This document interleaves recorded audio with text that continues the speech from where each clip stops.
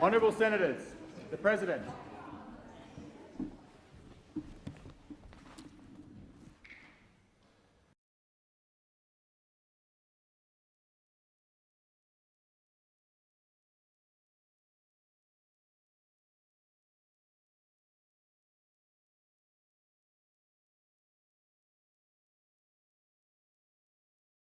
To pray or reflect in your own way on your responsibilities to the people of Australia and to future generations. Almighty God, we humbly beseech thee to vouchsafe thy special blessing upon this Parliament, and that thou wouldst be pleased to direct and prosper the work of thy servants to the advancement of thy glory and to the true welfare of the people of Australia. Our Father, which art in heaven, hallowed be thy name. Thy kingdom come, thy will be done in earth as it is in heaven. Give us this day our daily bread, and forgive us our trespasses as we forgive them that trespass against us.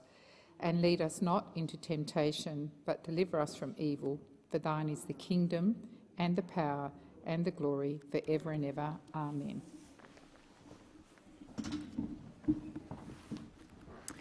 Are there any documents to be tabled by the clerk? Yes, President. I table documents pursuant to statute as listed on the dynamic red. Are there any proposals for committees to meet during the sittings of the Senate? President, a committee has lodged a proposal as shown at item 4 of today's order of business. I remind senators that the question may be put on any proposal at the request of any senator. The question is that committees be authorised to meet during the sittings of the Senate today. Those of that opinion say aye. Against, I believe the ayes have it. I call the clerk. Government business. Order of the day number 1. Customs Amendment India-Australia Economic Cooperation and Trade Agreement Implementation Bill 2022 and 4 related bills. Resumption of second reading debate.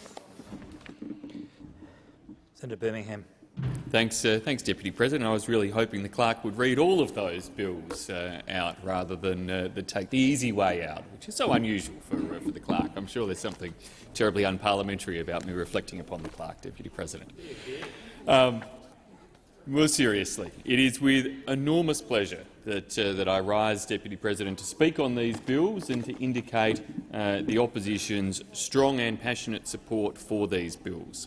These bills represent the bookend, if you like, on the coalition's strong, aggressive and effective expansion of Australia's trade ties around the world.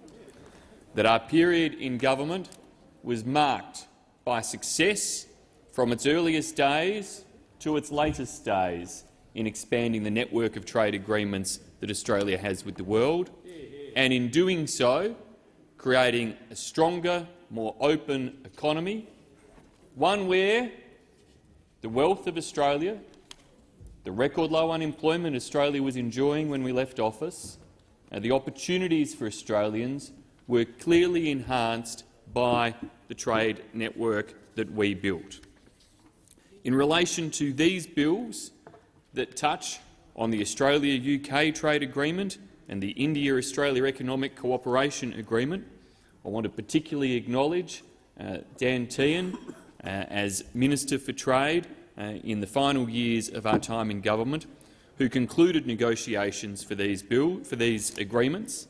They're agreements that I have some personal satisfaction in seeing come to the fore as well, Deputy President, having launched the negotiations for the Australia-UK FTA and overseen those through many of the negotiating rounds, as indeed I pursued in many different forums, discussions, options for how we may pursue agreement with India, and was delighted to see Dan able to execute one of those.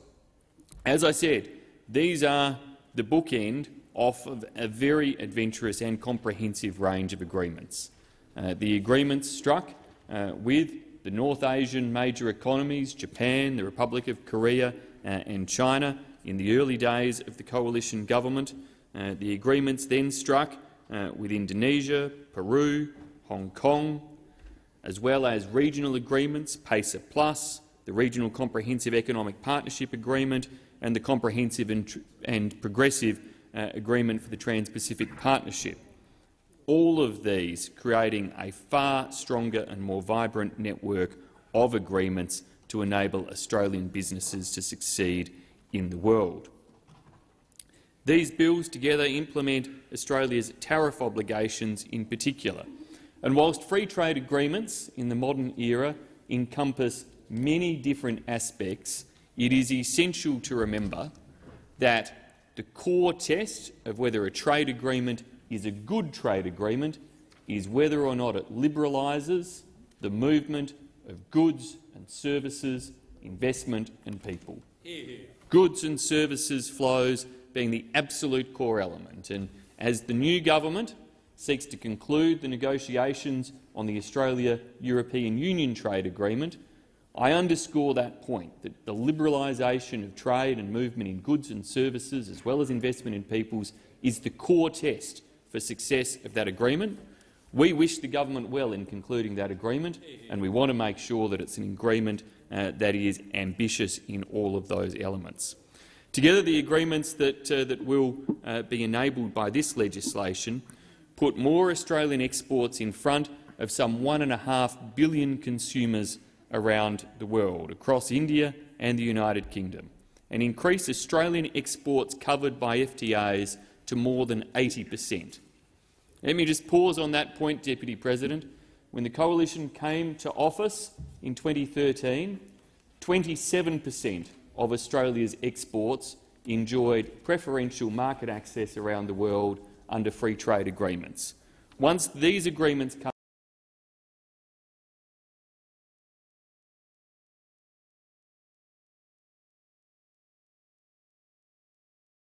in relation to the advantage Australia has trading with international partners relative to other countries. These agreements demonstrate the ambition and capacity that we had to make a marked change. It was set out in our 2013 election policy and delivered upon successively by government throughout our term in office. Australia's FTA with the United Kingdom, as negotiated and legislated here, is the most comprehensive and ambitious free trade agreement that Australia has with any nation other than New Zealand. On entry into force, tariffs on over 99% of Australian goods exports to the UK will be eliminated, valued at around $9.2 billion.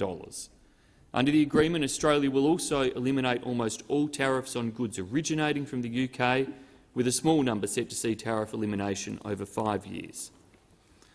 Australia's interim trade agreement with India strengthens our economic engagement with what is recognised as the world's fastest-growing economy, the greatest opportunity for Australia to diversify our trade network. Our aim in negotiating this agreement is to lift India into Australia's top 3 export markets by 2025. Deputy President, there are 5 bills before us, 2 covering the preferential tariff obligations under the trade agreement with the UK and 3 covering our preferential tariff obligations under the India agreement, and a side letter relating to questions of double taxation. These bills, once passed, execute the legislative coverage required for Australia to advance ratification. What we see are changes that provide, in relation to the Australia-UK FTA, for rule of origin thresholds, enabling the application of agreed preferential tariff rates to customs duties. The bill implements the negotiated outcomes on rules of origin outlined in Chapter 4 and Annexes 4A and 4B of the UK FTA. The rules of origin specify which goods are eligible for preferential tariff treatment. This includes goods that are wholly obtained or produced in the UK or in the UK and Australia, enabling integrated supply chains and value chains across our markets. Product-specific rules outlined in Annex 4B of the agreement determine the circumstances in which goods imported from the UK, which have components or inputs from a third party, are still eligible. The amendments under Part 1 define UK originating goods and will introduce a new Division 1P in the Customs Act to cover for the origin arrangements. The bill seeks to eliminate almost all tariffs on UK goods on entry into force. Only a small number of items will be phased out over 5 years. It ensures that an excise equivalent rate of customs duty applies to imports as is convention of alcohol, tobacco and petroleum to ensure parity with products produced domestically. In response to the UK's application of a safeguard tariff on Australian steel, the bill also introduces a safeguard provision that has the effect of maintaining the customs duty rate that applied prior to the commencement of the agreement, while ever the UK has a comparable safeguard tariff rate in place on any Australian good. The UK's trade agreement with Australia was the very first trade agreement it reached following its exit from the European Union. The significance and scale of it should not be underestimated. We welcome the fact it's had wide applause from a range of industry groups: the National Farmers Federation, Seafood Industry Australia, Australian Meat Industry Council, Sheep Producers Australia, Alcohol Beverages Australia, the Law Council of Australia, the Australian Chamber of Commerce and Industry, the Business Council, the Group of 8 universities, amongst many others. We, of course, already enjoy a special and strong relationship with the United Kingdom, with deep-rooted business and people-to-people connections and very, very strong investment ties. It will only make Australian exports to the UK cheaper once this trade agreement comes into force, creating yet more opportunities for businesses, for workers, for young people. It delivers a wide range of other trade and market access opportunities for exporters. Farmers and producers will have improved access to more than 65 million UK consumers who value safe, sustainably produced food and beverages with the strong provenance that Australia offers. Around $43 million in customs duties will be removed from Australian wine when the agreement enters into force. Australian wine is already amongst the most consumed in the UK. From recollection, Deputy President, I think 1 in every 5 glasses consumed in the UK is a drop of fine Australian wine, and this will only serve to make it more competitive and more profitable for Australian winemakers. For beef, a tariff-free quota of 35,000 tonnes at entry into force grows to 110,000 tonnes. For sheep meat, a tariff-free quota of 25,000 tonnes grows to 75,000 tonnes per annum. For sugar, a tariff-free quota of 80,000 tonnes grows to 220,000 tonnes. Australian households and businesses will also save an estimated $200 million a year as tariffs on UK goods are almost universally eliminated on entry into force. Professionals from Australia will have the same access to the UK's jobs market as their European competitors, providing Australian job seekers with fantastic opportunity to diversify their experience. Young Australians will have more time to travel to the UK for a working holiday and be able to stay longer, with eligibility to participate in working holiday opportunities raised from 30 to 35 years of age. Australian businesses will have the guaranteed right to bid for a greater variety of UK government contracts in a procurement market worth an estimated $500 billion. And UK businesses will be more encouraged to invest in Australia thanks to best practice investment rules, including encouraged to set up regional headquarters in Australia to leverage that expansive network of free trade agreements that I spoke about at the beginning. Under the India-Australia Economic Cooperation and Trade Agreement, we again see significant benefits there. Of course, important steps in relation to the treatment of income through the definition of royalties under the Double Taxation Avoidance Agreement and how the amendments to that will bring the tax treatment of Indian residents into line with Australia's approach. But this is also a boundless opportunity in terms of India. In 2020, which indeed I led the last major trade delegation to India, our two-way trade was valued at $24.3 billion, Australia's 7th largest trading partner at that time. The aspirations of this agreement will seek to take that even further. Tariffs will be eliminated on more than 85% of Australian goods exports to India, rising to almost 91% over 10 years. Australian households and businesses will also benefit, with 96% of Indian goods imports entering Australia duty-free on entry into force. Sheep meat tariffs of 30% will be eliminated on entry into force, providing a boost for Australian exports that already command nearly 20% of India's sheep meat market. Wool will have the current 2.5% tariff eliminated on entry into force. Tariffs on Australian wine will be reduced. Tariffs of up to 30% on products such as avocados, onions, broad, kidney and adzuki beans, cherries, shelled pistachios, macadamias, blueberries, raspberries, you name it, will be eliminated over 7 years. Tariffs on almonds, a key export item into India, along with lentils, oranges, mandarins, pears and others, will also be reduced. The resources sector will benefit from the elimination of tariffs on entry into force for coal, alumina, metallic ores, including manganese, copper and nickel.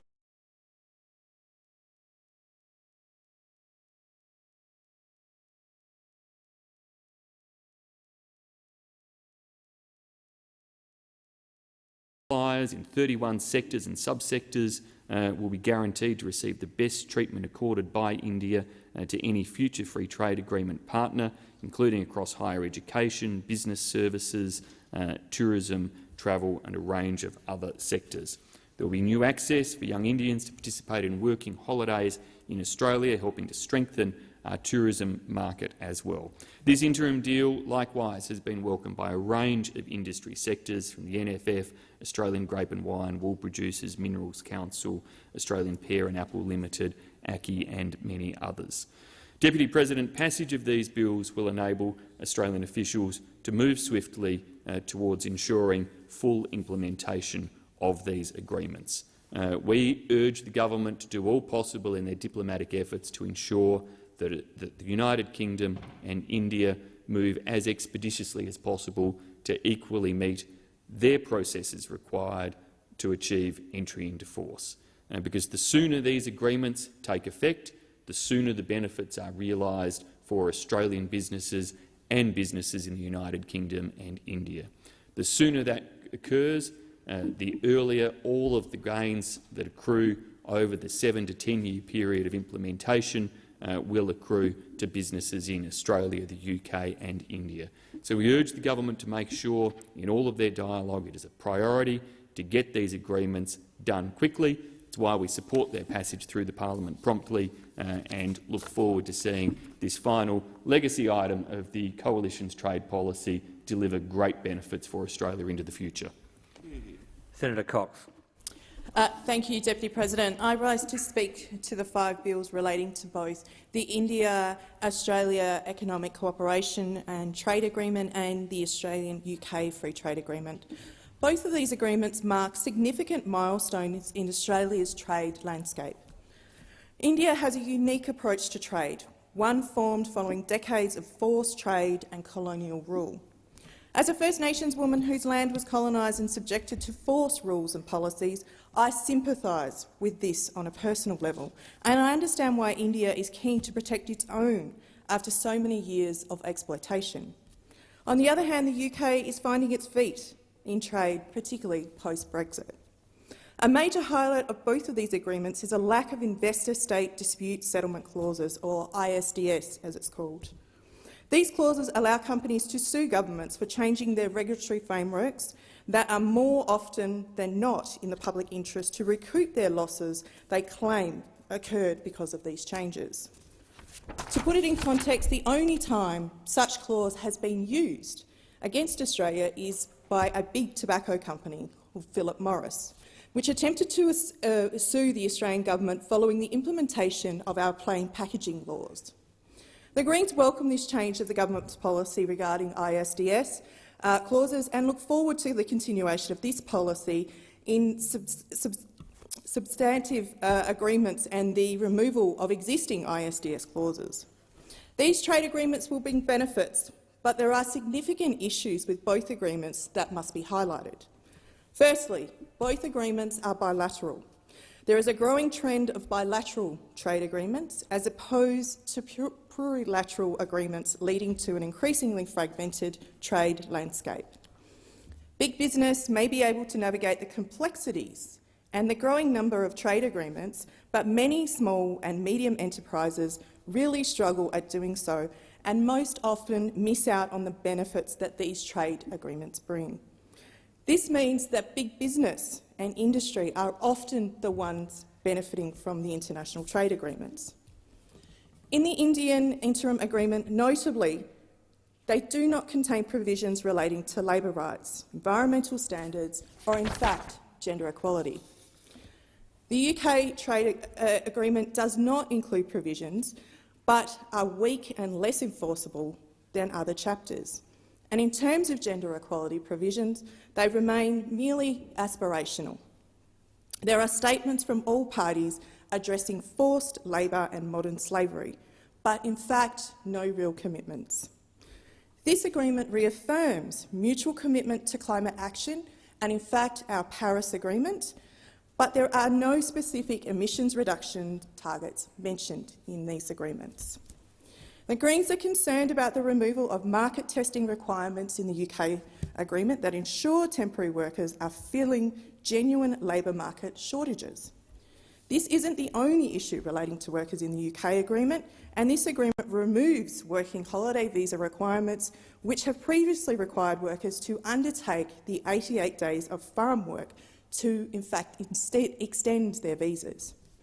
Rural communities often rely on this work to fill seasonal labour shortages. The removal of this provision has the potential to make an already stressed workforce worse. Temporary workers are some of the most vulnerable to exploitation, and the Greens want to acknowledge this. But the solution is not to stop people doing regional work incentives altogether. Workers' rights should be strengthened with greater enforcement provisions. Often the money that workers earn during their farm stay is spent in local communities, small regional communities that have been hard hit by COVID. Some members of the crossbench in the other place have raised this, which I also want to acknowledge here today. In the India agreement, the lack of labour rights is a significant concern. The Greens recognise the benefits Australia has reaped from contributions made by temporary migrant workers. However, as I stated before, the temporary migrant worker visa system leaves workers extremely vulnerable to job insecurity and weaker workplace protections. These must be addressed in a comprehensive agreement.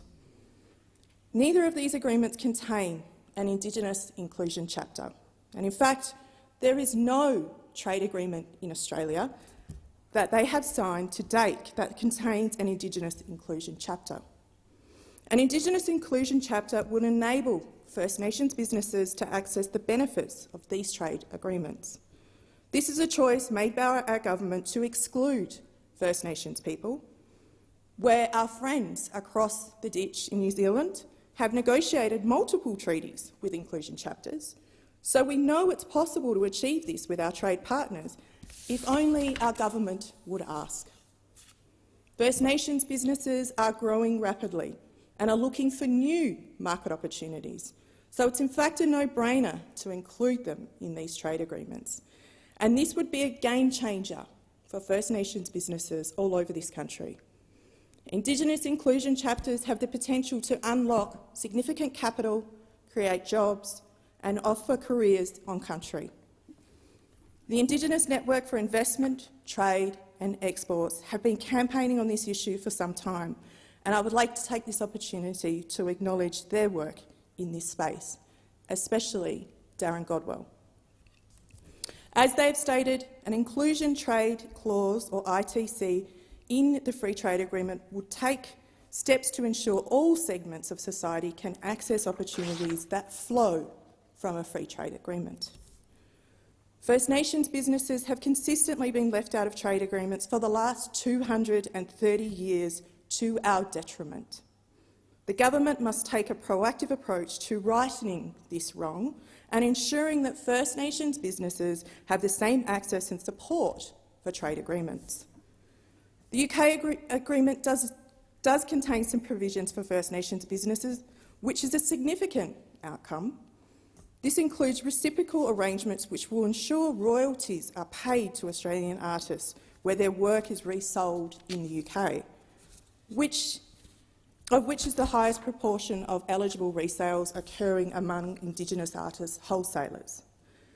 The UK also commits to recognising the importance of genetic resources, traditional knowledge and cultural expression.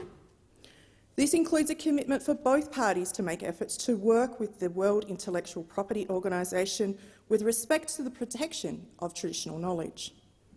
The Greens would like to note that while these are all welcome additions, most of these provisions are limited to art only. First Nations people have far more to contribute to the GDP of Australia than just art. The Greens strongly believe that any trade agreement that Australia agrees to participate in must contain enforceable and comprehensive provisions to protect economic, social and environmental rights, both within Australia but also within those countries we trade with, as well as supporting First Nations businesses who have consistently been left out of our trade agreements. Finally, the Greens continue to express deep concern about the lack of transparency and public scrutiny involved with the current procedure for making trade agreements. Negotiations are secretive and the text of agreements is only released after it has been signed, with in fact no opportunity for trade unions and the broader civil society to have genuine input into these negotiations. Ultimately, it was ratified with very little public scrutiny. The Greens are very disappointed that the text of the agreements was not released to the community before it was finalised, because our communities in Australia in fact deserve better. It is essential that proposed agreements be tabled in Parliament and open for wider public consultation.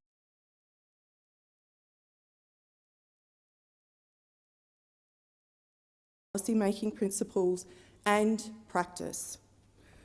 We maintain that the social, environmental and economic impacts of trade agreements must be independently examined and presented to the Parliament prior to the commencement of these negotiations and also as part of the final agreement.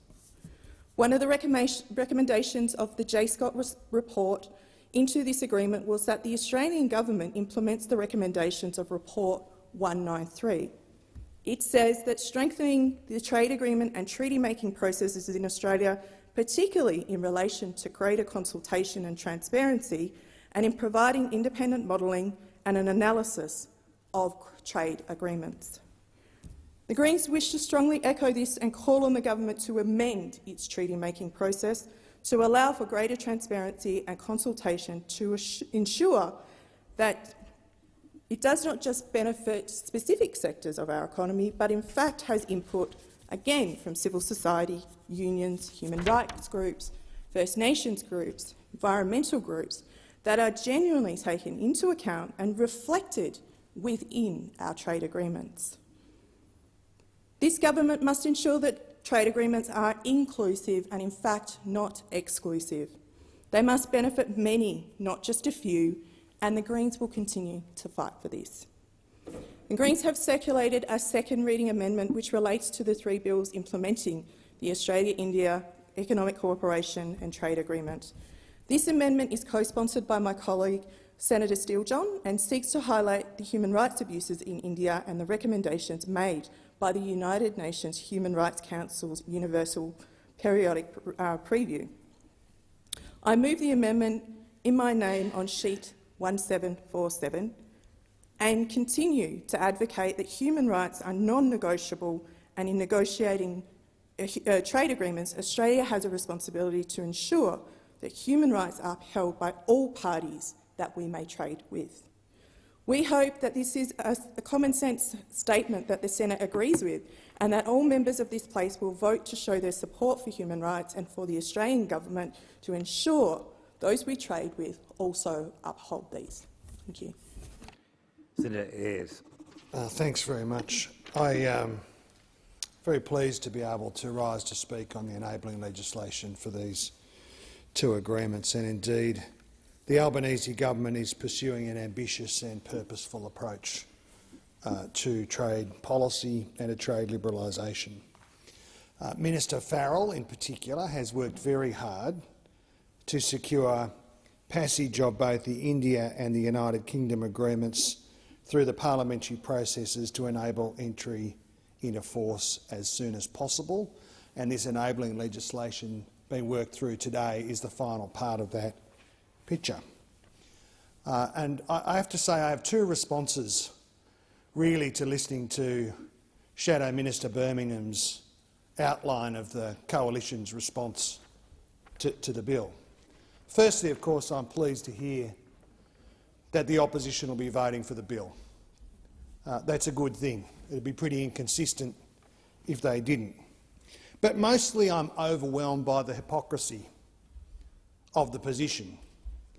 In here talking about bipartisanship on trade policy, but their commitment to bipartisanship on trade policy is paper thin.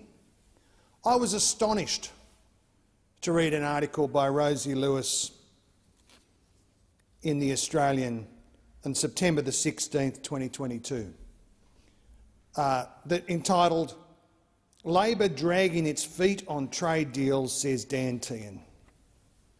Right, the previous government signed off on these agreements with no plan to get them through the parliament, pulled up stumps, and then started complaining about the slowness of the parliamentary process. Well, I suppose that's okay. I suppose that's politics, business as usual for this lot. But what really matters is when they do it in a way that undermines the national interest. In that article, in India, the former Trade Minister, Dan Tehan, said, it says the coalition has accused the Albanese government of dragging its feet on ratifying free trade agreements with Britain and India. Goes on to say opposition immigration spokesman Dan Tehan, a former Trade Minister who recently returned from the Australia-India Leadership Dialogue in New Delhi, said no one there could understand why Australia had not implemented the agreement. No plan to work this through the parliament, no urgency from the previous government getting these agreements through the parliament, but then wants to whinge in New Delhi and undermine the confidence of our partners in whether or not the deal's going to get done. What a disgrace. What a disgrace. Order, Senator McGrath. He went on to say the Australia-India Economic Cooperation Agreement is signed and ready to go.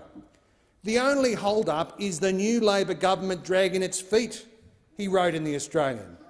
Now Labor is in power, and a free trade deal that will eliminate tariffs on 85% of Australian goods exports to India, valued at more than $12.6 billion a year, is gathering dust. Every day that goes by costs our exporters millions of dollars. It is the same for the UK FTA, signed but gathering dust.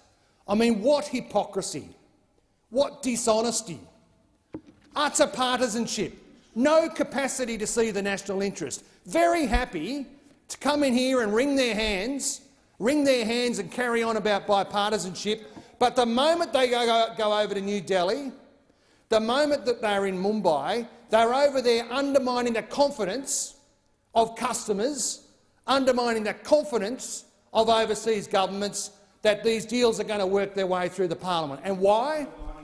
To score a few little points in the Oz, to play to their Conservative base and pretend that somehow the new government isn't going to be as focused on these issues as it should be.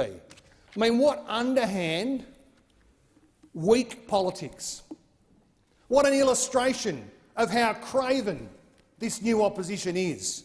What an illustration of their incapacity to be able to focus on what's in the interests of Australian exporters, what's in the interests of national interest, because if you get between them and a few column inches in the Oz, I mean, you've got to be careful, because there is nothing they won't say and nothing they won't do in their own partisan political interest. And I tell you what, if this is going to be the character of Mr Dutton and Mr Tehan and this new opposition, I know that the first few years of opposition are difficult, and there's nothing more of an empty vessel than a new opposition making policy. I've seen it. I've been on the wrong side of it. I understand it. You know, Plato said empty vessels make the most noise. Well, he was right. He was right. But what you can't do is damage the national interest when you do it. What you can't do is undermine our exporters and undermine our firms. And what you can't do is rat out the Australian interest overseas when you're over there on the public purse, supposed to be making a contribution in the national interest. Now, rather than an orgy of self-congratulation on the Labor side, I listened to Shadow Minister Birmingham congratulating himself. Well, this is a very good development, and delivering these agreements through the parliament this side of Christmas does mean significant progress on tariff reduction and significant progress for exporters and importers. It's a good thing to get it through. But there is more work to be done. You know, we're ready to commence the second wave, the more substantial wave of negotiations with India over the more substantial round of bargaining that needs to occur to establish the second wave India agreement. And I know that Minister Farrell is really looking forward to leading those discussions, and he's been in constant communication with his Indian counterparts, particularly Minister Piyush Goyal, who will be leading those negotiations on the Indian side. We've got to progress negotiations for the Australia-EU Free Trade Agreement. We've got to work, not do the ribbon cutting that the other side always did, ribbon cutting and then nick off, work to deliver on both this agreement and the UK FTA to make sure it delivers on the promise that it's promised. And there's a series of other very significant bilateral, plurilateral and multilateral challenges for the Australian government that we're going to work through. And what we're not going to do is engage in an orgy of self-congratulation. And what we're not going to do is play hyper-partisan politics. We're just going to do it in the national interest. We're going to do it carefully and methodically in the interests of Australian businesses and workers for a more purposeful and less political approach to trade policy. Thank you.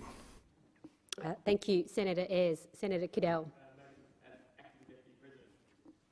I rise today. I was going to speak about this is a good day for Team Australia on getting these things through, but in the parlance of World Cup football in which we find ourselves, this may be a tap-in goal for Minister Ayres and Minister Farrell, but the hard work was done by the midfield of Minister Tehan of the previous government and the back of Simon Birmingham in the back. Lots of work going through, lots of time getting here, and what do we find? Those opposite may not like gas power, but they like gas lighting, like talking about different ways that this is all their work. Well, this was completed somewhere around in February, not enough time to get it to Parliament. We've had problems getting through the Joint Standing Committee on Treaties to bring it here. We've had problems getting it registered here. But today it is here, and this is a good day for Australia.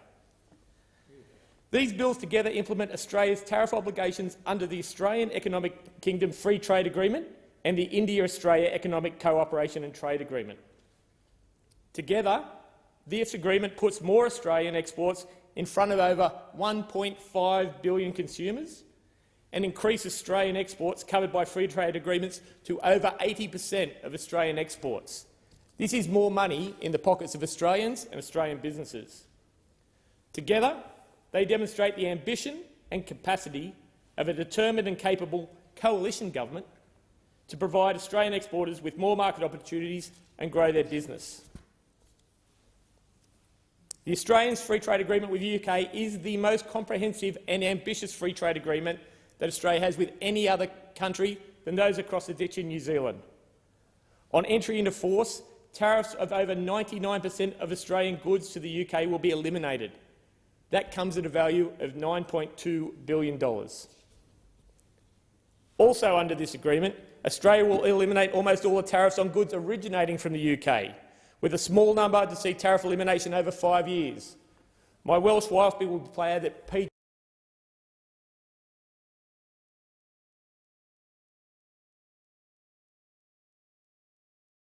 engagement was the world's fastest-growing economy and what could be soon the world's largest populous country.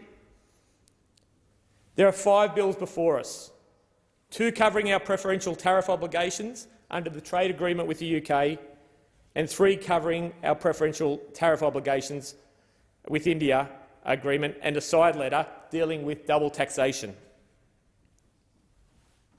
These bills, once passed, execute the legislative coverage required for Australia to advance ratification. We hope on this side that enough work has been in place with the UK and with India to be ratified in their places so we get the benefit of indexation if they are ratified prior to the year. Rules of origin are also covered in this bill, and which goods are eligible for preferential tariff treatment. This includes goods that are wholly obtained or produced within the United Kingdom or in the United Kingdom and Australia. Product-specific rules, PSRs, are outlined in the Annex 4B of the agreement, and they will determine the circumstances in which goods imported from the United Kingdom, which have components or inputs from a third party, are still eligible. The UK trade agreement with Australia must be noted. It is the very first trade agreement that the UK has reached following its exit from the EU. This is how important that relationship is to them, and it shows how important it is to us. The previous government stood ready to act quickly and put this in place, and it is paid off here. We're tapping in the goal, but it is a win for Australia. In Australia, this agreement has been widely applauded by a range of groups, especially in rural Australia, and I include National Farmers Federation, the Seafood Industry Australia, and for those who can, go down to the seafood barbecue at the end of the year celebrating that industry, the Australian Meat Industry Council, the Sheep Producers Council, the Alcoholic Beverages Council of Australia, the Law Council of Australia, the Australian Chamber of Commerce, the Business Council of Australia and the Group of Eight. We've already had strong and special relationship with the UK and business, and this FTA will only strengthen it. Also, it will make Australian exports to the UK cheaper, create new opportunities for workers, young people and businesses. Farmers and producers will have improved access to 65 million UK consumers who value safe, sustainable produced products and beverages with a strong reputation that Australia holds. Around 43 million in annual customs duties will be removed from Australian wine when it enters the agreement. For beef, a tariff-free quota of 35,000 tonnes at entry will be forced to expand to 110,000 tonnes in Year 10. Tariff on meat will be eliminated after 10 years. We will see how we go with the new Trade Minister negotiating with the EU if we can get tariff elimination at the end of that deal. Australia has never ended an FTA deal where tariff elimination isn't at the end. This is the test whether it happens now. For sheep meat, a tariff-free quota of 25,000 tonnes at entry will force to expand to $75,000 in Year 10. Tariffs on sheep meat will be eliminated after 10 years as well. I met with the UK Agricultural Minister about 12 months ago, and we were at the point where the debate was, this is how these things get people in the gallery. Is the weight bone in, bone out? That is the level of negotiations that go into these things. I'm glad it's been resolved. And for sugar, for North Coast of New South Wales and Queensland, a tariff-free quota of 80,000 tonnes at entry into force will expand to 220,000 tonnes in Year 8. Again, sugar tariffs eliminated in 8 years. That means, again, we'll be looking at Labor, how they go with the EU. So this is a fantastic arrangement with the UK. It will also give our young people more opportunity in the UK, and it will drive our growth and our reputation better. If we now turn to India, the Australian Economic and Cooperation and Trade Agreement, we'll see all of these come through. The Treasury Laws Amendments amend the International Tax Agreements Act 1953 to stop Australian taxation of certain payments or credits made to Indian residents who are providing technical services remotely to Australian businesses and customers. Well, that's been a problem with the India-Australian arrangement, how we treat that, and that is fixed under this. Australian trade agreement with India does open a new growth for Australian exporters. With 1.4, 1.5 billion people, a growing middle class, growing disposable income, India is the economic powerhouse that can drive us to diversify our dependency on China trade, can diversify our markets and can look for value-added goods probably more than any other place in the world. In 2020, India was Australia's 7th largest trading partner, with two-way trade valued at $24.3 billion. Under this agreement, tariffs will be eliminated on more than 85% of Australian goods to export to India, all rising to almost 91%, valued at $13.4 billion in 10 years. And Australian households will benefit with cheaper goods here, with 96% of Indian goods imports entering Australia duty-free on entry into force.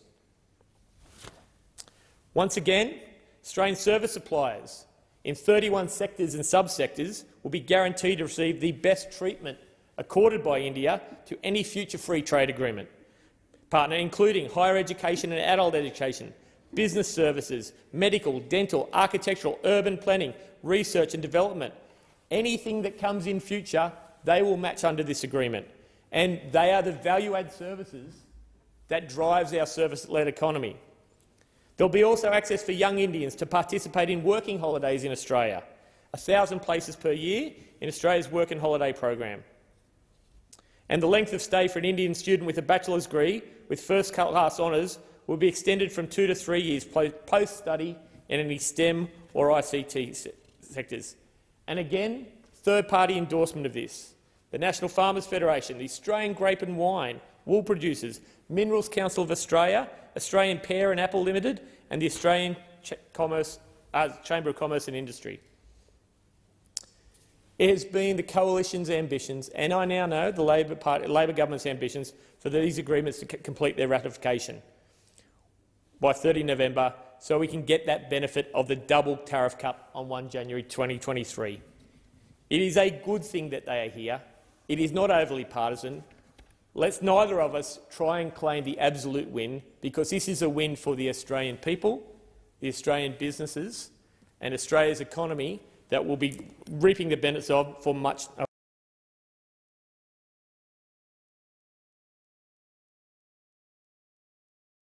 successfully, and we'll be supporting them.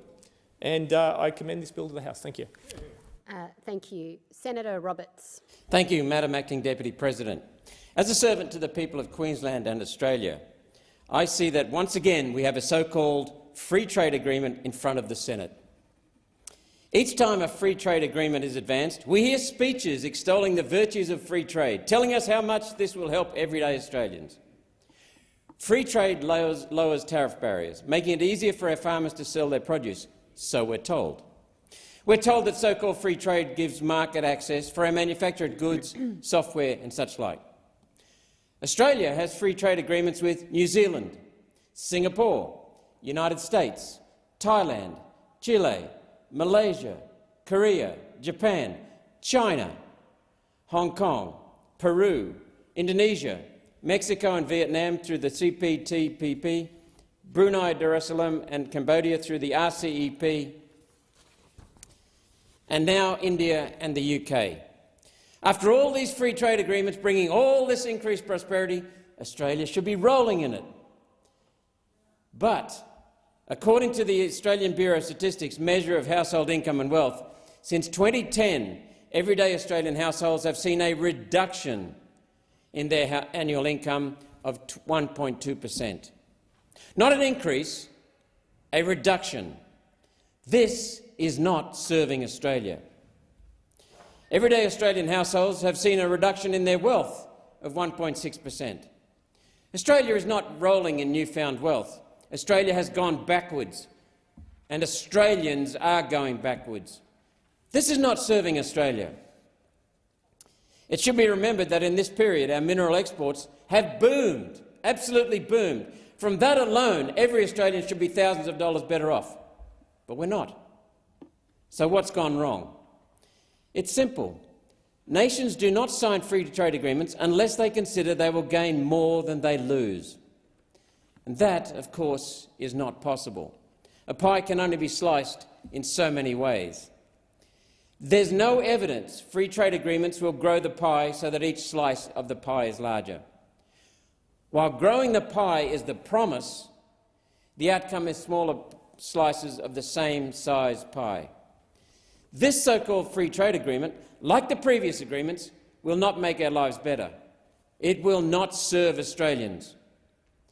It will make it easier for large corporations to move capital around the world, chasing the lowest wage, the most flexible labour arrangements, including labour hire contracts that One Nation is still waiting for Labor to do something about after we dragging them to their attention to it for the last 3 years. They still won't touch it. International capital will move money around, chasing the lowest tax rates and the highest profits. This is where some of the negative outcomes from these so-called free trade agreements lay. Free trade agreements are a race to the bottom, a race to the lowest wages, the lowest taxation, the least corporate regulation and the most efficient enterprise. When proponents of free trade agreement, though, talk about business efficiency, they never mean small and medium businesses or family businesses. Efficiency is a code word for large corporations becoming larger and sending small businesses broke to eliminate competition. That is not serving the people of Australia. That is not serving Australia. One Nation supports fair trade, not so-called free trade.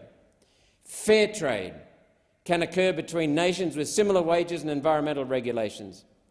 These are the two big costs that decide how fairly one country can compete with another. The UK Free Trade Agreement is more likely to provide a fair outcome for Australia than any other of these so-called agreements with countries like China that treat environmental legislation as a joke and who pay their workers unfairly low wages. The fact that a party called the Labor Party promotes these agreements belies their new iteration as the party of global capital and environmental rent seekers. One Nation is now the party of the workers because we serve the people. We have one flag, we are one community, we are one nation serving the people of Australia.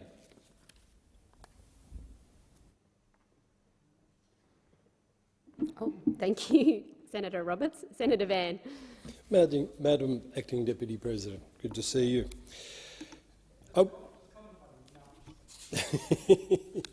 I did think the rev-up was continuing longer. Well, Senator Van. Maybe mine might put you to sleep if Malcolm's didn't. And I must admit I don't agree with much or anything of what my good friend said, because I do welcome the government's move to introduce the tranche of bills that is before us today. I'm especially pleased that they have finally introduced the Customs Amendment, Australia-United Kingdom Free Trade Agreement Implementation Bill, and its partner, Tariff Australia-United Kingdom Free Trade Agreement Implementation Bill. However, quite simply, the introduction of this bill should have been done months ago. Perhaps if the government had gone to the effort of appointing a High Commissioner to the United Kingdom, they might have heard from that person how urgent and important that this is done. But alas, we still don't have a High Commissioner, and after over 6 months of being in government, we are only now just seeing this bill entered into the Senate. It was, after all, on the 15th of June last year that Prime Ministers Morrison and Johnson announced that they had reached an agreement on the core principles of that free trade agreement. It was the coalition government who did all the heavy lifting and delivered on an ambitious agenda to get this free trade agreement done. Fundamentally, the former coalition government understood the importance of free trade and delivering better trade and market access. When we arrived in government in 2013, only 27% of Australia's two-way trade was covered by free trade agreements.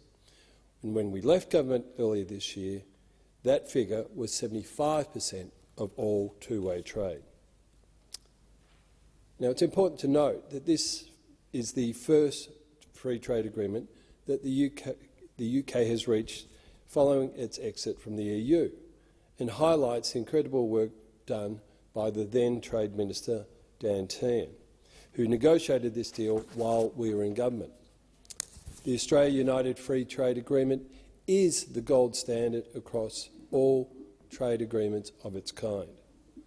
Australia's free trade agreement with the UK is the most comprehensive and ambitious free trade agreement that Australia has, other than our one with New Zealand.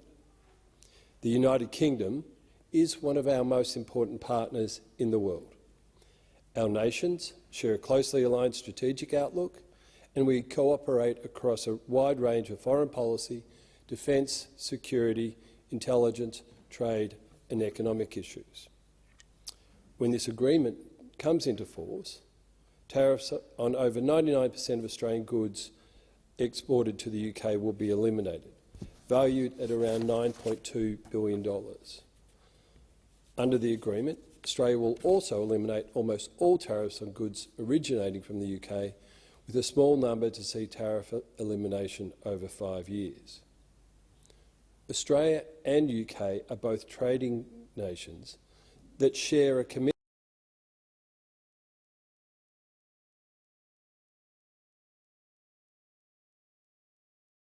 strong and special relationship rooted deeply in business and people-to-people connections. The Free Trade Agreement will only strengthen this further. In Australia, as my good friend Senator Cadell said, it's been widely applauded by a range of different business groups. It will make Australian exports to the United Kingdom cheaper, create new opportunities for workers, young people and businesses. Importantly, the Australia-United Kingdom Free Trade Agreement delivers a wider range of trade and market access opportunities for exporters. In what can now be seen as a giant win for our farmers and producers, they will now have improved access to more than 65 million UK consumers who value safe, sustainably produced food and beverages, with the strong provenance that Australia offers. Around $43 million in annual customs duties will be removed from Australian wine when the agreement enters into force, which will help those who have been subject to illegal trade sanctions by the Chinese Communist Party. This free trade agreement will save Australian households and businesses around $200 million a year, with tariffs on almost all UK goods being eliminated on entry into force. At a time when we are having a cost of living crisis, this should have been a priority. Yet unfortunately, we've seen this government drop the ball when it comes to the cost of living crisis that Australians are facing. And instead, they're spending more time looking at entrenching and enhancing their union mates' power. Because of the Coalition's work under this free trade agreement, professionals will have the same access to the United Kingdom's lucrative jobs market as their European competitors, except obviously for the Republic of Ireland. This means Australian job seekers can compete on an equal footing with EU nationals in the UK for the first time in more than 40 years. At a time when employers across Australia are crying out that they are understaffed and need more workers to keep up with demand and keep their businesses alive, this agreement will make it easier for more British people to come and work here, and they'll be able to do so for longer than their traditional 80-day stay at a farm. And they can also help fill critically understaffed industries such as hospitality, aged and childcare. It is for this reason the Albanese government needs to stop dithering and start doing.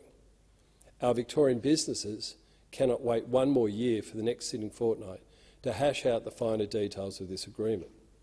They need cheaper imports and more staff for this Christmas season coming up. Or, and I say this with some deep sorrow, some Victorian businesses may not survive to see their next Christmas. Australian businesses will also have the guaranteed right to bid for a greater variety of UK government contracts in a procurement market estimated to be worth $500 billion annually. Australia and the UK have a strong and enduring investment relationship that reflects the deep ties between our countries and our shared traditions of good governance and robust legal systems. UK businesses will be encouraged to invest in Australia thanks to best practice investment rules, including to set up regional headquarters in Australia to leverage our network of free trade agreements. In 2020, the UK was the second largest source of foreign investment in Australia. totalling $738 billion, and the third largest source of foreign direct investment of $123 billion. By bringing in new businesses with connections in different markets, foreign investment from the UK can create more export opportunities for Australian business. Increased UK investment would also encourage competition and increased innovation by bringing new technologies and services to the Australian market, promoting productivity, employment and wages growth. Given the considerable benefits and opportunities this agreement will bring to both Australia and the UK, it is really absurd that it took the government this long to get it in front of the Senate. As an open trading nation, our future prosperity depends on Australian businesses continuing to be competitive, to be innovative and to be successful in new markets. Trade agreements help create opportunities for business and people to grow and succeed. This creates more jobs and more skilled people to fill those jobs. It is important to remember that the Coalition managed to negotiate this free trade agreement all during the COVID-19 pandemic time, a time when we're experiencing the most difficult conditions that any of us had ever experienced, a time when those opposite kept on yelling out across the chamber that we only had 2 jobs to do. Unbelievable really now, isn't it? So the Labor Party really has no excuse on why it has taken this long to bring the bill before us.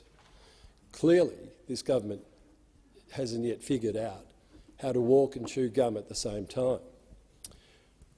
When it comes to the Group D India-Australia Economic Cooperation and Trade Agreement, the Customs Amendment and Customs Tariff Amendment bills, they will have similar effects to the customs bills covering the UK agreement. Both implement Australia's rules of origin and preferential tariff rate obligations in the trade agreement with India.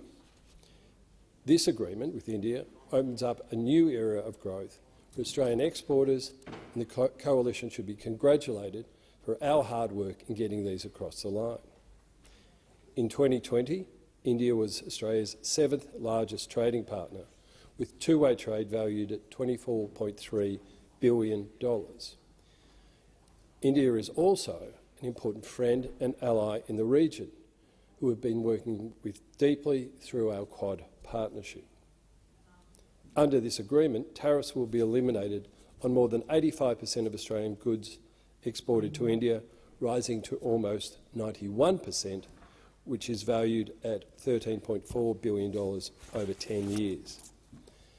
Countless Australian sectors will benefit from this agreement, helping our producers gain greater access to a more diversified range of markets. It has been the Coalition's ambition for these agreements to complete their domestic ratification processes by 30 November so that exporters can get the benefit of a double tariff cut on 1 January 2023. And, as I said, we've been completely bipartisan in supporting the government on these bills. However, why this government has been so haphazard and slow in their implementation of these agreements is absolutely baffling and shows that they have little or no idea on how to govern. We obviously support these bills and therefore call on the government to stop the delay. Let's get these agreements implemented as quickly as possible so Australian exporters can start to reap the benefit of the Coalition's hard work. Thank you. Thank you, Senator Van. Senator Brockman.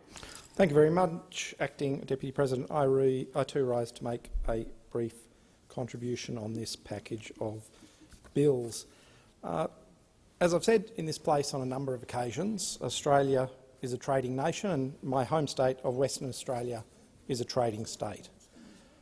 Western Australia exports something like 90% plus of its wheat, its largest agricultural commodity. Obviously, we are the single most significant exporter of iron ore, significant exporter of gas into the international market.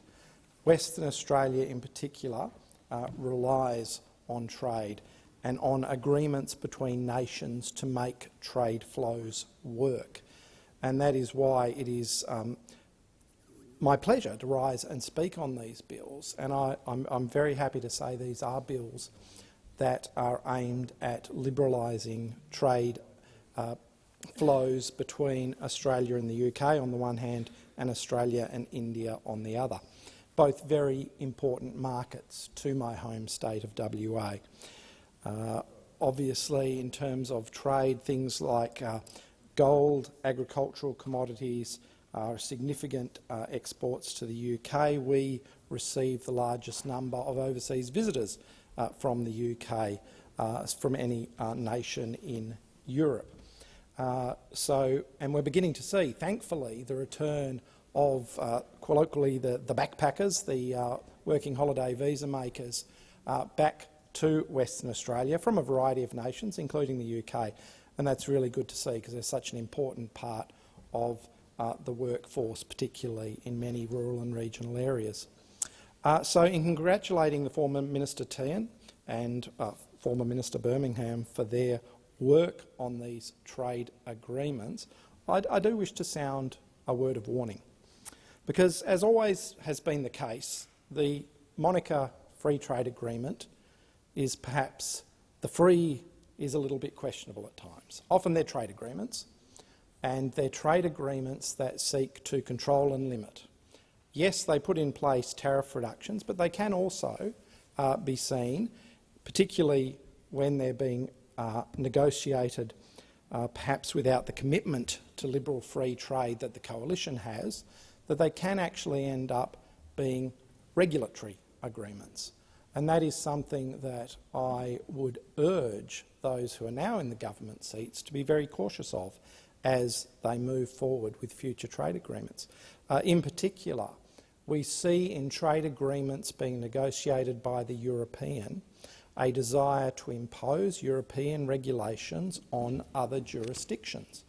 And if we allow trade agreements to go down that path, then we will weaken our economy, we will undermine the very nature of trade and trade agreements and the benefits they give to the international community, and we will impose costs from an overseas jurisdiction on Australian producers.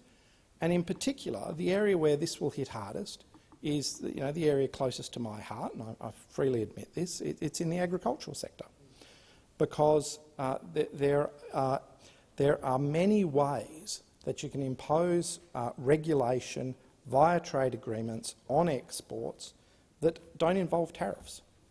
There are many ways, and we're seeing that now in some of the reaction to the negotiations and the agreement signed between Europe and New Zealand in terms of their agricultural producers and how it is impacting upon them.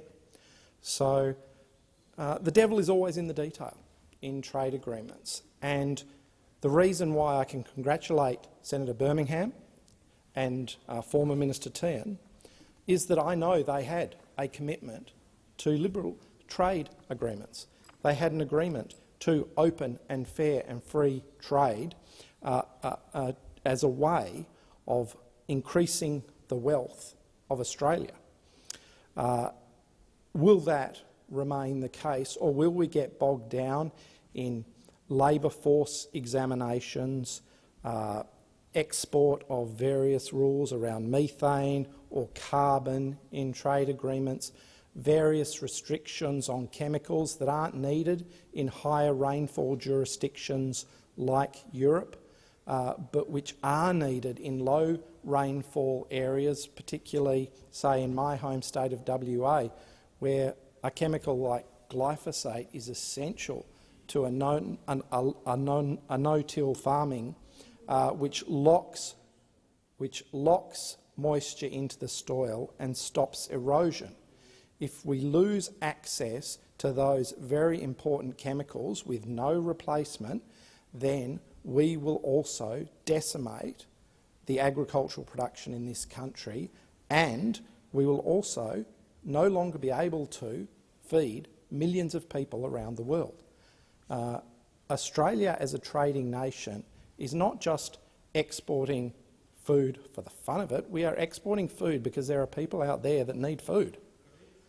And if we go down the path where our trade agreements enable other jurisdictions to dictate how our farmers, our businesses operate in this country, then that will be a sad day indeed for Australia. Thank you, Senator Brockman. Senator Farrell. Thank you, Acting Deputy President. I rise to speak on this bill and provide the summing up for the government, and make it clear that the government is very committed to seeking entry into force of the Australia-United Kingdom Free Trade Agreement and the Australia-India Economic Cooperation and Trade Agreement as soon as possible to enable the many benefits to be realised. The Joint Standing Committee on Treaties scrutinised both agreements and recommended that binding treaty action be taken to implement these two fine agreements. I wish to express my sincere thanks to all the members of the committee for preparing a valuable report, and special thanks go to the Chair, Mr Josh Wilson. The United Kingdom Free Trade Agreement includes ambitious outcomes to benefit both Australia and the United Kingdom, and these include eliminating tariffs on over 99% of Australian goods exported to the United Kingdom, valued at about $9.2 billion, enhancing pathways for workers and young people to work in both countries, and supporting the free movement of data to enhance growth in the digital economy. The Australia-India Economic Cooperation and Trade Agreement secures Australia's access to the fastest growing Indian market, a market of 1.4 billion people, and provides a solid basis to negotiate a further comprehensive economic cooperation agreement. The agreement will deliver many benefits to Australian producers and service suppliers. Madam Acting Deputy President, these include eliminating tariffs on 90% of Australia's current goods and exports to India by value, and locking in access to many sectors in Australia's third largest services export market.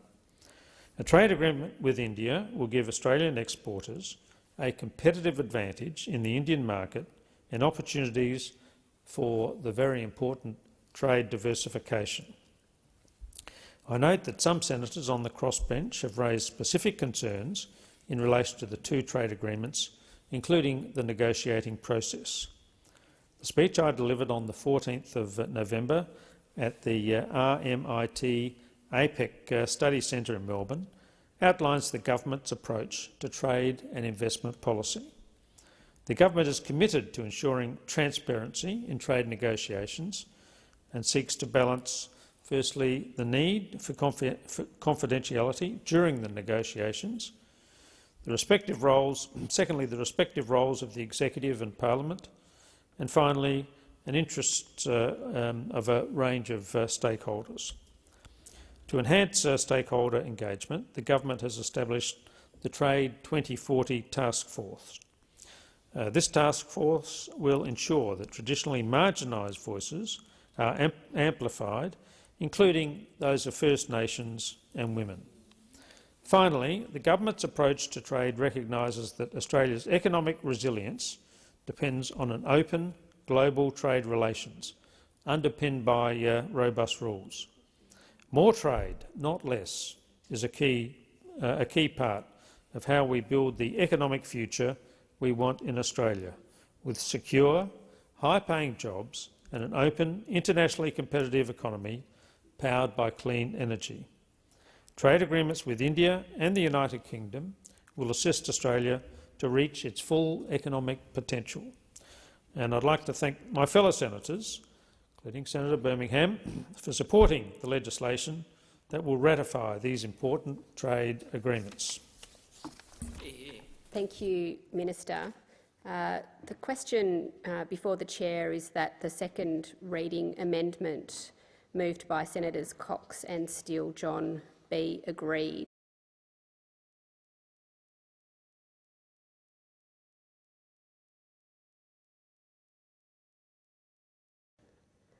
Is a division required? I didn't hear two voices. A division is required. Ring the bells for 4 minutes.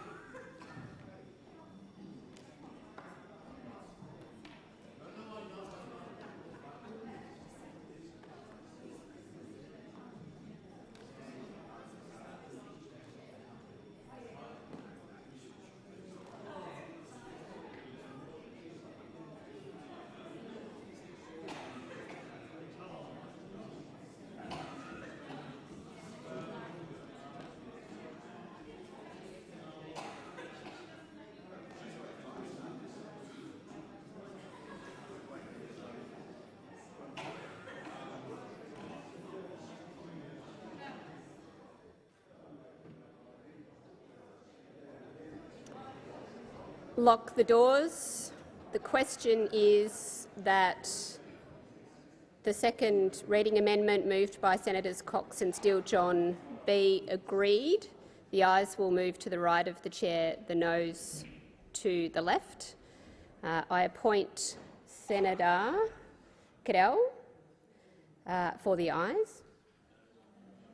The noes. Thank you. I appoint Senator McKim, hello, for the ayes, and Senator Cadell for the noes.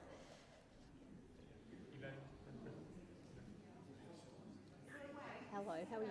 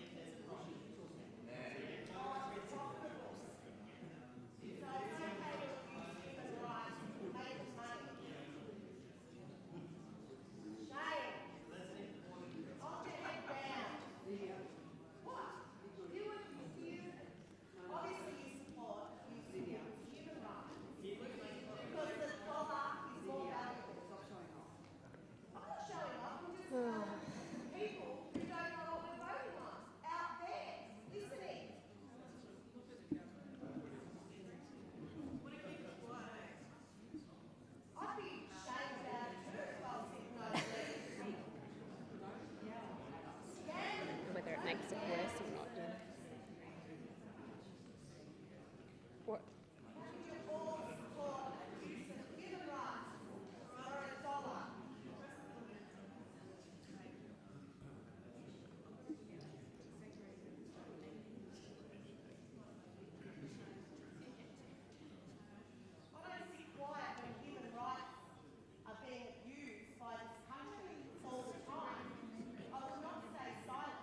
Order, Senator Thorpe. We're nearly there with the counting.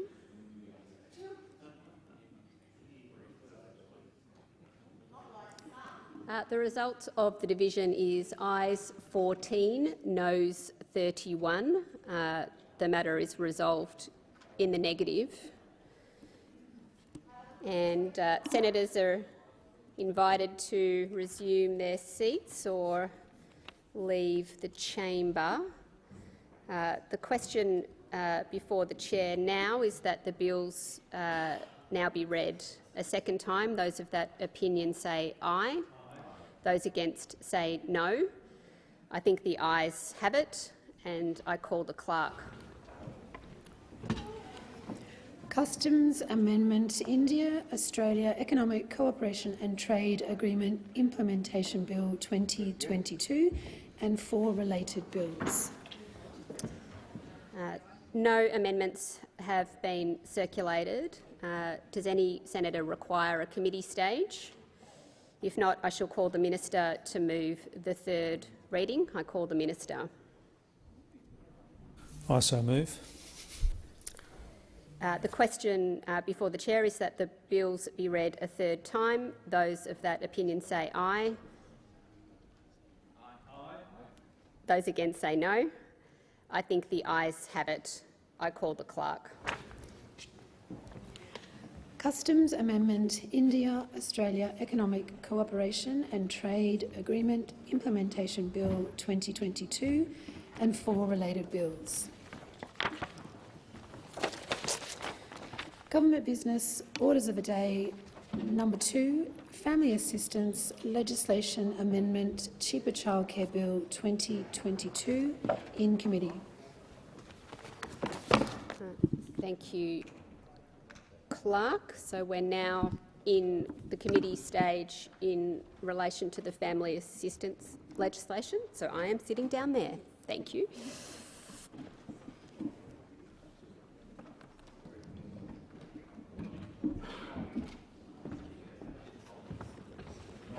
No one is.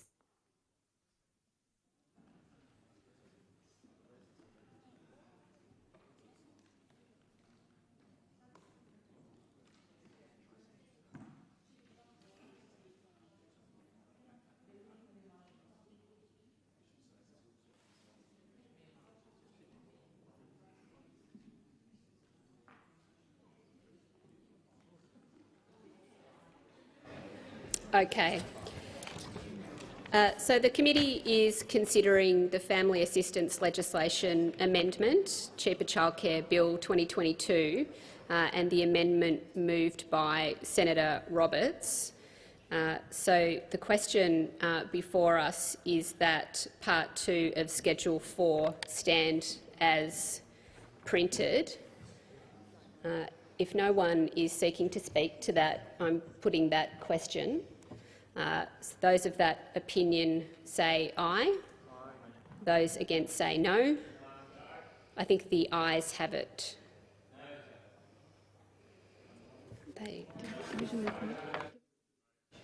Is a division required?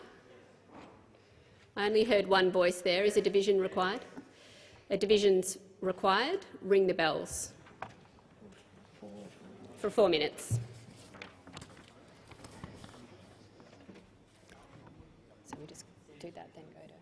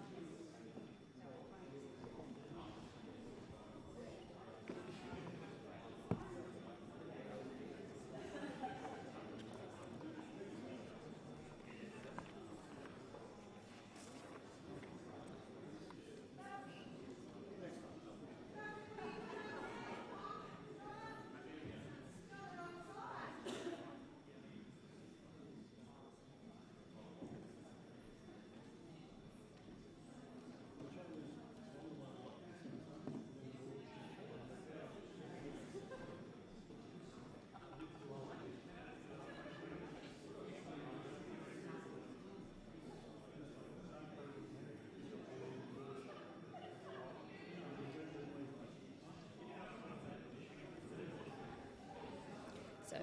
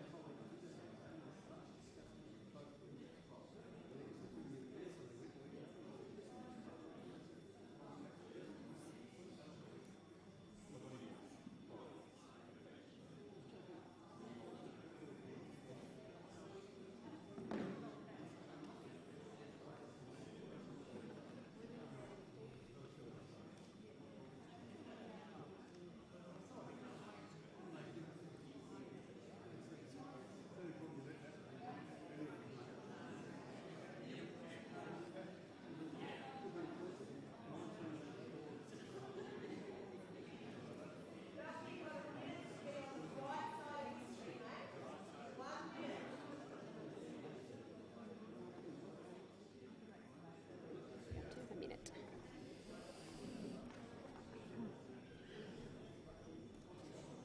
Oh, I'm going to get the tellers right this time.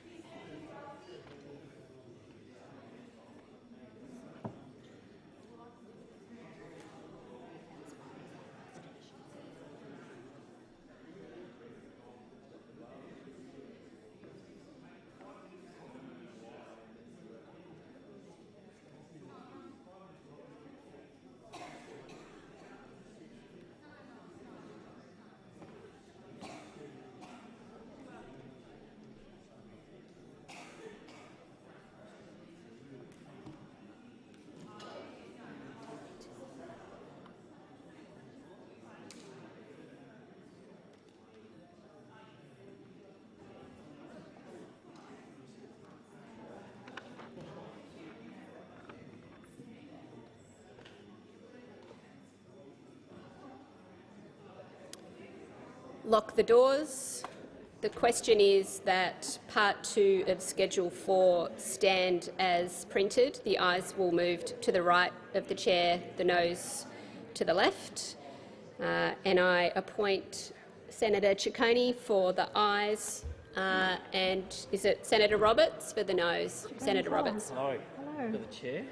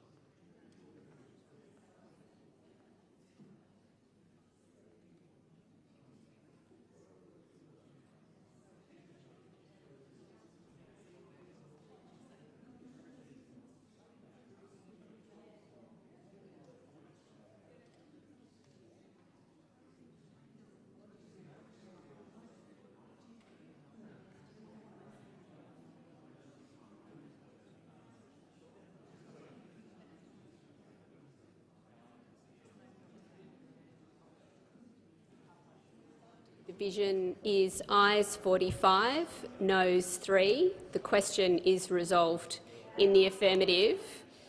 It now being 1:30, the committee reports progress.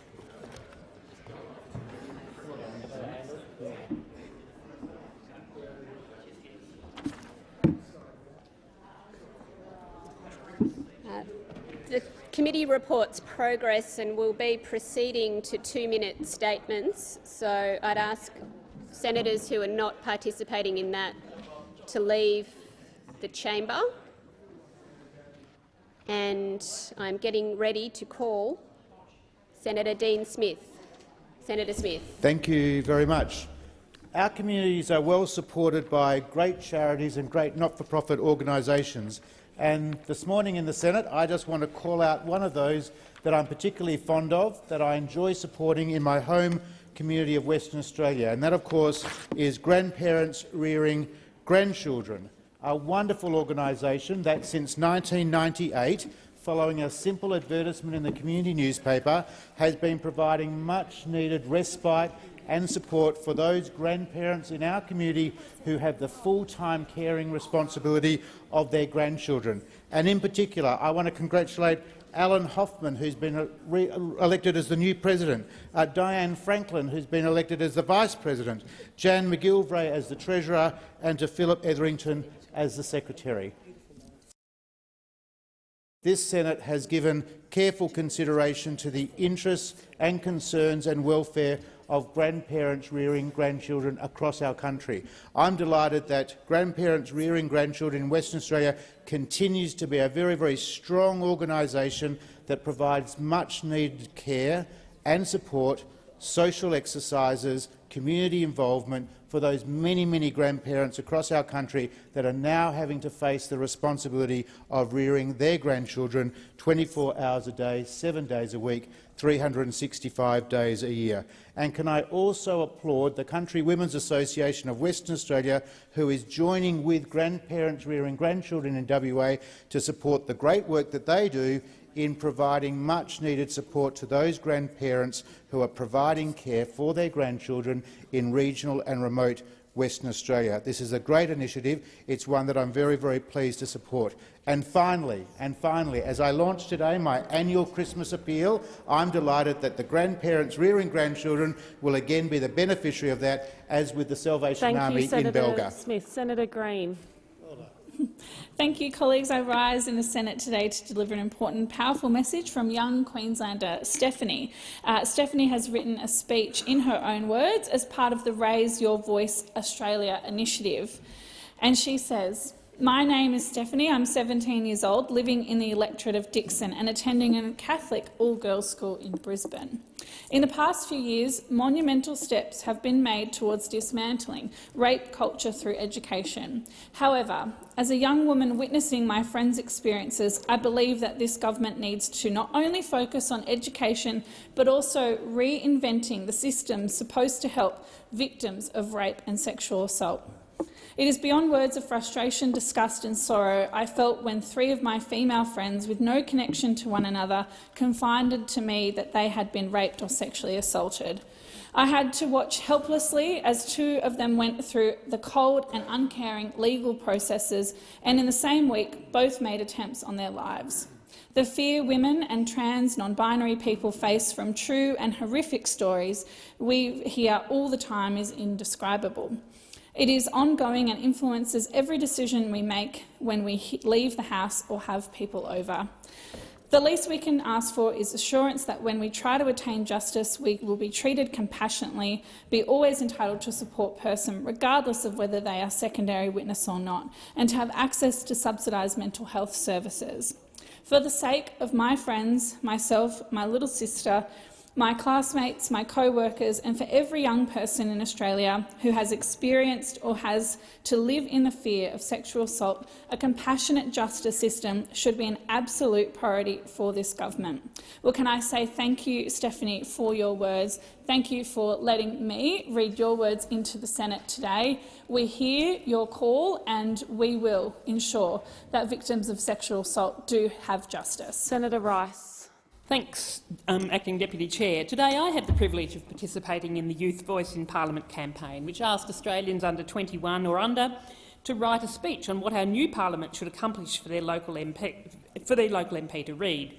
I'm delighted to share the statement of 15-year-old Newport resident Phoebe Gowan.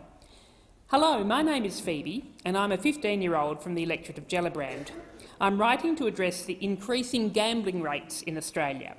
Around 6.5 million people in Australia above 18 are regular gamblers. Since there are over 20 million people above 18 in all of Australia, it is not hard to see that this is an outrageous number. And still, you allow so many gambling ads on social media and TV. Still, you put more effort into getting rid of other products bad for humans' health while completely ignoring the horrifying gambling rates. For example, more effort is put into abolishing smoking in Australia. However, gambling is just as bad for us in indirect ways. Homelessness, bankruptcy and so many more consequences can branch from gambling addictions. I believe that we need to ban gambling ads online to not only show how gamblers can live without the bright lights of casinos, but also to prevent young people from falling into the trap of having faith in slim chances. Ignoring the ever-increasing signs will greatly affect Australia. Please get rid of gambling ads to help our country get past this hurdle and progress forward. So thank you, Phoebe, for giving me the opportunity to share your statement, and I can assure you that as Greens we are listening. We also agree with you that gambling, and particularly online gambling ads, are massively damaging and there needs to be much more action taken to address them. Senator Reynolds. Thank you very much, Acting Deputy President. Today, Transplant Australia unveiled a new global symbol for organ and tissue donation called the Gift of Life baton. As a senator for Western Australia, it was wonderful to meet with Transplant Australia to discuss the upcoming World Transplant Games to be held in Perth in April next year, where competitors from 50 nations will compete in 17 sports, and all of them will be winners before they get to Perth. The COVID-19 pandemic has had a significant impact on Australia's rate of organ and tissue donations. Between 2019 and 2021, there was a 23% decrease in donations. Now, while most of us, and I'm sure everybody in this chamber, would agree and support the concept of organ and tissue donations, only around a third of Australians have registered as donors. So that's why Transplant Australia are now working to re-engage the public on organ donation and have the conversation with us all. Today in Australia, just under 2,000 are waiting for desperately needed and desperately desired life-saving organ transplants. Now, these Australians come from all walks of life, and in fact tomorrow it could be any of us here in this place who need an organ transplantation. It's not something we like to think about or talk about, but if you haven't already, can I encourage everybody, if you wish to be a donor, to let your family know and to have that conversation with them now, because if the worst happens, it takes away one burden from them to have to decide on your behalf. You can learn more about it through the Transplant Australia website, and it is so easy to save lives. You can register as a donor on your Medicare app. I know it only takes about 5 minutes to do. I have, and we all should. Thank you. Senator Polley. I rise to speak about Caesar Panwala and his family. Caesar is a local resident of Launceston and recently faced deportation due to a visa issue he was facing.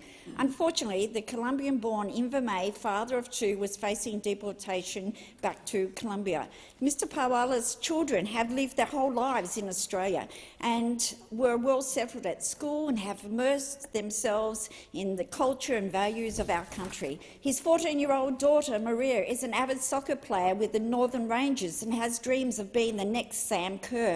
It has been a very long road for the family. Caesar and Claudia Panwala have been seeking permanent residency for a long time, so the family was very shocked when they were told that they were about to be deported.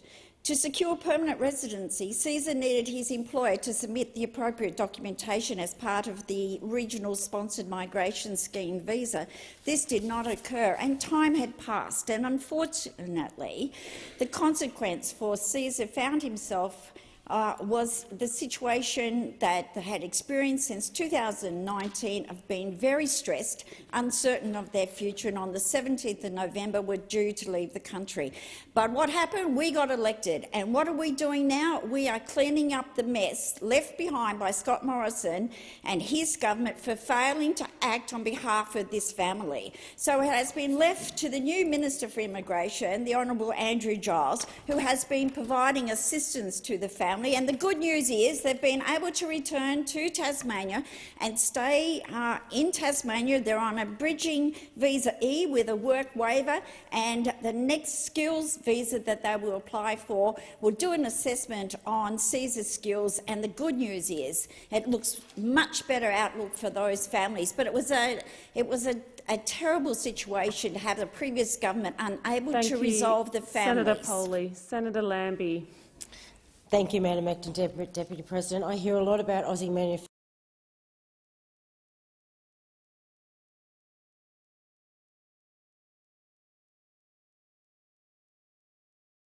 When the pandemic came, we realised we didn't even have basic health equipment that we needed here. Our days of making things seem to be well and truly gone, but are they? There are amazing businesses coming up with new ways of doing things every day. Harbro Engineering in Sprayton, Tasmania, is just one of them. I went to visit them recently and saw the parts that they are making for mining, military and aerospace. They work with the latest high-tech steel alloys coming out of Europe.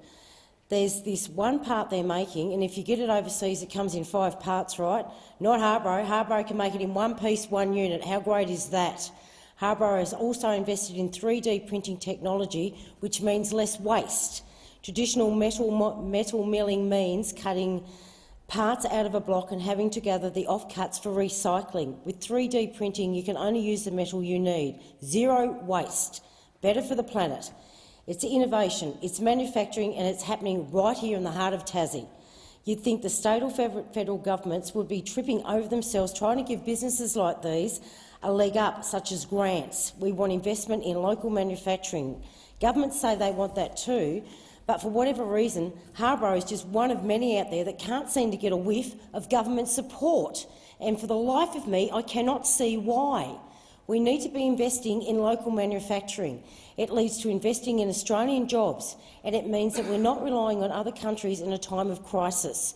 Businesses like Harbro need our help to reach their full potential. And if we're serious about Australian manufacturing, then these guys are the guys that we need back in the game. This is how we will make Australia make again. And while I'm on it, if there's anyone out there that want a job in Tasmania on the North West Coast, Harbro is looking for you. Call them. Thank you, Senator Lambie. Senator Cadell. Thank you, Acting Deputy President. I also rise today as part of the Youth Voice to Parliament of the initiative by Raise Our Voice. And today I will speak in this chamber for 11-year-old Jacob Tabui, a Year 6 student at Sacred Heart School in Cabramatta. I spoke earlier today with Jacob and his teacher, Miss Gonzalez, and when asked what Australia's new parliament should accomplish, Jacob prepared the following speech. I firmly believe that the new Australian government should assist the people of Australia by lowering taxes. Taxes aren't helping. They are way too high and don't motivate people to work. Good afternoon. My name is Jacob, and I don't technically live in Fowler, but my school is located there. I strongly believe that growth in taxes will not help the economy in any way. Taxes can have many varieties of charges. Taxes are charged more when you work more, so the more you spend all your effort working just to survive, the more you will get taxed. Citizens are working more hours, just to be taxed 4 or 5% more of their income from working, and this can be higher the more you work. In about 15 years, I would like to start work, and I wouldn't be motivated to put in the time and effort it takes to work just for the government to take their percentage out of your income. People who don't have a decent income from work shouldn't be charged tax at all. I hope this message spreads and taxes should be lowered immediately because it does not help the economy with anything. Instead, it tells citizens that their hard-earned money is being taken. I really hope the new Australian government can help lower taxes for all the people of this great nation. Thank you. So to Jacob, thank you for your effort. Good luck with your studies, and I wish you a happy future. Senator Sterle. Well, thank you, Madam Acting Deputy President. I just want to let the Senate know that back in 2015 I started the campaign Bring UFC to Perth Now, and I'm very happy to work on that. I went to all the UFC pubs because of my love of UFC. We had a government that would not have the UFC in WA. We got 2,000 signatures. Imagine walking around all the pubs on UFC fight nights getting signatures to bring the UFC to Perth. And I'm so pleased to say that UFC 284 is coming to Perth, the RAC Arena, February the 12th, 2023. And guess what? We're going to have Alexander Volkanovski fighting at a higher weight. And let's get behind Alexander, Australia, who's one of ours. But I want to say this. I want to pass on my sincere best wishes to my very dear friend, Peter Klosko. Now, Peter is the UFC Vice President of Australia and New Zealand. I met Peter in his early formative days with the UFC. I've been to the UFC in Las Vegas. I went to their headquarters. You've got no idea how proud I am to say that this magnificent event is coming to Perth. Peter, to you and your crew, mate, what a magnificent achievement. I had the privilege of going to Melbourne at the time when Ronda Rousey and Holly Holmes were having it out. And let me tell you, 90,000 Victorians came to that event. The money that it brings in, not only that for the UFC lovers, but for tourism in Australia. Now, let me just share these stats with you. The venue holds 14,000. Do you know there were 78,000 fans registered with intent to buy tickets? 78,000 in the 14, work that out. So whoever got a ticket, half your luck, good on you. But of that 78,000, 59% of those tickets were purchased from buyers from outside of Western Australia and outside of Australia. And I did say to Peter, mate, next time we've got to have the UFC at our footy stadium, because I know that Peter and his crew will fill that. So Aussies, let's get behind Alexander, let's wish him all the very best, and let's continue to enjoy this magnificent professional sport, the UFC. Senator McKim. Thank you, Acting Deputy President. Today I'll be reading out a short speech written by young Tasmanian legend Trenton Hoare for Youth Voice in Parliament Week. As I sit here taking a break from my studies to answer the question, what would you like the new parliament to achieve, I am filled with rage and anxiety. As a 21-year-old living in the electorate of Clark, trying to better myself by going to university so I can get a good job, own a home and start a family, that utopian paradise seems distant, let alone even real. I am filled with rage because I wake up every day hoping for a better world, but I am barely seeing any progress. Our politicians, with the help of their corporate mates, are destroying our planet, creating a social divide between the rich and the poor, the whites versus the others. What is the point of me continuing on if the government continues to destroy the only home I've ever had? What is the point of me continuing my studies so I can get a good job, own a home and start a family if the world collapses anyway? You cannot have your cake and eat it too. So what would I like the new parliament to achieve? Proper climate action, fix the inequality crisis and tax the rich. Make Australia equitable. Trenton, thank you. Great speech. I was very proud to give it, and I could not agree more with the content. Senator David Pocock. Thank you, Acting Deputy President. Today it is my great privilege as part of the Raise Our Voice initiative to read to the Senate a speech by a young person here in the ACT, Grace Heffernan. I was raised on Gadigal country and now study on Ngunnawal and Ngambri lands. Author Charlie Maxey said, "One of our greatest freedoms is the way we react to things.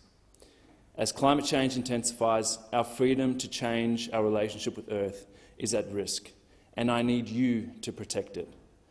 This Parliament is the very last to write the story of the standard we accepted when we had the chance to change the way Australia consumes, mitigates and legislates. And there has never been a greater policy window than the one opened by the federal election to transform energy, industry and our standard of life. A phenomenon about climate change is that, despite the way humans have reacted to past existential crises with vigour and innovation, we've chosen to bury our heads in the sand. This reaction astonishes and alarms me. So I ask this new government to reframe climate change not as something to ignore, but a tremendous opportunity to remember how adaptive we are and how the human spirit makes hope in and out of despair. And for you, as politicians, to grace us with a legacy Australia can be grateful for. React well. These words from Grace speak for themselves.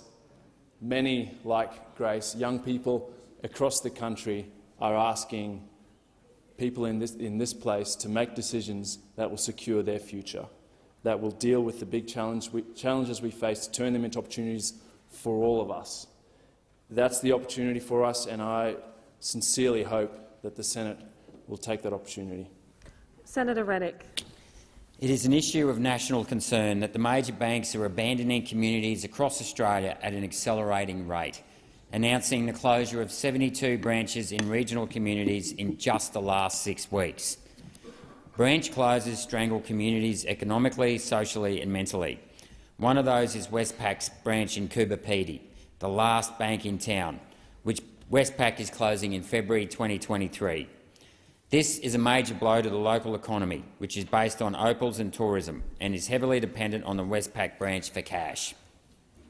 There is no alternative to cash in regional Australia, especially remote towns like Coober Pedy. The next closest bank is in Port Augusta, 540 kilometres away. Westpac is telling local businesses that require cash withdrawals to use Bank Post at the local licensed post office. Except the problem with this is that it isn't equipped to handle large volumes of cash. It doesn't have the same security, and the bank's restrictions on cash withdrawals through Bank Post restrict local commerce. Westpac didn't even inform the post office directly that it's leaving. Westpac and the other banks enjoy enormous public financial support. They should repay that support by maintaining banking services in the communities, in the regional communities. It's bad enough that maternity wards and many other essential services have been closing in regional Australia. Now regional towns are losing their banking services. This is why we need a government-owned postal bank to provide banking and insurance services to regional centres and small businesses. A postal bank can act as a bulwark against the cartel-like behaviour of the big banks. Thank you. Senator Roberts. Thank you. There's nothing more galling than the sight of a 100-metre-high wind turbine slumped over. A smouldering aluminium and concrete corpse, testament to wind power's stupidity. Even if a wind turbine fiberglass blade makes it through a 12-year operating life, the blade is still a global waste catastrophe. Every year, Europe adds 2 million blades filling landfills. At the same time that we declared plastic straws an environmental sin, our beautiful planet has 40 million tonnes of wind turbine blades destined for landfill by 2050. Every blade of every wind turbine installed to 2030 will be in a landfill by 2050. So-called renewables need to be renewed every 10 to 15 years. We're not building our net zero, nature-dependent generation once, we're doing it twice over or 3 times, with all the waste this will bring. This is environmental vandalism, killing the environment in the name of saving it. I remember when Greenies hugged trees. Now Greenies chop whole forests to hug manufactured goods composed of concrete, steel, fiberglass and gearbox oil. Greenies are resource hogs. Recycling wind turbine blades is not impossible. It just takes a huge amount of cheap energy, for which coal is the optimal fuel. That's why, without affordable coal energy, wind turbine blades and solar panels are dumped, not recycled. German wind farms kill 100,000 birds a year, and unlike those killed in cities, these birds tend to be endangered species due to the location of turbines. New model turbines are approaching 240 metres in height, with blades close to 120 metres. That will need a hell of a big hole to bury. This is not free energy, and it certainly is not renewable. Governments should not force a technological transition. If wind technology was any good, it would not be reliant on subsidies of $500,000 per turbine per year. We are one community, we are one nation, and pushing the United Nations and World Economic Forum's net zero is environmental. Senator Steele-John. Thank you. All workers deserve human rights. All workers deserve respect. All workers should be able to do their work free of discrimination, with adequate protections in place. I imagine that most people in this chamber would agree with that. But when I say that sex work is work and that sex workers are workers, well then suddenly this chamber is aghast. Now, from 2020, when a court ruling opened up the conversation about NDIS and sex services, I've had many conversations with people in the community, and here are just some of the things that have been raised with me consistently. That the intersection between disability and sex work moves in two directions. Just as disabled people rely on sex support services, many sex workers are themselves folks who identify as disabled people. Many of these people face additional barriers in receiving formalised disability supports due to discrimination faced by them because of their profession. Many disabled people need access to sex workers or sex-based services as supports in their NDIS plans. These supports are reasonable and they are necessary. When sex workers reach out to law enforcement to report assaults, they are rarely, if ever, taken seriously. And people working in the industry are often failed by multiple systems that should support them. We need to sort out our relationship with sex work in this country. The law is all over the place. Discrimination is rife, and the people in this building are too prudish to acknowledge that the industry even exists, let alone solve the problems of people working in it. We need change now. We need decrim now. Thank you, Senator Steele-John. Senator Henderson, do your best. In Peter Credlin's excellent Sky News documentary, The Cult of Daniel Andrews, former Victorian Police Chief Commissioner Kel Glare said in his lifetime he had never seen a government as corrupt as the one led by Daniel Andrews. The Premier has left a trail of corruption and cover-up. After turning Melbourne into the world's most lockdown city, Senator Henderson, I would ask you to order.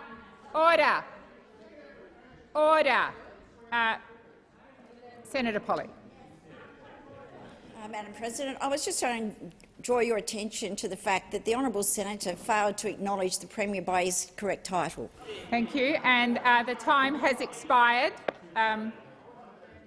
We're going to move to question time, but before I call Senator Mackenzie, I just want to announce some visitors. So I draw to the attention of honourable senators the presence in the gallery of a delegation from the New Zealand Parliament, led by the chairperson of the Governance and Administrative Committee, Mr Ian McKelvey. Welcome. On behalf of all senators, I wish you a warm welcome to Australia and in particular to the Senate. You are now in the best chamber. I also draw to the attention of honourable senators the presence in the gallery of the 2022 Australian Defence Force Parliamentary Program Exchange participants. On behalf of all senators, I wish you a warm welcome to the Senate and thank you for the work that you've contributed to in your time here. I just want to go to the point of order that Senator Birmingham asked me to review yesterday, and whilst I'm not changing my decision, I do think it deserves some clarity. So yesterday I undertook to review the Hansard of a question from Senator Hume to the Minister representing the Treasurer, Senator Gallagher, concerning gas prices. The Leader of the Opposition in the Senate, Senator Birmingham, raised the point of order on direct relevance. I noted that a minister is directly relevant when responding to both the preamble and the specific question. The preamble identified the Treasurer's statement about acting with urgency on gas prices. The specific question framed the matter around resolving uncertainty in the government policy on gas prices. There was a political frame to the question, and I consider the minister was being directly relevant in exploring the causes and emergence of high gas prices and returning the political serve in relation to uncertainty in energy prices. It would not have been in order for the minister to focus solely on those matters, given that the question asked about the government's intentions. However, by the time Senator Birmingham rose to take his point of order, the minister had come back to what the government had done and was doing, and in doing so was in order. Thank you. Senator Mackenzie. Thank you, Madam President. My question is to the Minister representing the Prime Minister, Senator Wong. After being questioned at the Australian Financial Review's Infrastructure Summit yesterday about the suburban rail loop project, which didn't go through the Prime Minister's stated Infrastructure for Australia process, the Minister for Infrastructure, Transport, Regional Development and Local Government, who is quoted in the AFR today, said, "I'm pretty confident that the project's right and is right for investment." On what basis of rigorous assessment, other than her own confidence, did the government approve $2.2 billion of funding in the budget for the suburban rail loop project? Thank you, Senator Mackenzie. Senator Wong. Senator Henderson, the minister has not even begun her response. I would ask you to be quiet. Minister Wong. Thank you, President, and thank you to the senator for the question. And I do recall the extent to which all of us tried to campaign for state elections in this chamber, and I'm not sure any of us are actually very successful in it, but I'm happy to take the question. And if my colleague, Minister Watt, who actually represents the minister whose quote you are using, is able to assist, I'm sure he will.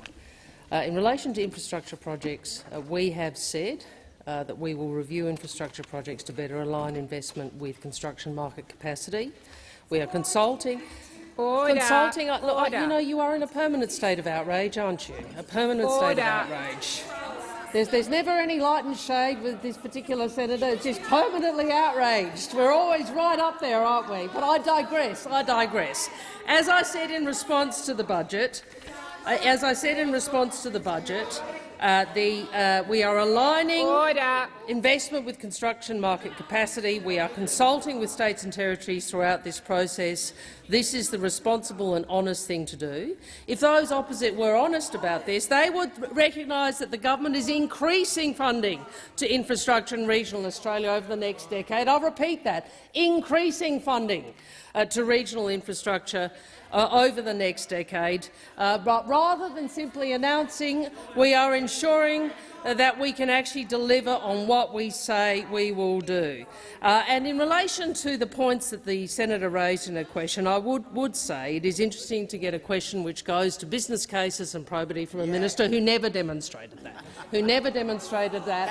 in her period in government. And you might think that's outrageous, but I think the public record speaks for itself. Order. Well, which part of that does Senator Mackenzie want me to resolve from? In relation, thank you, Minister I'm Wong. happy Your to. time has much. expired. Just a moment, Senator Mackenzie. Before I call you, there was so much noise during the minister's response. I found it very difficult to hear. I would ask all senators to respect that the minister has the right to answer the question in silence. Senator Mackenzie, first supplementary. Thank you, Madam President. Minister, given the government's documents show funding would not flow to Dan Andrews' controversial suburban rail loop project until 24-25, at the earliest 19 months away, for what reason was funding awarded in the October 22 budget, other than to suit Labor's political timelines? Order. Order on my right. Order. I'm not going to call the minister until there's quiet. Senator Henderson, please. We are not at a football match. We are in Senate question time, and you are to be silent to hear the response and out of respect to the person answering the question. And before I call the minister response, I do remind Senator Mackenzie to refer to people by their correct titles. So it would be Premier Andrews. Thank you, Minister Wong. Thank you, President. I'm asked. Really? She can't. Can anyway. Your team love it when you use it all the time. They love it. I'm asked why the government funded the project. It's called honouring an election commitment. We had an election commitment to provide $2.2 billion towards early works for suburban rail loop east, and a detailed business and investment case was released by Victoria last year, which demonstrated a benefit-cost ratio. Senator Wong, please resume your seat. Senator McKenzie.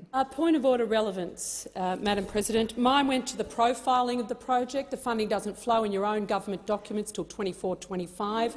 You could have run it through Infrastructure Australia processes, but you announced it in this budget. Senator McKenzie, that question does go to why, and that's what the minister is responding to. She is being directly relevant. Please continue, Minister Wong. Thank you.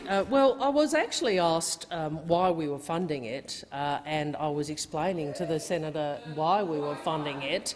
And I'd also make the point, and she may not wish to hear the facts about the detailed business and investment case, it demonstrated a benefit-cost ratio of up to 1.7. That is $1.70 return for every dollar invested.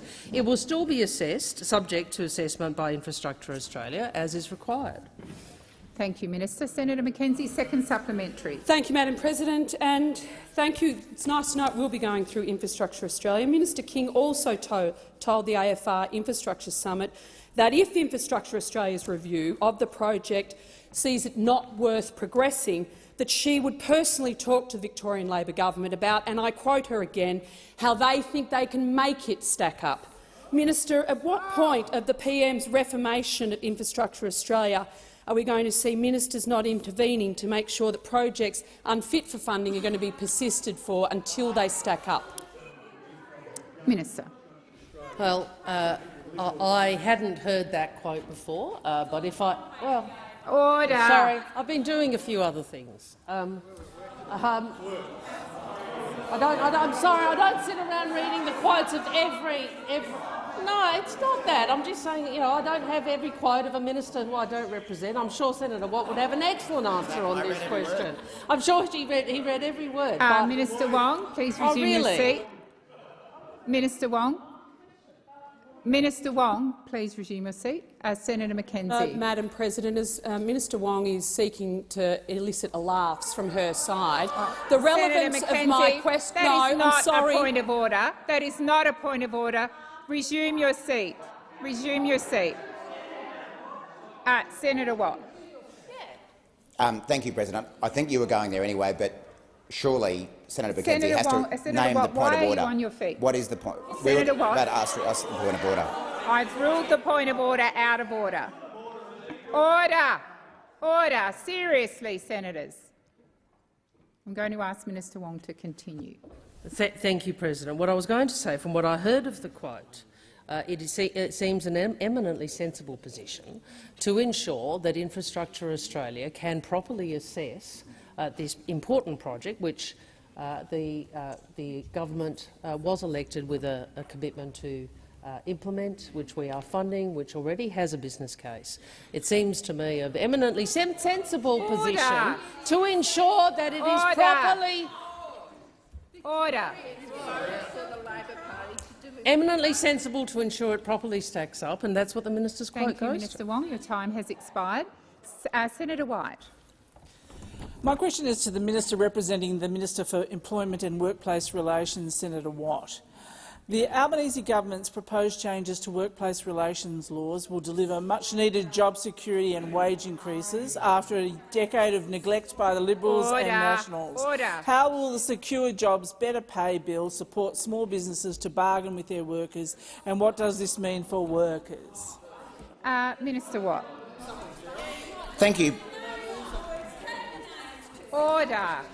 Thank you, President, and thank you, Senator White, who again, one of the people on our side of the chamber who has a long history of standing up for the rights of workers and also having formed very cooperative relationships with business in her career in the union movement. And Senator White is a great example of what our government is trying to do, which is build partnerships between unions, workers and business for the benefit of the economy and for the benefit of those businesses and also those workers.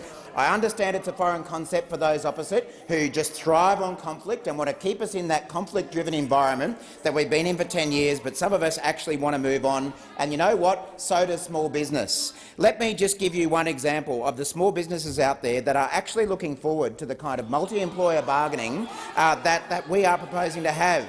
Now, Senator Watt, I'm going to wait for silence. Order. Or to ask Senators Mackenzie and Henderson in particular to lower the tone of your interjections, please. Minister, please continue. Thank you, President. Now, on the one hand, the opposition demands examples of small businesses that support the system we're trying to bring in, and the minute you try and do it, they don't want to hear about it. And that's because the opposition are intent on keeping our country in a conflict-driven model that does not work for anyone. Ms Julie Price, the Executive Director of the Community Childcare Association, gave evidence to the Senate inquiry recently. She represents over 750 community not-for-profit early childhood education and care centres. She gave evidence explaining that multi-employer bargaining in Victoria had delivered above-award wages for workers over a decade with the support of employers. What she said was that— Please resume your seat. Order, Senators, particularly those on my left. Please continue, Minister Watt. Thank you, President. Now, Ms Price, who represents hundreds of community-owned childcare centres, made the point that the agreement they had struck across a range of enterprises covers just under 60 services in Victoria. It delivers better wages, 16% above the award. And you know what? She goes on to say that the centres are community-owned, they're managed by boards and volunteers, and they don't have the financial resources or the expertise in the IR to be able to negotiate an agreement themselves. This is the kind of system that small businesses can take advantage of to avoid having big HR departments and strike agreements with their workers, which is what they want. Your time has expired. Senator White, first supplementary. Minister, it's well known that small businesses are more award-reliant. Why is it important to provide small businesses with additional support to create agreements with workers? Minister Watt. Thank you, President, and thank you, Senator White. As we say, we understand that it's a foreign concept for the opposition, that employers and workers can act together cooperatively for both their benefit, but our government actually understands that. Mr Mimo Scavera, the president of the HVAC Manufacturing and Installation Association, also gave evidence to the Senate inquiry. He represents 9 major employers, collectively employing approximately 900 people. Minister Watt, please resume your seat. No, Senator Mackenzie, until your own side is quiet. Senator Mackenzie. Thank you, Madam President. On relevance to the good senator's question, can the minister name one small business that actually supports Labor's Senator Mackenzie, reforms? That is not a point of order. Thank you. Senator Wong. Well, President, the persistent point of orders which actually go to the content of substantive debate, we're very happy to have substantive debate. This is time for question time. This is real. Well, order. This is not the ways in which points of orders have traditionally been used, nor should be used. If the senator wants a debate, we can have a debate. Thank you, Minister Wong. I ruled the point of order out of order. Minister Watt, please continue. Thank you, President. And isn't it terrible to see the coalition not want to hear from employer groups? You really would have thought that of all the parties, they would support employer groups, but not the ones that support multi-employer bargaining. The ones that oppose it are fine. The ones that support it are terrible. Mr Scavera said it's not about having a race to the bottom, to put it bluntly. Senator At Watt, the moment, please resume your seat. Again, noise, please. Please continue, Senator Watt. Thank you. Mr Scavera said it's not about having a race to the bottom, to put it bluntly. At the moment, the major construction projects don't have any regulation in relation to pay. So you have a mixture of people on a site that will either be enterprise agreement covered, award covered or covered by whatever other means people are creating. We're hoping that through this mechanism we can have an industry agreement through multi-enterprises. That's what we're aiming for, to regulate the market. Your time has expired. Senator White, second supplementary. Minister, why is it urgent that we pass these reforms before Christmas? Minister. Minister Watt, please resume your seat. Please resume. Please resume your seat. once again, the interjections, particularly from my left, are absolutely disorderly, and I would ask you to be quiet so that we can all hear the minister's response. Minister Watt. Thank you, President. It is urgent that we pass these reforms before Christmas because they will be good for workers and good for small businesses. They will be good for the economy. And Senator Pocock and Senator Lambie, we all know that you have important decisions to make about this legislation in coming days, and I encourage you to think about the arguments we are putting forward, that small businesses are putting forward, or you can decide to line up with that rabble over there who want to continue to keep Australia in conflict and low wages and low productivity.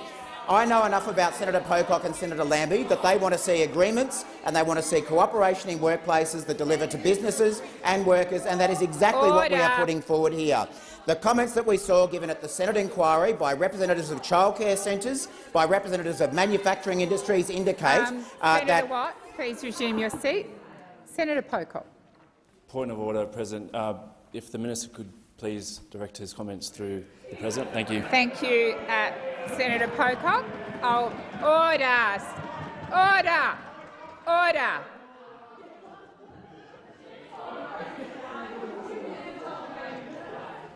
Order! Senators on my left. Minister Watt, if you would direct your contributions to the chair. Thank you, President. And through you, President, I say to Senator Pocock and Senator Lambie, take the evidence of the committee inquiry into account. We've heard from childcare representatives, we've heard from manufacturing representatives who say that multi-employer bargaining is what they want. Thank you, Minister. Your time has expired. Senator Van. Thank you, President. My question is to the Minister representing the Treasurer, Senator Gallagher. The October budget contained no immediate relief for Australians facing rising inflation and cost of living crises. Instead, the government committed to spending $2.2 billion on the suburban rail loop, despite the Victorian Auditor-General finding that the Victorian government, and I quote, did not demonstrate the economic rationale for the entire project, and they have told us they have no plans to do so. Minister, isn't it true that Labor is supporting Dan Andrews' pet projects that don't stack up, but refuses to find sensible policies that will reduce the cost of living for Victorians without driving up inflation? Before I call the minister, order. I remind senators that Senator Wong. I remind senators that state leaders are entitled to be addressed by their correct title, and that's the second time in a matter of minutes I've had to remind senators on my left of that. Minister. Thank you. And I think the best way to answer this question is to say I completely reject the assertions put in the question, and I reject the assertion that there was no cost of living relief in the budget.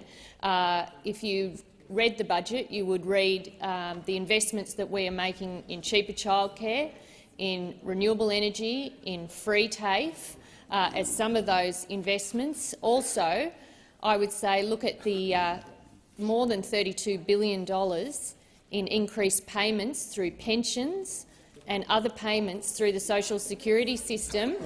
$32 billion, the biggest increase to assist, and the reason, Senator Henderson, I hear you yelling at me and interjecting, the reason that those payments have increased so considerably is to assist lower-income households with those increased costs of living, largely driven by those increases you hid before the change of government to the increases in energy prices.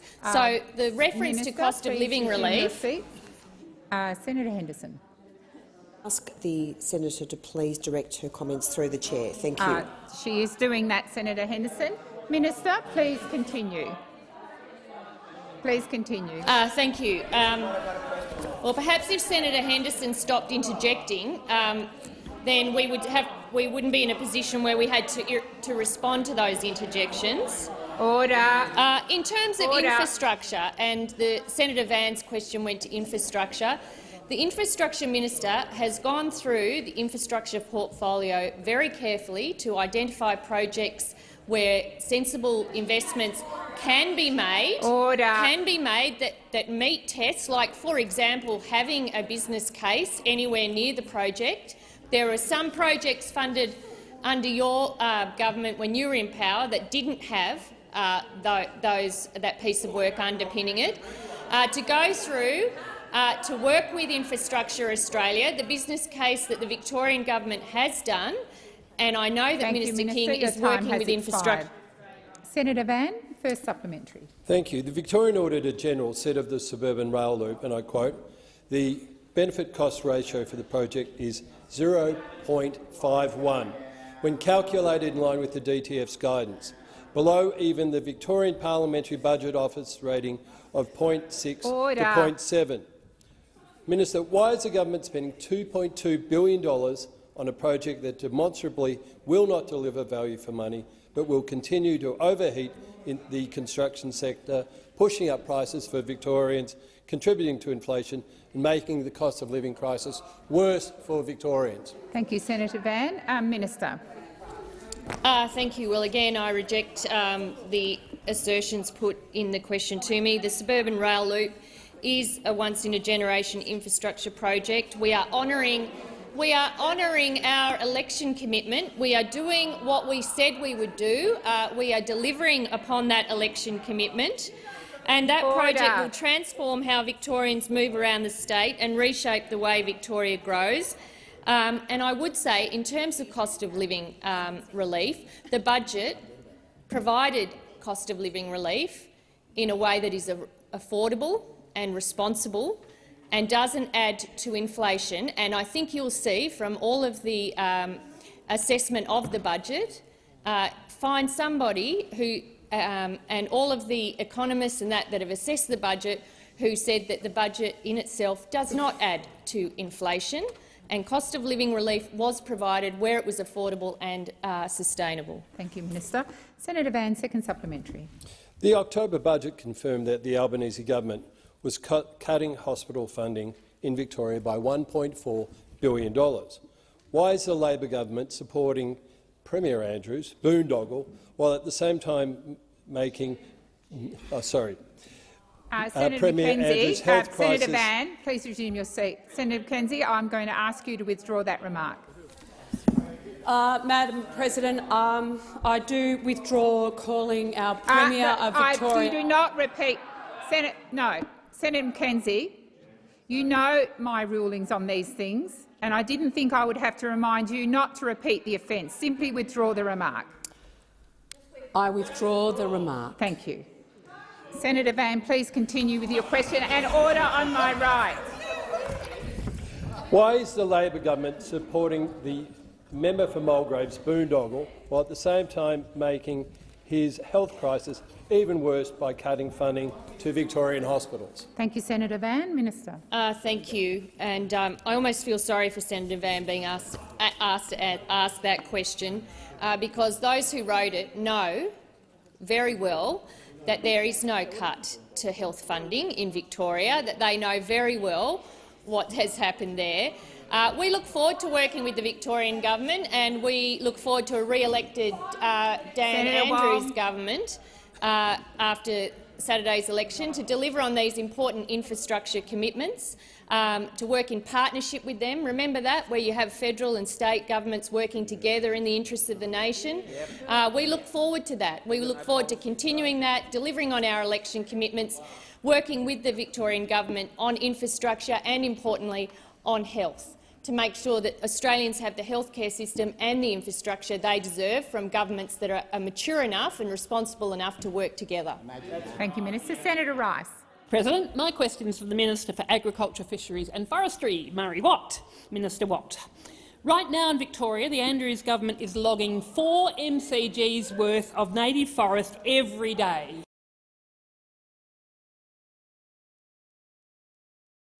...9,000 hectares of old-growth forests, but a damning expose by the ABC last week found that the state-owned logging operator Vic Forests is continuing to log old-growth forests that were marked for protection.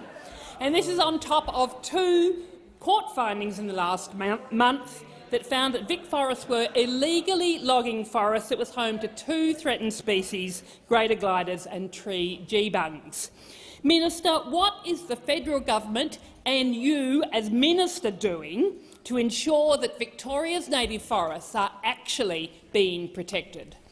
Thank you, Senator Rice. Minister Watt. Thank you, President. And thank you. Senator Watt. It sort of feels like it's Victorian election week this week, doesn't it? Please resume your seat. I would ask all senators, in particular Senator Scarr and Senator Thorpe, to be quiet while the minister answers the question. Minister Watt. Thank you, President. And yes, clearly it's Victorian election week, and clearly there's a couple of parties who are scrambling for votes rather than getting on with the job of governing, which is what we are doing, and what the Andrews government is doing in Victoria right now. I have met with Senator Rice about forestry issues, and I understand that these are things that you care about very sincerely. And as I've explained to Senator Rice, the Albanese Labor government does support a sustainable forestry industry. We respect the fact that there are some states who have made decisions about phasing out native forestry, others have not. The reality is that our country is in a position at the moment with a massive timber shortage and potentially other related shortages, and there are other parts of the country who have chosen to continue with native forestry at the moment, including Tasmania, and that is something that we support. That is their right to do that. But of course, Senator Rice is well aware that in states like Victoria we have a regional forestry agreement process underway, which leaves a lot of the management of those forestries to states. There's obviously been litigation about these matters recently, with courts having things to say about that, and I know the Victorian government is taking those decisions seriously. But what the Albanese government is doing is trying to strike a balance between the need for a forestry industry to provide the wood and timber and paper products that we need, while also making sure that we are protecting the environment. That's why we went to the election with a big commitment to expand the plantation estate in Australia and plant more trees through plantations to provide that timber. But the reality is that in many parts of the country at the moment, the native forestry industry plays an important role in meeting that supply, and we support the people who work at that industry. So we think that that's a balanced approach, and we think that that's the one that Australians want to see. Senator Rice, first supplementary. Minister, when it comes to protecting the critically endangered ecosystem of mountain ash forests, scientists tell us that 2030 is way too late. They will be pretty much logged out by then. At the recent climate conference, Australia joined the Forest and Climate Leaders Partnership to increase action towards last year's COP commitment to strengthen our efforts to conserve forests and accelerate their restoration. How are you going to bring Victoria into line so we can deliver on this international commitment? Will you amend the EPBC Act to ensure that that's the case? Thank you, Senator Rice. Your time has expired. Minister Watt. Thank you, President, and thank you, Senator Rice. As Senator Rice is well aware, the way the RFA system, the Regional Forest Agreement system, works is that it essentially displaces the EPBC in relation to forestry endeavours and has its own system of managing the environmental needs of those forests. And that is a system that we continue to support. Senator Rice is also aware that the Victorian government has made decisions about the future of its native forests. As I say, we respect their right to make those decisions, but we do support the ongoing efforts in other parts of the country to pursue native forestry, including in Tasmania, which is what they've chosen to do. We are trying, as I say, to strike a balanced approach which meets the forestry needs and the timber needs of our country, supports the workers in those regional communities, while also maintaining environmental protections. Senator Rice asked about the EPBC. Again, she would be well aware that the EPBC and the Samuels Review is currently being considered by the government, and we'll have more to say about that before too long. Thank you, Senator Watt. Senator Rice, second supplementary. Thanks, Minister. A week after COP27 and amongst record-breaking climate-fuelled floods across the country, there's never been a more important time for climate action.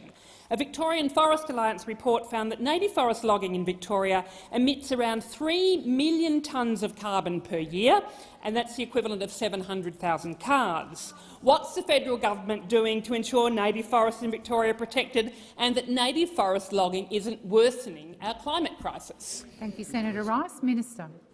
Well, again, if Senator Rice may have noticed that only last week at the COP conference, Australia joined 25 other nations in signing up to the Forest and Climate Leaders Partnership, And again, that is another demonstration of our determination to ensure that forestry is conducted in an environmentally sustainable manner. That is the intent of the RFAs. That is the intent of the policies that we've pursued. If particular forestry operations don't do the right thing, then they will suffer the consequences of that. And that's what we've seen as a result of some of that litigation at the moment. But we are not going to stray beyond our responsibilities in the forestry space. These are joint exercises between the federal and the state government.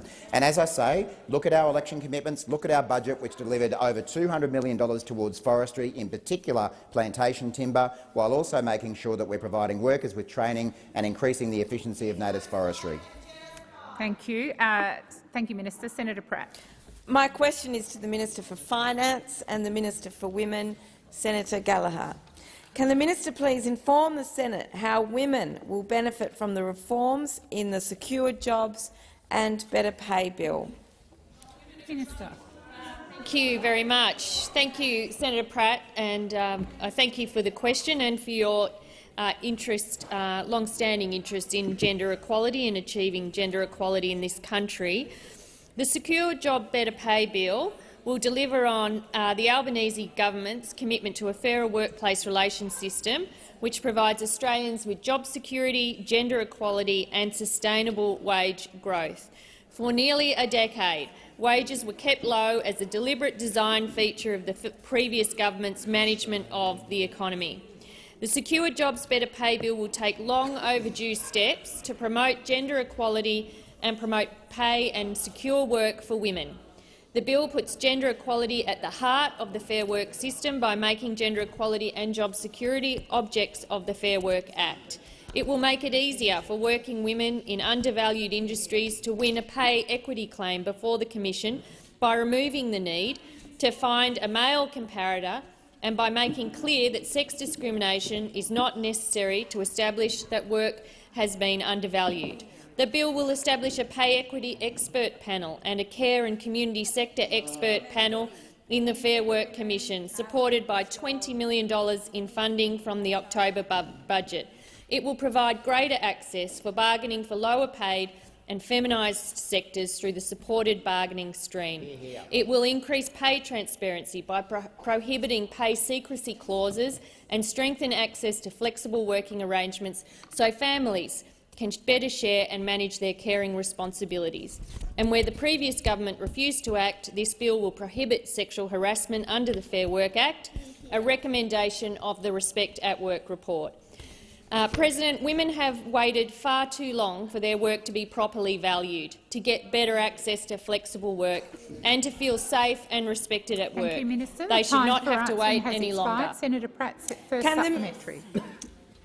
Can the minister outline how multi-employer bargaining will help close the gender pay gap? Minister. Thank you very much, President. I thank Senator Pratt for the question because the gender pay gap continues to sit at 14.1%. I think all of us on this side of the chamber agree that that is unacceptable, that women go to work, they work hard and they earn less than men in the workplace. We must address the gender pay gap if we are going to have a gender-equal Australia. The Secure Jobs Better Pay Bill will provide greater access to bargaining for low-paid, highly feminised sectors such as the community sector, cleaning and early childhood education and care. Employees on enterprise agreements earn, on average, more than employees on awards. For example, in the female-dominated healthcare and social assistance industry, employees on award are earning 19% less in average hourly earnings than employees on collective agreements. We must pass these laws so we can improve the pay rates for women in these industries. Thank you, Minister. Senator Pratt, second supplementary. Can the minister outline how these reforms align with the government's broader efforts to advance gender equality? Thank you, Senator Pratt. Minister. Yes, thank you. Thanks, Senator Pratt, and yes, I can. The reforms are just one aspect of this government's ambition for Australia to be a leader on gender equality.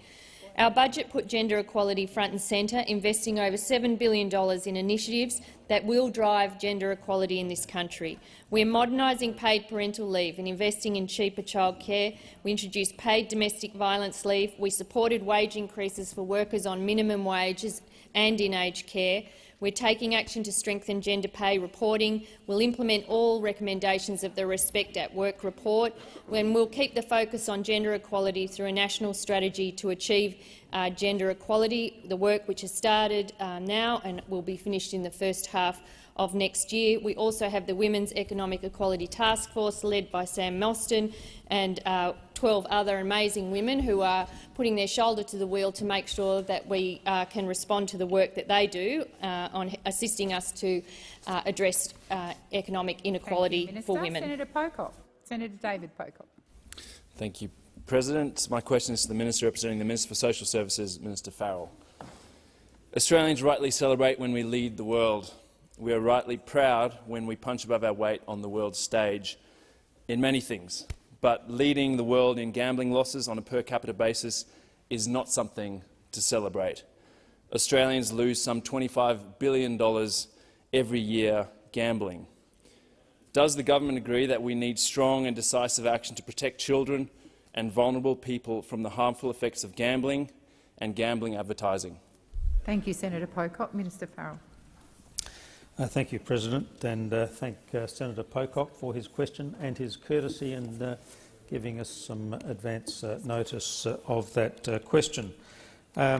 Look, you rightly set out the amount Australians lose each year through gambling, and that obviously is a very significant amount of money. The government is concerned about the impact of gambling on children, and we've done a number of things since coming to government in this respect. The government recently established a parliamentary inquiry into gambling and its impact on gambling harm. One of the key focus areas of the parliamentary inquiry is considering the effectiveness of current gambling advertising restrictions, particularly on limiting children's exposure to gambling products and services, including through social media. I am aware of gambling-like games, for instance the video games that include loot boxes and social gaming, and they're of concern to many community members, and work is being done on this issue, and obviously will be part of the focus of the parliamentary inquiry that I referred to earlier. The Office of the eSafety Commissioner has a guide on its websites for parents about gaming, including those with gambling-like Thank you, Minister. elements. Your time has expired. Senator Pocock, first supplementary. Thank you, President, and thank you, Minister.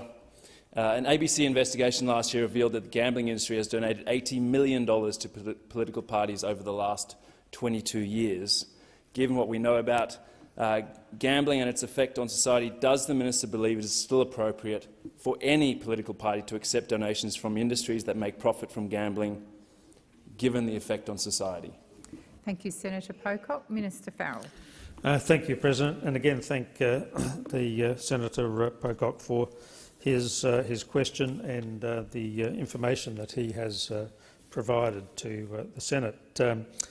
Look, the Labor Party is very seriously interested in the reform of the electoral process, and of course we've sent a number of recommendations to the parliamentary committee that looks after the issue of electoral funding, the Joint Standing Committee on Electoral Matters. Some of the things that I have proposed as the Minister responsible in that area have been things like reducing the threshold levels for the disclosure of donations. So at the moment, the figure is Your time has expired. Senator Pocock, second supplementary. Order. Thank you, President. Thank you, Minister. how will the government ensure that no child is subjected to gambling advertising, whether that's on social media or in the broadcasting of live sports events? Thank you, Senator Pocock. Minister. But Walsh was gaming. Minister. Thank you, President. Again, thank Senator Pocock for his concern in this area.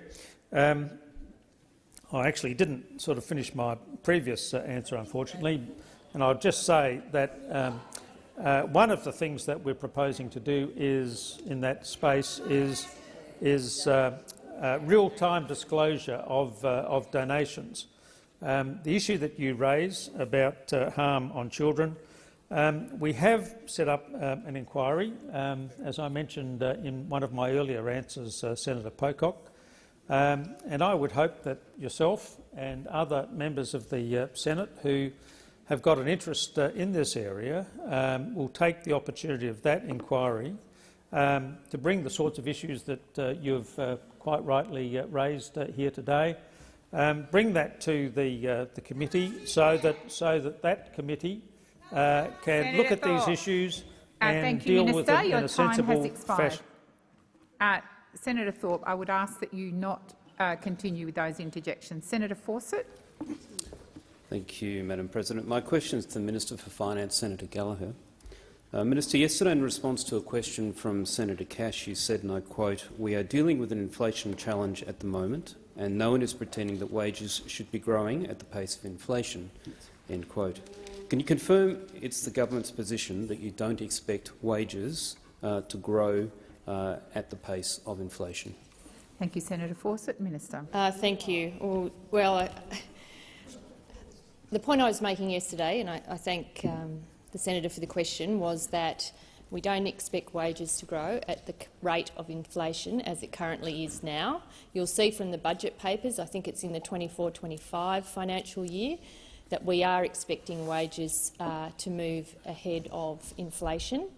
But what that is what the budget papers say.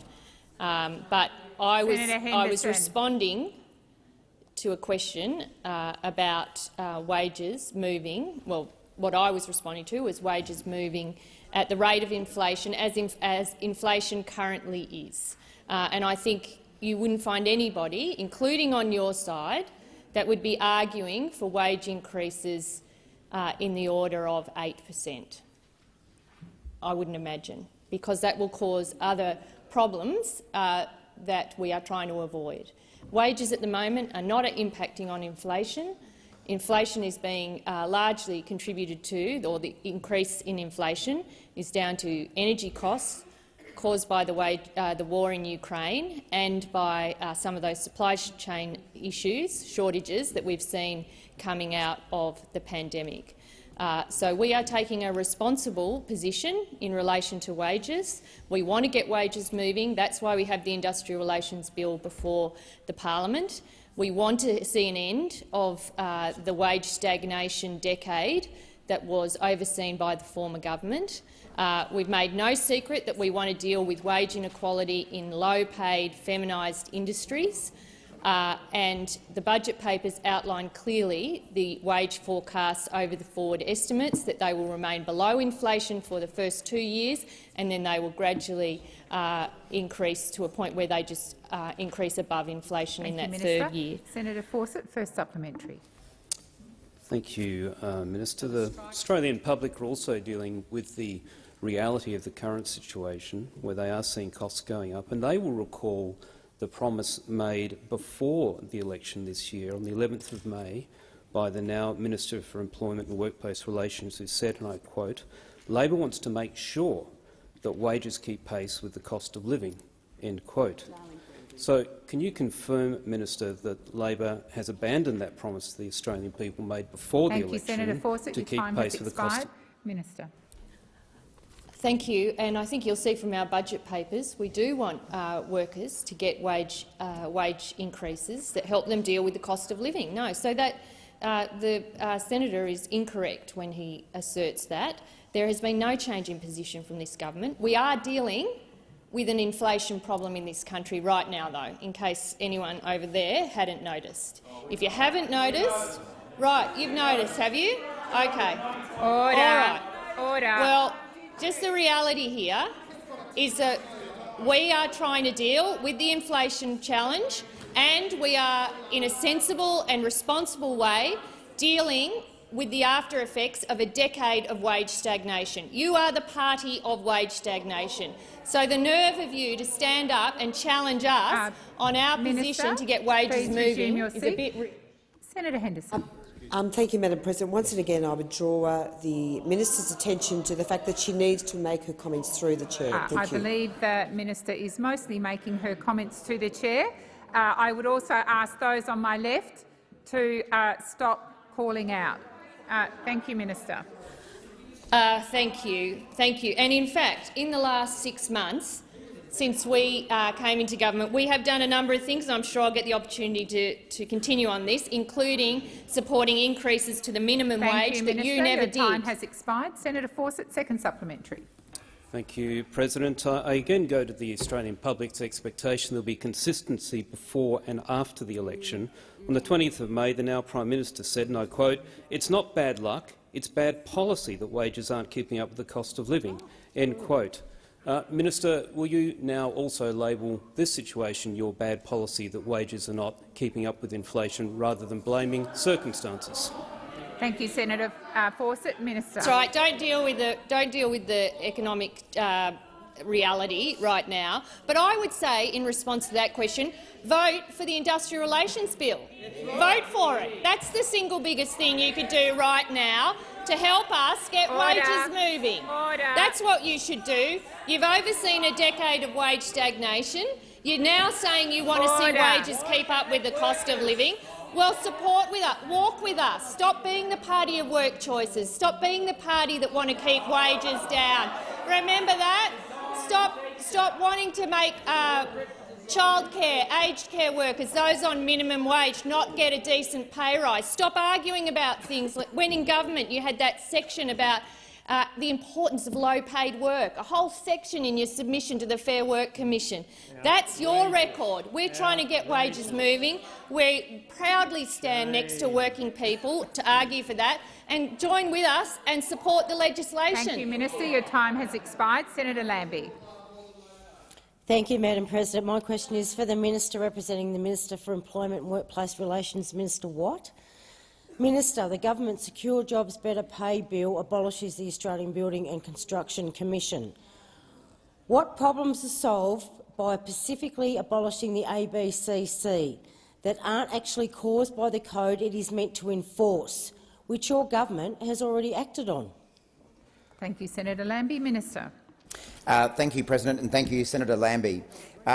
Senator Lambie would be well aware that for a number of years leading into the last election, it was Labor's clear policy to abolish the ABCC, and that was because it had completely failed workers in the building industry and firms in the building industry as well. Senator Lambie, or through the President, Senator Lambie, if you haven't already seen these statistics, I'm happy to show you the figures that show that the entire time the ABCC was in existence, productivity on building sites actually fell. It went backwards. So for all the claims that were made that it was going to be the solution to productivity and drive the industry forward, the facts actually show that the industry went backwards in productivity. And that's let alone the gross waste of taxpayers' money that we saw under the ABCC pursuing trivial matters through the courts. And we just went through it again at estimates recently. We just went through it again at estimates recently about the legal expenditure. Senator Watt, please resume your seat. Order. Order. I remind those on my left, this is Senator Lambie's question. She has the right to hear the answer in silence. As you're well aware, everyone in this chamber is aware, the crossbenchers do not get the same opportunity as the major parties to ask questions, and I would ask those to be courteous and allow Senator Lambie to hear the answer in silence. Minister, please continue.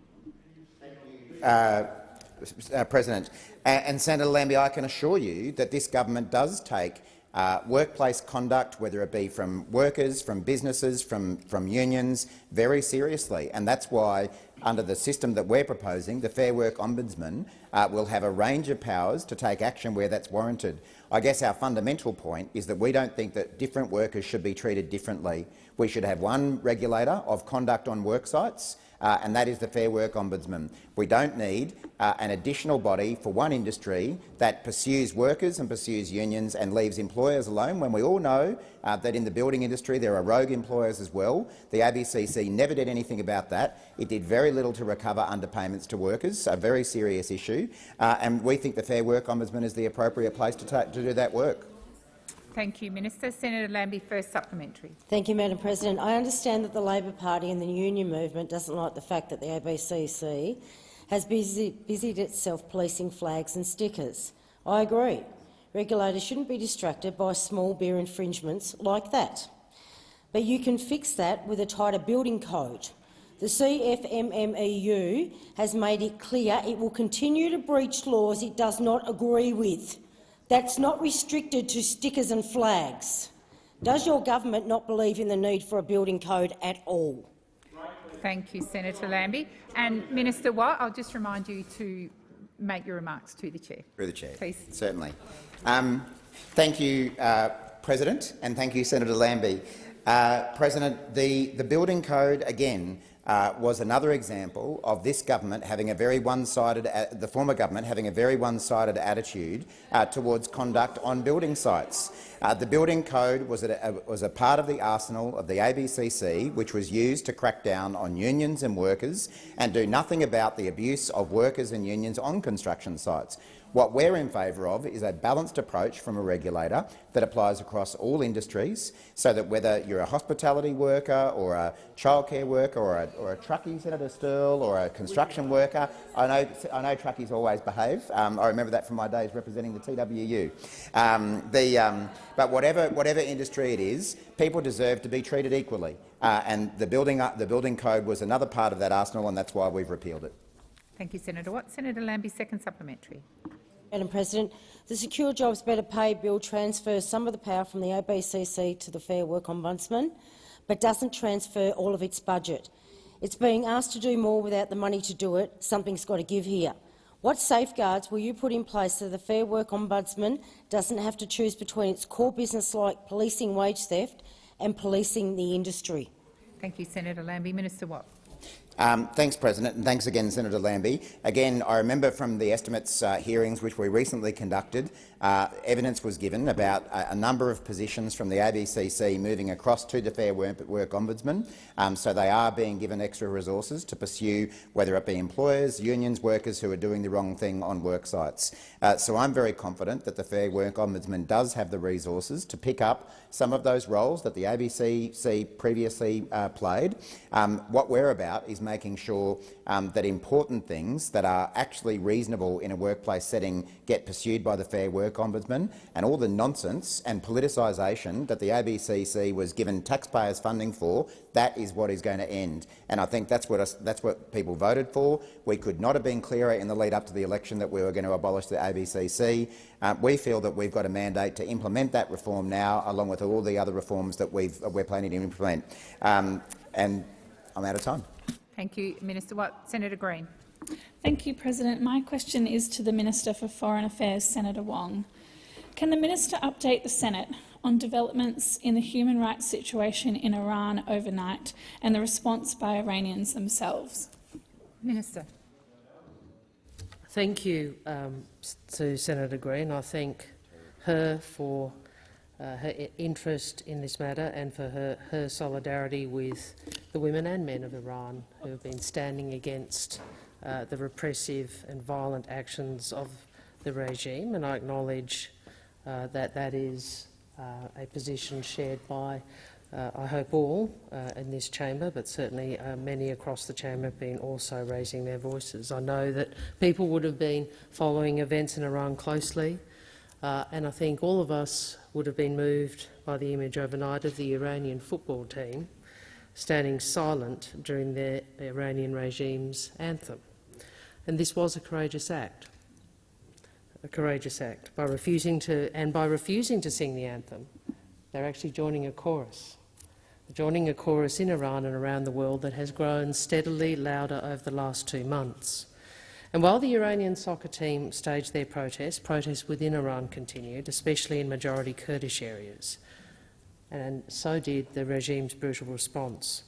That response included attacking protesters using machine guns mounted on vehicles and even using drones, missiles, and the death toll now runs well into the hundreds.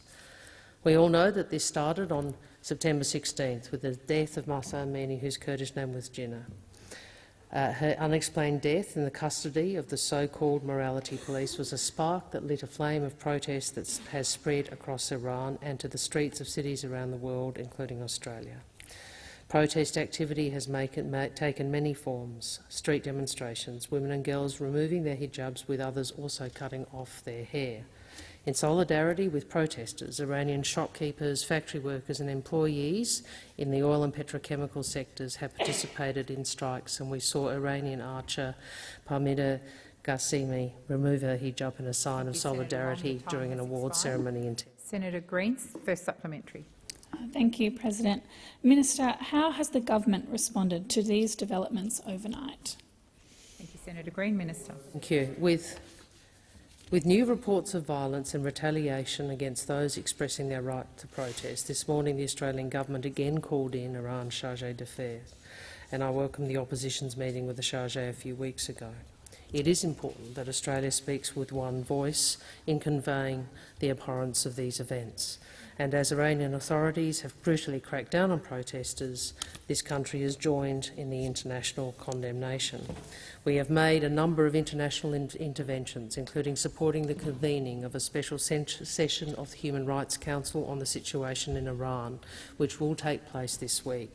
We provided early co-sponsorship of a resolution calling for a fact-finding mission, and we will advocate intensively to build support for it. Just as the Iranian representative was left in no doubt, the Senate should be clear of this government's resolve to continue working with others to build pressure on the regime to cease its brutal campaign against its own citizens. Senator Green, second supplementary. Thank you, Minister. What can the government say to Australians who are concerned about reports of harassment and foreign interference by the Iranian regime? Minister. I certainly am, and I've no doubt that all senators would be deeply concerned with the reports of Australians here in Australia being harassed for their participation in protests and the reported threats made against their families in Iran. You see, of course, the right to peaceful protest is at the heart of Australia's democracy. Our concerns were relayed in no uncertain terms to the Iranian Chargé d'Affaires this morning, and the Department of Home Affairs Counter-Foreign Interference Coordination Centre is working with the community to conduct targeted engagement on foreign interference. My message to anyone involved in such activities is this: Australia's laws on foreign interference are unequivocal. Allegations of foreign interference are investigated, and we will prosecute if appropriate. We will defend our democracy and people's right to protest and express their views within Australia, just as we stand up for the rights of those to do so elsewhere. Wong, your time is 6:05. Senator Duniam. Thank you, President. My question is to the Minister representing the Minister for the Environment, Senator Wong. And I refer to reports in the Australian today revealing that Ms Plibersek's decision on the 4th of November to review 18 previous ministerial approvals of coal and gas projects may cost 174,000 Australians their jobs and cause the loss of $100 billion worth of investment in our country. Has the government done any modelling on the economic and social impacts of these decisions? And if so, what does the modelling actually say? Thank you, Senator Duniam. Minister Wong. Thank you for the question, Senator Duniam. I infer from the question, and I don't have the detailed information before me, I may have at any point in this answer, that this is a review in the context of Ms Plibersek's statutory role. As such, I wouldn't be responding to assertions by others about what might or might not occur in the context of that review, and obviously the government wouldn't be in a position of modelling hypotheticals. Senator Duniam, first supplementary. Thank you, President. Given the decision to review these projects has come about because of legal action of Environmental Justice Australia, a group set to benefit from the recent budget in a share of nearly $10 million of government funding to continue to appeal coal and gas projects, will the government review its decision to hand taxpayers' money to organisations jeopardising jobs and projects helping to supply our energy? Thank you, Senator Duniam. Minister Wong. Did he actually say who they were? I'm not sure if you actually said the name of the entity, but I would make the point that we live in a country where there is the rule of law, and funding entities or people who then may use their rights under the rule of law and exercise them. That is what happens in a democracy which respects the rule of law. Senator Duniam, second supplementary. Thank you, President. I've got no issue with the rule of law, but I do have an issue with taxpayers' money being used this way. How can the government honestly tell Australians it is for lower power prices and more Australian jobs when it is actually funding groups engaged in green lawfare, jeopardising much-needed jobs and, of course, projects that supply our energy? Thank you, Senator Duniam. Minister. I think, if I may say, Senator Duniam, and I understand why he's asking the question, there were a lot of non-sequiturs there. The government will apply its approach to environmental approvals under the law which exists, which is the same law as was applied under you. And I certainly wouldn't be commenting on any projects currently under assessment by the minister now or in the future. And with that, if I may, I'd ask that further questions be placed on notice. And I would also ask, perhaps if we could— Order. If I could seek leave to make a short statement in relation to the earthquake in West Java and an earthquake in Solomon Islands. I thank the Senate and I thank my colleague Senator Birmingham for permitting us to do this. Can I start by saying the Australian Government extends its deepest condolences to our neighbours in Indonesia following this morning's magnitude 5.6 earthquake in West Java. It is clear there has been substantial loss of life and property, and the thoughts of all of us are with those killed and injured and their loved ones. I have been in touch this morning with my Indonesian counterpart, Ibu Retno, and Australia stands ready to assist our Indonesian friends at this time.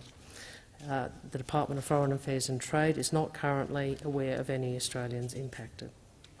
In the past 2 hours, we have also been informed of a magnitude 7 on the Richter scale earthquake off the coast of the Solomon Islands.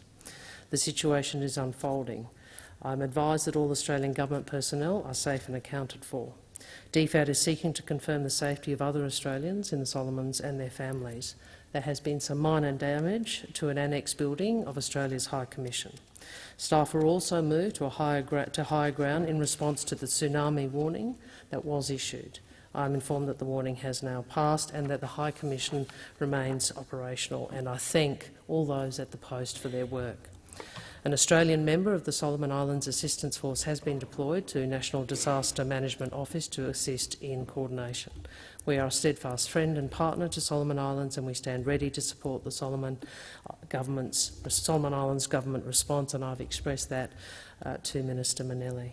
Can I say that anyone with concerns for any Australians in either West Java or Solomon Islands can contact the Consular Emergency Centre on 1300 555 135 in Australia or +61 26261 3305 outside Australia.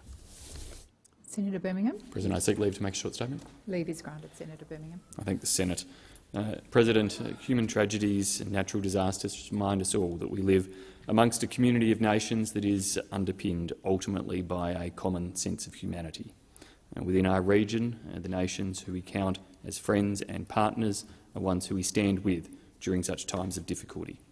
And we are aware that at least 162 individuals have lost their lives in the town of Cianjur, West Java, in Indonesia, following the earthquake there, many others injured and missing, families, of course, torn apart, devastated and shattered, and a community facing huge disruption and enormous rebuild.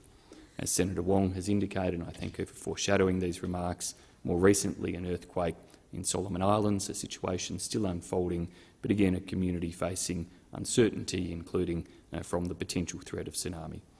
These are all difficult times for the communities involved.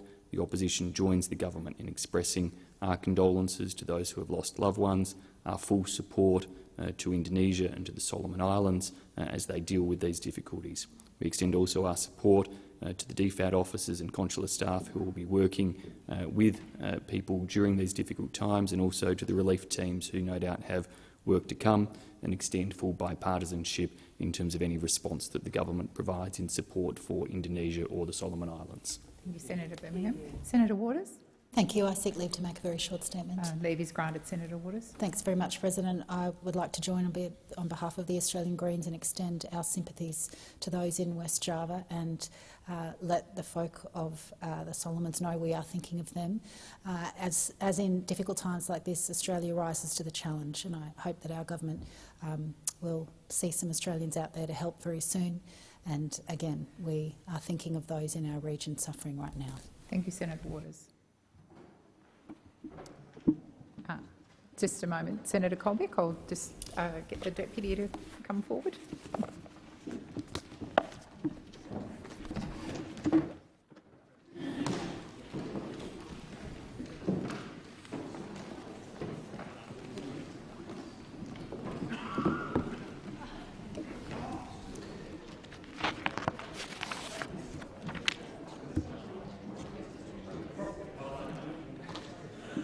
Can I ask senators to please leave the chamber quietly before I give the call to Senator Colbeck?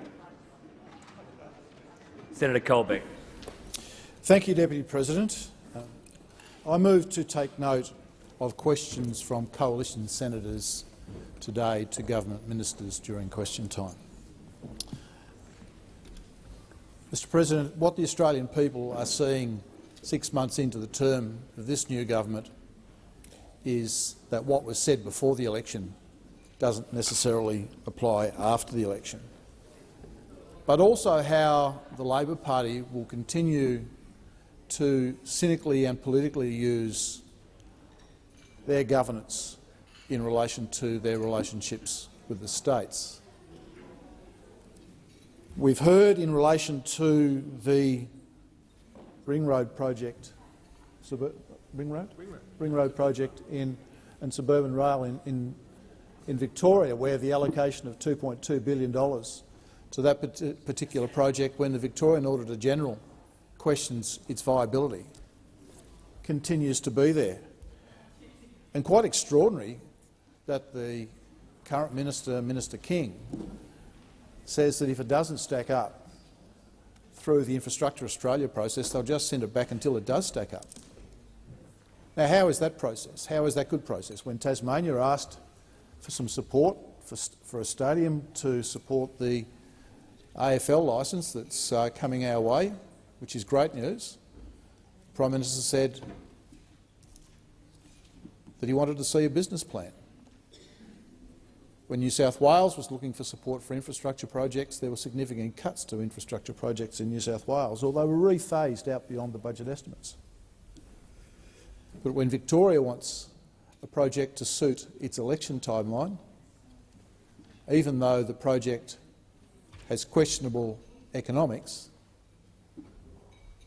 $2.2 billion of Australian taxpayers' money is funnelled into that in support of it, Mr President. There's money funnelled into that, Mr President. So while Tasmania wants to see a stadium built to support an AFL side, that's too bad. But to suit the political purposes of the Victorian Labor Party for their election campaign, $2.2 billion can be found, Mr President. And we're seeing that in relation to cost of living, Mr President. Before the election, no end of government or now government ministers, then opposition ministers, were out there in the public arena talking about how they would be working to support Australians with cost of living. In fact, the now Treasurer said on Sky Agenda on the 1st of May, that means under Labor you'll have a government which cares about cost of living and has plans to deal with it. Well, Mr President, what we're actually seeing is that there was no plan. There is no plan.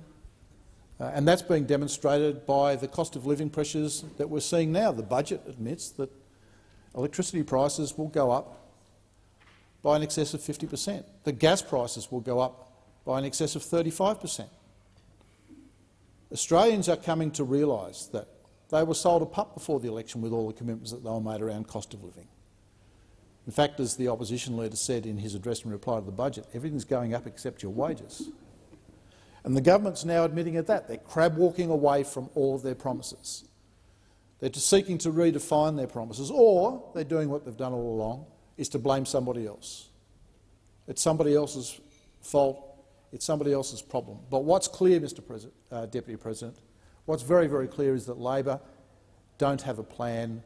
They never had a plan, despite saying dozens and dozens of times in the lead-up to the election that they did. But what Australians are realising now, that just because they said it doesn't mean it was so. Doesn't mean it was so. And so the cost of living continues to go up, the cost of your gas and electricity bills are continuing to grow up, your tax payments are going up, government spending's going up, and real wages are forecast to go down. This government made commitment after commitment after commitment to support Australians. They said they would be with them all the way. They would be beside Australians in dealing with the challenges of cost of living, and they would support Australians to do that. They would support Australians in that risk. But what has become very apparent, Mr. President, Deputy President, what has become very apparent is that Australians are now on their own. Labor has no answers. It's crab-walking away from its commitments, and Australians are going to have to deal with these problems on their own. Senator Green. Thank you, Deputy President.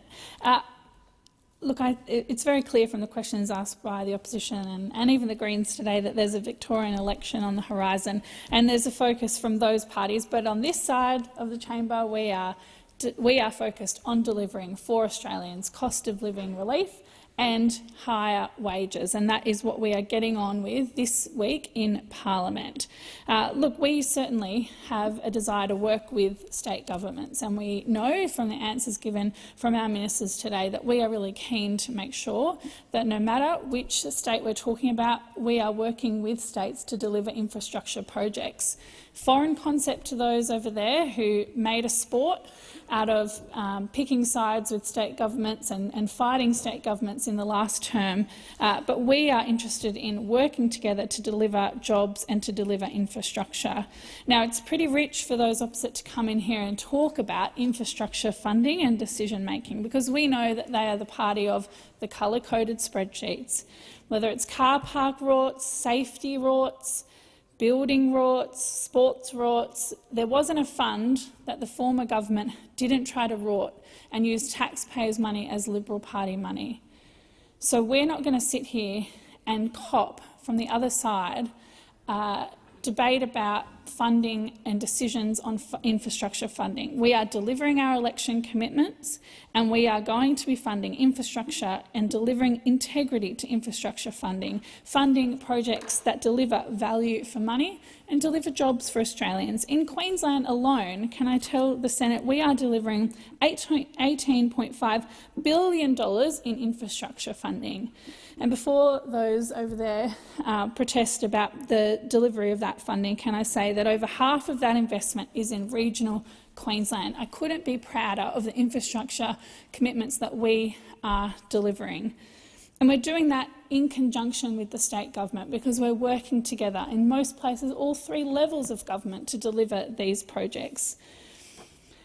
But those on the opposite side of the chamber today come in here and accuse our government of walking away from promises on cost of living relief. And can I assure you, we are not doing that at all. We are delivering cost of living relief, whether it's cheaper childcare or cheaper medicines, but more importantly, we are also working very hard to deliver real pay rises to hard-working Australians. This is the party over there coming here lecturing us about wage growth in high inflation, when we know that the Liberal National Party were the party of low wages, literally in a submission to the Fair Work Commission, argued the benefit of keeping wages low for low-wage workers. They had a deliberate design feature in their approach to wage growth that tried to keep wages low. And it worked. The facts speak for themselves. After 10 years, we saw stagnant wages, and low wages have an impact on everyday cost of living, on families, on the food that they can put on the table, but they also have an impact on our economy. There's a reason that the economy went backwards under this mob, and it's because they refused to understand that lifting wages lifts the economy. We've got a broken bargaining system, and it is clear from every side of this debate, whether it's workers, whether it's unions, whether it is businesses, and it's really hard for those over there to hear those quotes from small and large businesses who acknowledge that the bargaining system is broken and it needs to be fixed. So can I assure those opposite who have raised concerns in their questions today, and hopefully will raise them in their taking note speeches, that if you are concerned about the wages of Australia's lowest paid workers and making sure that people can keep up with the cost of living, there's a very simple thing that you can do this week in Parliament or next. You can come in here and you can vote for our Secure Jobs and Better Pay bill, because it is a bill that will deliver a fairer system, better wages and a better bargaining system. If you want to do that, you can join us in supporting workers, in supporting childcare workers, aged care workers, workers throughout the economy who you stood there and thanked during the pandemic for all the hard work that they did. Now you've got a chance to thank them, to make sure that they have a pay rise that delivers on cost of living. You can do that next week in the Senate. Senator Cadell. Thank you, Deputy President. Questions we heard today in the chamber and the answers around the funding of the $2.2 billion suburban rail loop. Now, it was my first estimate, so I'm new here, and I learned about this phrase of reprofiling of budgets and money and what we're going to put. So we're taking on a loop. It's well, my first lesson. So what we're looking at is that money in the budget we have to take on faith. It's not printed, it's not written, it's there. It's like a Bitcoin transaction. It is on faith, and it can disappear just as quickly.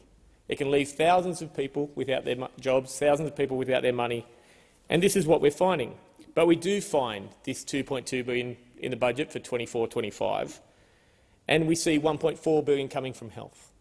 Now, I go to the $2.2 billion, and in the question we said the Victorian Auditor-General found that the Victorian government did not demonstrate the economic rationale for the entire project, and they have told us they have no plans to do so. Now, let's not think that $2.2 billion builds a suburban rail loop. It's up to $130 billion to build a suburban rail loop. What is that $2.2 billion for?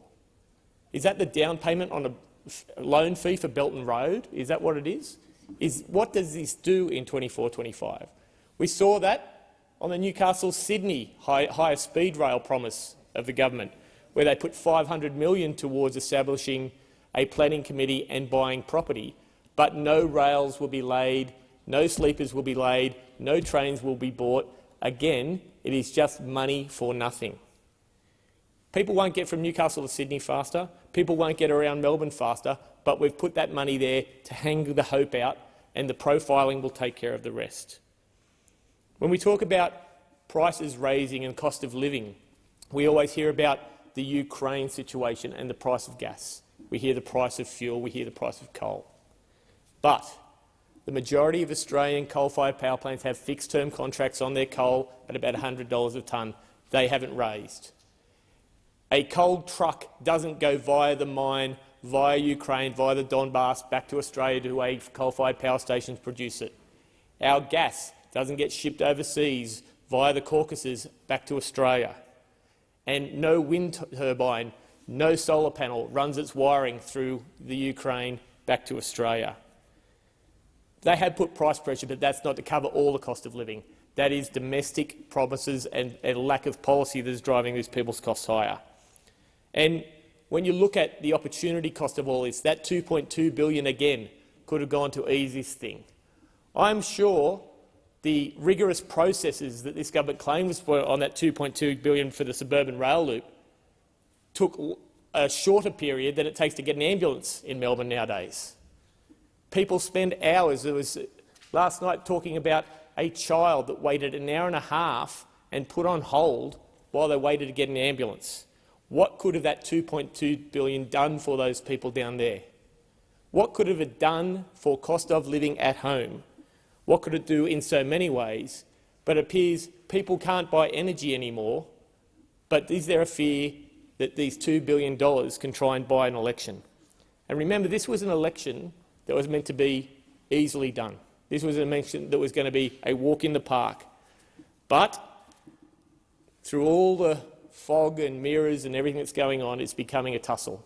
It is not a own goal. It's not another Premier Dan Andrews cakewalk. This will be close because the people of Australia are having enough of pushing reprofiling projects to the never-never, promising bits of money that will never see a project. They're having enough of seeing interest rates go up 8 times since this government was elected. They're having enough of seeing energy prices predicted to go up 53% and then 30%. The people of Victoria and the people of Australia want to see action. And we can hear you point the finger if we did anything in the last decade, and I get it, we don't have power anymore, but we've had a budget. There was an opportunity not to do everything but to do more. It hasn't done it.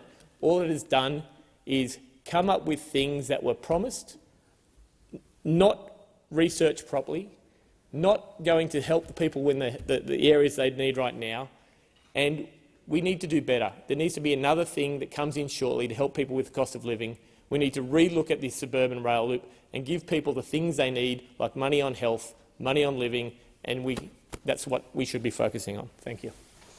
Senator Croghan. Thank you.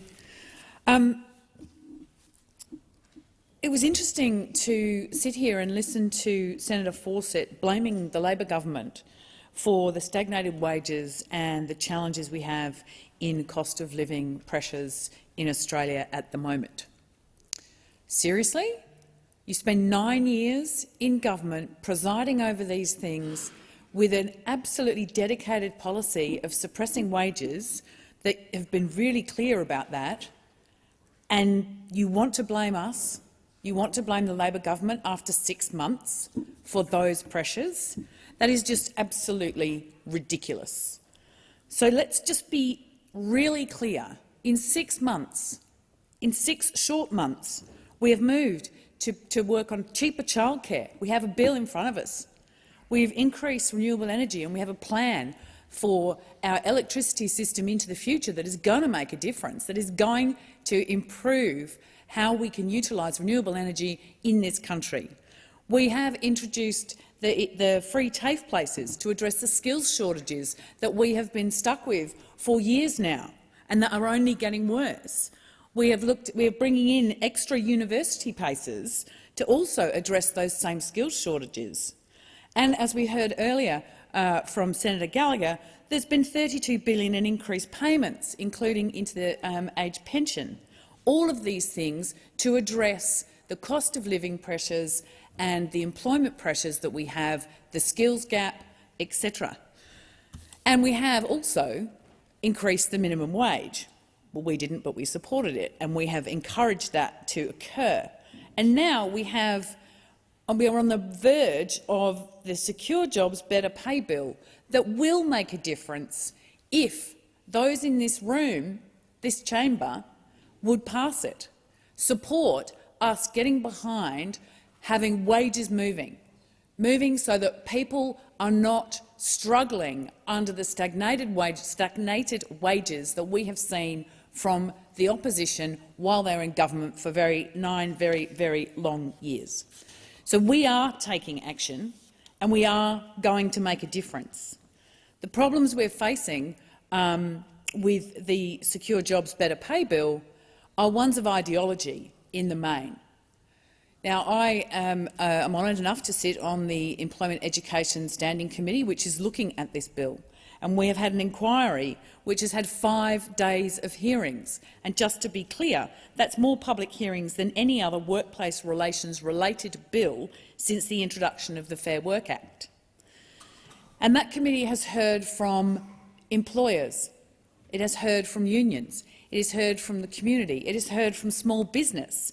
It has heard from workers. It has heard from not-for-profit organisations, from the Department of Employment and also from the Fair Work Commission to ensure that each member of the committee has had a chance to unpack the bill, to explore the issues. And that is exactly what has happened. But one of the common things that we're hearing now is that small business are going to struggle and are going to suffer here. We are hearing all sorts of outlandish claims about there being strikes from coast to coast, I think was the comment from Senator Cash. And there is nothing in these bills that would see that happen in any environment, but certainly not in that small business area. Even when there was 60% union density, it was never in small business. Small business has never had a deep unionisation, and there's nothing in these bills that's going to change that.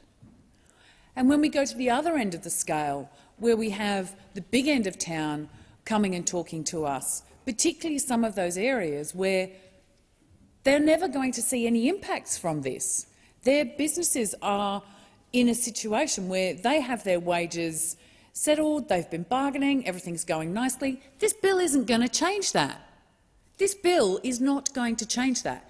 This bill is going to get wages moving. It is going to address some significant cost of living pressures that we are facing in this country, and it is going to give a fair go for the workers, not just allow the big employers, the medium employers, the employers without any morals to keep moving to a low-wage environment.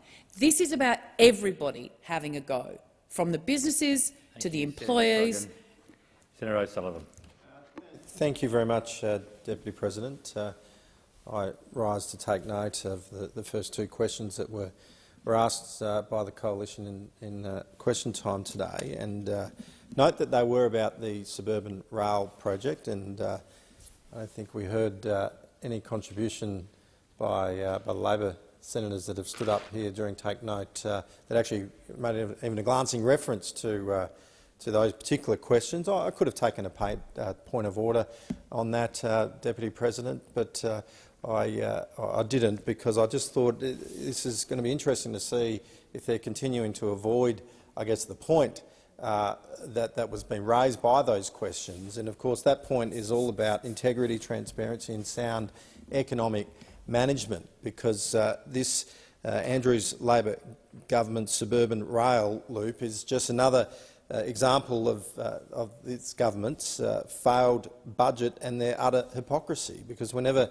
Labor's in political trouble, they always look to rail to haul them out of a fix, and so they're at it again. The suburban rail loop's estimated spend of $125 million, the price tag of just 2 legs of the project, and it won't even be completed by 2050. Yet the Prime Minister had to step in and help out his old mate there, the Victorian Premier.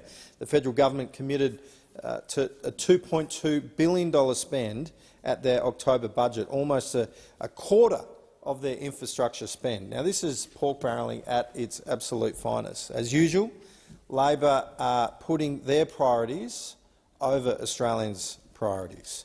Never mind the cost of living crisis, the energy crisis, the out-of-control inflation that we're experiencing right now in this country. Labor is happy to scrap excellent programs such as the Building Better Region Fund, but of course that is only so that they can afford to commit to a project that hasn't even had its business case approved by Infrastructure Australia.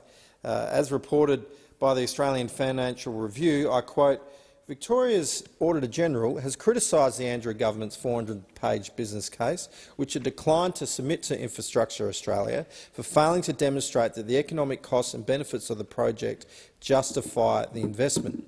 Now, in my home state of Western Australia, Premier Mark McGowan's signature Metronet project that he committed to at the 2017 election is also facing major cost blowouts and significant delays. And Senator Brockman is here. He knows that the delays that have been experienced right across that Metronet project. And what we're seeing is that the Albanese Labor government has ripped out $1.2 billion from the budget that had been earmarked for a very important project that was determined by Infrastructure Australia as one of the key infrastructure projects that was necessary for the productivity to be driven in my home state of Western Australia. And that was, of course, the Row 8 and Row 9 project and the freight link that was earmarked in the budget for quite some time, waiting for a government in Western Australia to commit to it. But they have failed to do that, sadly. And in fact, they've ripped it out of the budget, and it's no longer there available for a government that would choose in Western Australia to build that important project. And they've just instead got these ridiculous projects up and down Leach Highway that are not actually resolving the congestion and the traffic issues, and importantly taking heavy freight off those routes through suburban areas, through suburban streets, whereas Row 8 and 9 would have created a thoroughfare for large trucks, for large heavy freight to be able to get in and out. And so we're seeing in Victoria, obviously the election's coming this Saturday, and there the Victorian people have a big decision to make this Saturday. And what we're seeing is that this federal government, federal Labor, is doing everything it can to help protect the Premier there in Victoria to try and help him to be able to win back another government. But what we know is that the only real way that state can really move past the situation that they've found themselves in after quite some considerable time, particularly over this last period, over the COVID period. We know that the only opportunity to be able to do that is to be able to see a Liberal elected government there, which is going to help them fix their budget mess and help them fix their infrastructure projects. I put the question. Those for the question say aye. Against, no. The ayes have it. Senator Rice, you seek the call. I do. Thank you, Deputy President. I move to take note of Minister Watt's answer to my question on native forest logging. And this is something that is close to my heart. I have been campaigning for decades to end the destructive logging of Australia's native forests, and particularly Victoria's. And sadly, the minister's answer shows that Labor just don't get it. The minister talked of balance, of sustainable forestry. I mean, let me translate that for you. What that means is ongoing forest destruction. What that means is the death of hundreds of endangered greater gliders in illegal operations, logging operations undertaken by the state-owned logging company, Vic Forests.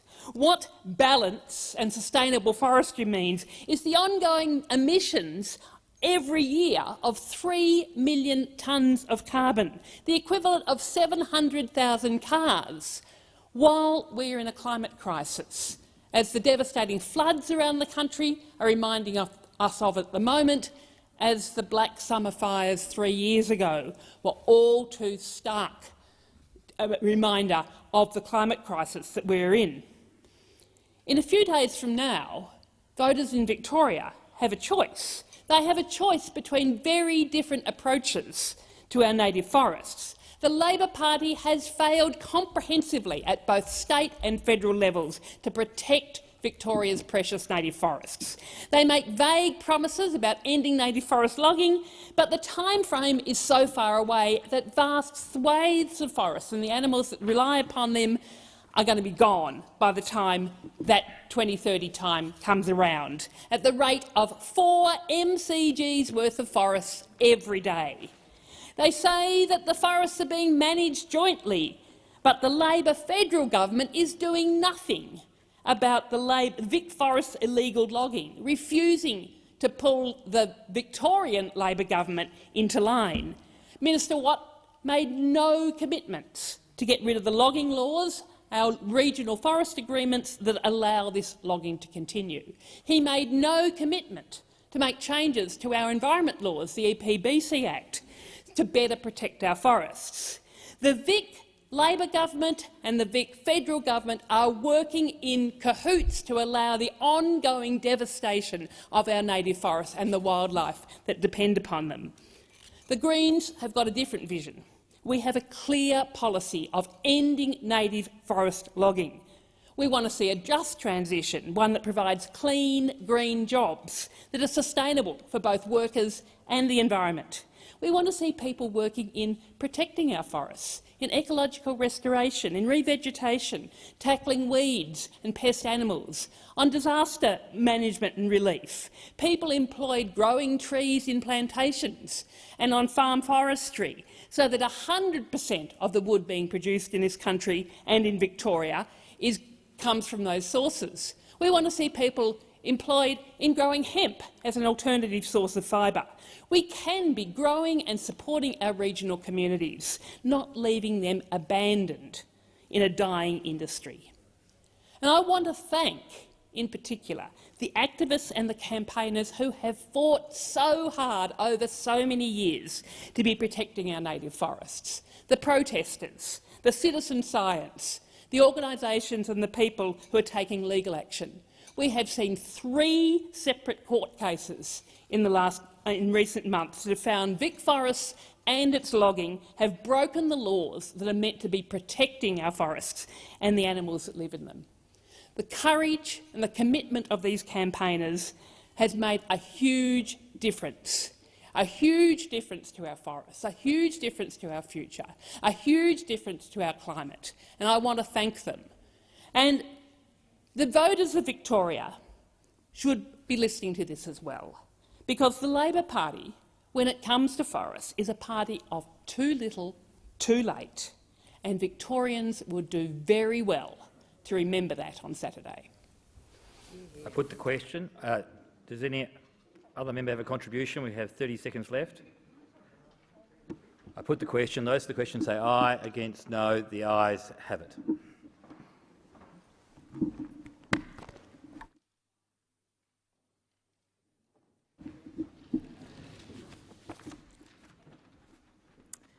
Are there any notices of motion to be given for another day? There being none, we'll move on. I shall now proceed to the placing of business. Is it desired to postpone or rearrange the business? No. I'm calling the clerk, am I? Yes, I believe I am. Yes. President, I can advise that postponement notifications have been lodged in respect of businesses. The Senate notices motion number 1 for today postponed to the 24th of November, and general business notice number 71 postponed to the 30th of November.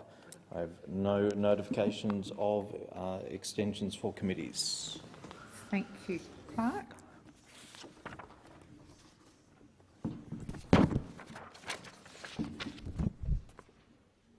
It is with deep regret that I inform the Senate of the death on the 25th of October 2022 of the Honourable Anthony Tony Austin Street, a former minister and member of the House of Representatives for the division of Corangamite, Victoria, from 1966 to 1984. I call the Leader of the Government in the Senate. Thank you, President. I seek leave to move a motion relating to the death of Tony Street. Is leave granted? Leave is granted. Thank you. I thank the Senate. I move that the Senate records its sorrow at the death on 25th October 2022 of the Honourable Anthony Tony Austin Street, former Minister for Foreign Affairs and Minister for Industrial Relations and former member for Corangamite, places on record its gratitude for his service to the Parliament and the nation and tenders its sympathy to his family in their bereavement. President, I rise on behalf of the Government to express our condolences following the passing of Honourable Anthony Austin Street, known as Tony Street, a former Foreign Minister, who passed away on 25th October at the age of 96, and I start by conveying the Government's condolences to all of his family and friends. Tony Street took on big responsibilities as a federal minister, guiding the Fraser government's policies in both industrial relations and foreign affairs. He did so as a conciliator and as a moderate, working to bring consensus and agreement. This approach served him well in both of these policy areas, and as an instinctive consensus builder, he was a natural fit for both of these portfolios. In particular, he was clear in his support of multilateralism, recognising Australia's national interest would be advanced by working in cooperation with other nations. However, his story begins in 1926 in Melbourne, where he grew up on the family property in Lismore, roughly halfway between Geelong and Hamilton and just north of Lake Corangamite in southwest Victoria. He didn't have to look far for political inspiration. His father served both as the member for Corangamite in Victoria and as a federal minister. Jeffrey Street became Minister of Defence in November of 1938 and played a major role in the expansion of the military and munitions production prior to his death in the Canberra air disaster in 1940. His son would eventually take the same political path in the same seat.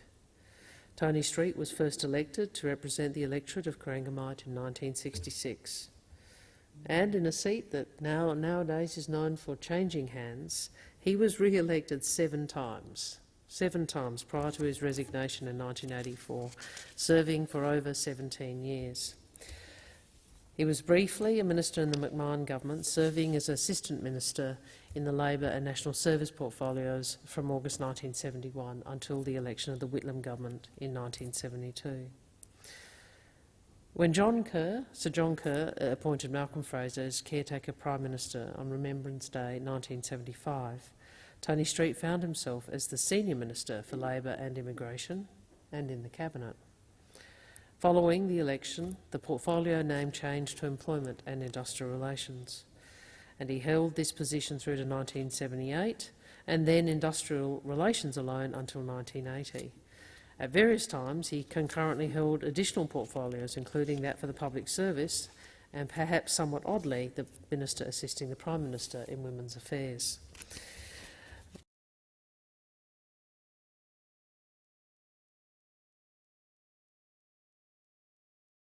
By a woman.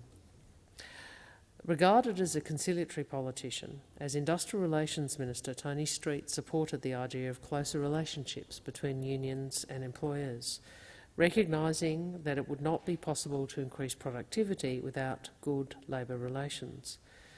He didn't always win plaudits from the union movement, and I don't think anyone would describe the Fraser government as pro-union, but he did work concertedly to change the policy approach, having been a critic of the Coalition's previous attitude to industrial relations management.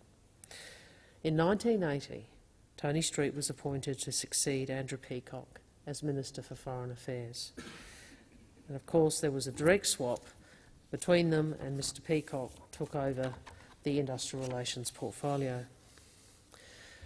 Andrew Peacock's time in the Foreign Affairs portfolio It was a time in which the Liberal Party was turned in a direction less partisan and more focused on the national interests than it had been under former Prime Minister Billy McMahon. This was an approach that Tony Street continued. And as I said earlier, he was a proponent of multilateralism. He said, "In its role as a middle power, Australia needs a foreign policy which encompasses not just bilateral relations, but the multilateral diplomacy of international organisations and blocs of countries acting together." President wise words then and now. Tony Street was active in critical foreign policy decisions in the region and around the world. One of his first tasks was to denounce Pol Pot and the Khmer Rouge regime, which at the time was still recognised by the United States, the United Nations and ASEAN. In 1981, Tony Street was heavily involved in Australia's boycott of the Springboks rugby tour to New Zealand. And crucially, he was also an early builder of Australia's relationship with China, following on from the foundations set by Gough Whitlam. Continuity in our early engagement with China across partisan lines was a crucial decision in the national interest. Tony Street knew that it was not just sufficient to talk about Australia as a middle power, but that to maintain and advance Australia's position required active engagement and investment in our relationships. He said, and I quote again, "A middle power must acquire those qualities by its own efforts, then it must make a conscious effort to maintain them." words as important today as they were 40 years ago. Concluding his time as a minister with the defeat of Malcolm Fraser's government by Bob Hawke in 1983, Tony Street left the parliament in 1984. With his death, we see two eras of Australian politics coming closer to their conclusion. He had been the last surviving Assistant Minister of the McMahon government and the last surviving Liberal Minister of the first Fraser ministry. Tony Street was a parliamentarian and he was a minister of substance. He combined pragmatism with a desire to forge cooperation and consensus. Australia is better for ministers like Tony Street, who look to advance the national interest first. In closing, can I, on behalf of the government, again express our condolences following the passing of the Honourable Anthony Austin Street, and again conveying my sympathies to his family and friends. Thank you, Senator Wong. Senator Birmingham. Thank you, President. I too rise to honour the life of the Honourable Anthony Austin Tony Street, a distinguished parliamentarian, a thoughtful Liberal, a considered and humble man of effective engagement with both friend and foe alike. Born in 1926 to Evora and Brigadier Jeffrey Street, a former Defence Minister himself, Tony was not unknowing to political life. His passion for sport also started early, having joined the Melbourne Cricket Club at the age of 6. During the time of World War II, Tony attended Melbourne Grammar and was made school captain. He left in 1945 and, following a call to service, joined the Royal Australian Navy, serving upon HMAS Norman, Queenborough and Shropshire as an able seaman, and as were many at the end of the war, he was then demobilised in 1946. Tony then returned home to the family farm and also joined the Lismore branch of the Liberal Party, starting a trajectory to an ultimate parliamentary career. Tony brought to the parliament his learnings of the land, noting that after 20 years of running your own farm, you learn to take the rough with the smooth.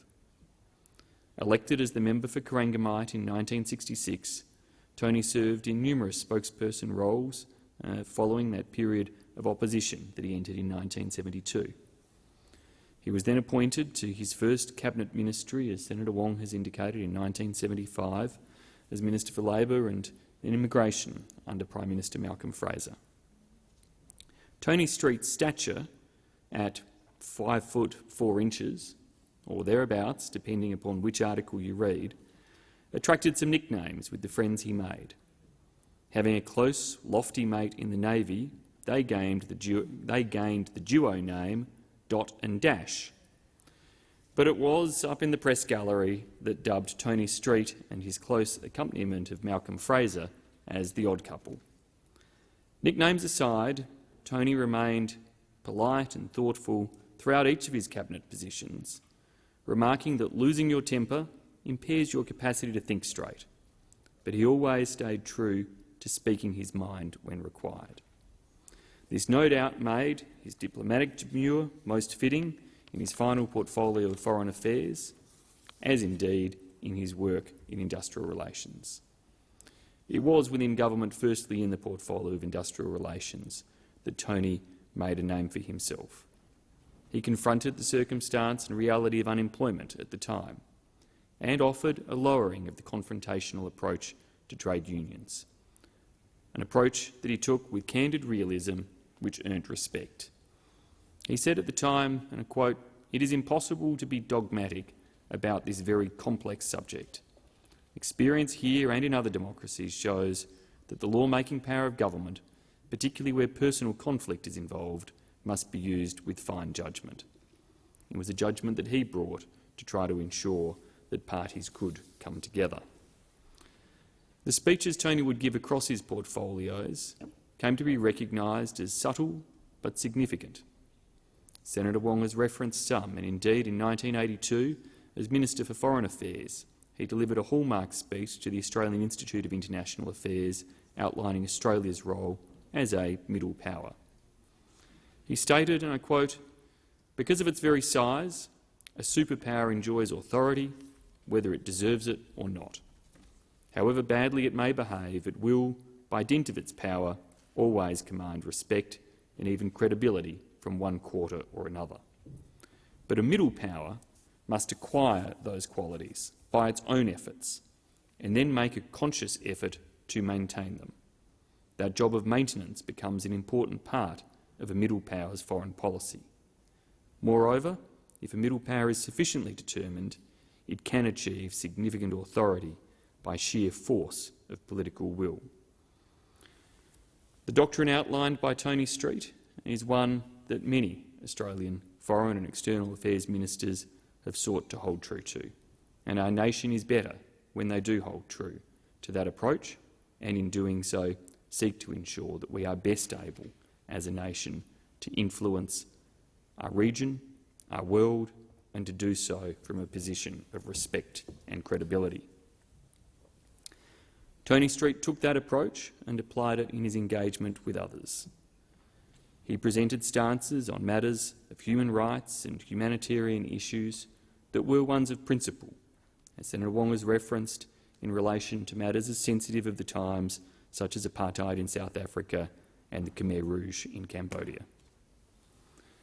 Tony Street's passion stretched beyond the parliament and, of course, was well known for a passion for cricket, and a reputation as a leg-break bowler was evident in the well-used cricket ball he always kept in his attaché case. While not playing competitively in Parliament, except in the press gallery versus politicians' matches, he would grip and spin the ball most days, just in case. Serving always with distinction, Tony made a humble exit from politics in 1984, in the election following the defeat of the Fraser government, announcing that it was time to give younger members of Parliament a go. The member for Corangamite for an impressive 17 years, Tony Street served the Australian people with decency, integrity and the qualities of a gentleman, a passionate sportsman who worked the land and served his country and Parliament.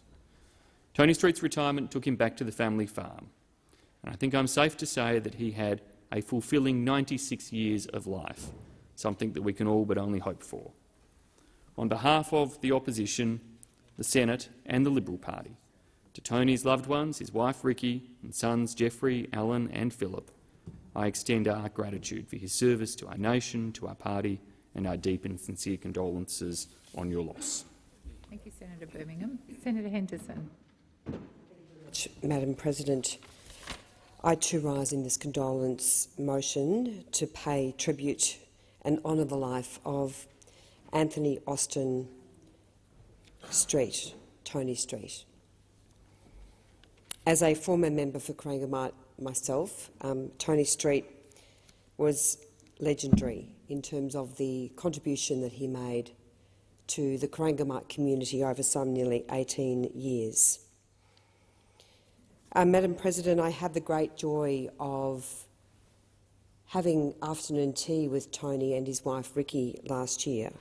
It was clear that Tony was very frail, some 95 years of age, but we had the most joyous and wonderful discussion over a couple of hours where he spoke of his lifetime of service, his love of the Liberal Party, his focus on consensus, on getting things done through taking the middle ground, in bringing people with him, both his local constituents, people on both sides of the House, and all of those with whom he dealt, including when he was the Minister for Foreign Affairs. I can't repeat many of the stories, but they were fabulous. I did ask if he would record some of the stories. He declined. He was never someone to promote himself. He was a true gentleman. And when I messaged his son Jeffrey earlier today and asked how he wanted and his sons to be, how his sons wanted Tony Street to be remembered, Jeffrey said, We don't really want very much, only for people to know that our father was a real gentleman. He was respected on both sides of the House, and he was also someone who rejected extreme views. We have heard in this debate the contribution that Tony Street made to this parliament and to this nation.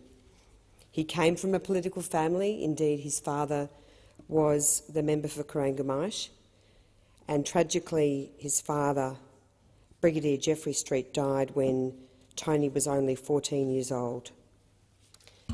Tony went to Melbourne Grammar. He attended with Malcolm Fraser. He was the school captain in 1944, and following his schooling he joined the Royal Australian Navy in 1944 as a gunnery radar operator, serving on HMAS Norman, HMS Queensborough and HMAS Shropshire, including seeing action in the Pacific. He joined the Liberal Party in 1946 and, as we know, he was elected to the seat of Corangamite in 1966, where he served for almost 18 years. In his maiden speech, Tony Street said that the primary producer's most valuable weapon in his continual battle against rising costs, underlying the value that computers and data analysis would play in the increasing complexity of farming operations. He had a great love of the land. He was born of the land. And while he settled in his later years in Ocean Grove, the love of the land never left him. Tony Street was highly respected by people from all walks of life for his effectiveness, fairness and decency.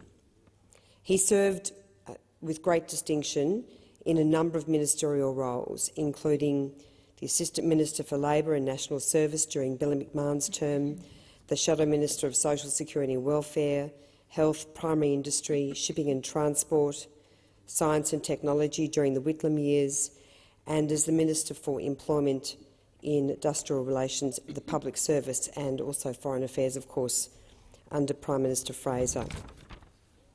As Australia's representative on the world stage, Tony Street promoted the importance of consensus and strove to chart a new course for Australia as a middle power.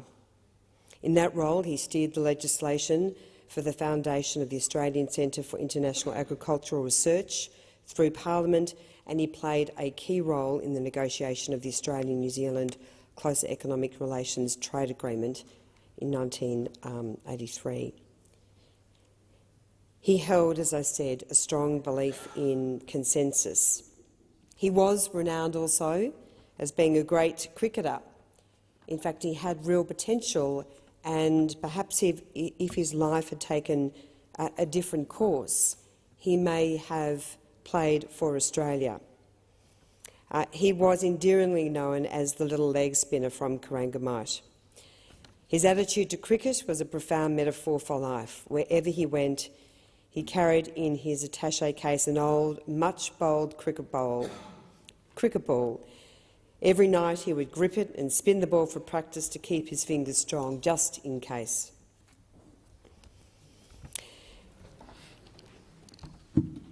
We have lost a great Liberal in the loss of Tony Street. We've lost a great local resident. We have lost someone who was a true parliamentarian, who put the service of his community and his nation ahead of himself. I would like to convey my deepest condolences to Tony Street's family, particularly his wife Ricky, and his three sons, Jeffrey, Philip and Alan. May he rest in peace. Thank you. Thank you, Senator Henderson. I ask senators to join in a moment of silence to signify their assent to the motion.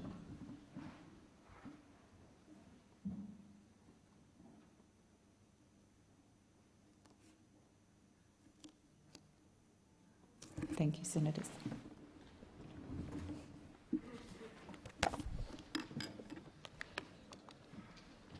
I shall now proceed to the discovery of formal business. And we will start with Government Business number 83, standing in the name of Senator Cash.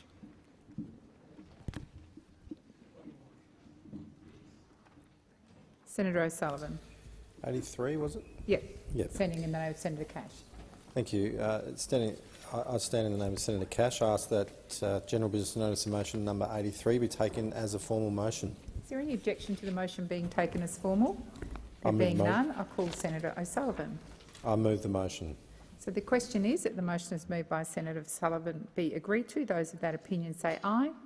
Against, I believe the ayes have it. We'll now move to General Business Notice of Motion number 80, standing in the name of Senator Steele-John.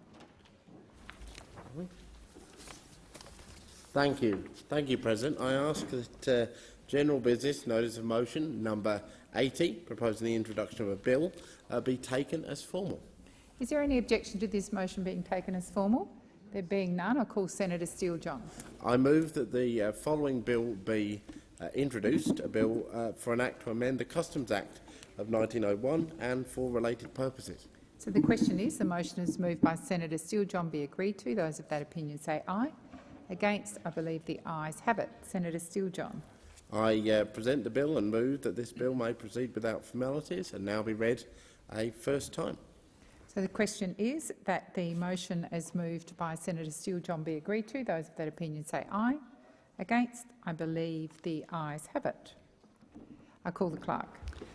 A bill for an act to amend the Customs Act 1901 and for related purposes.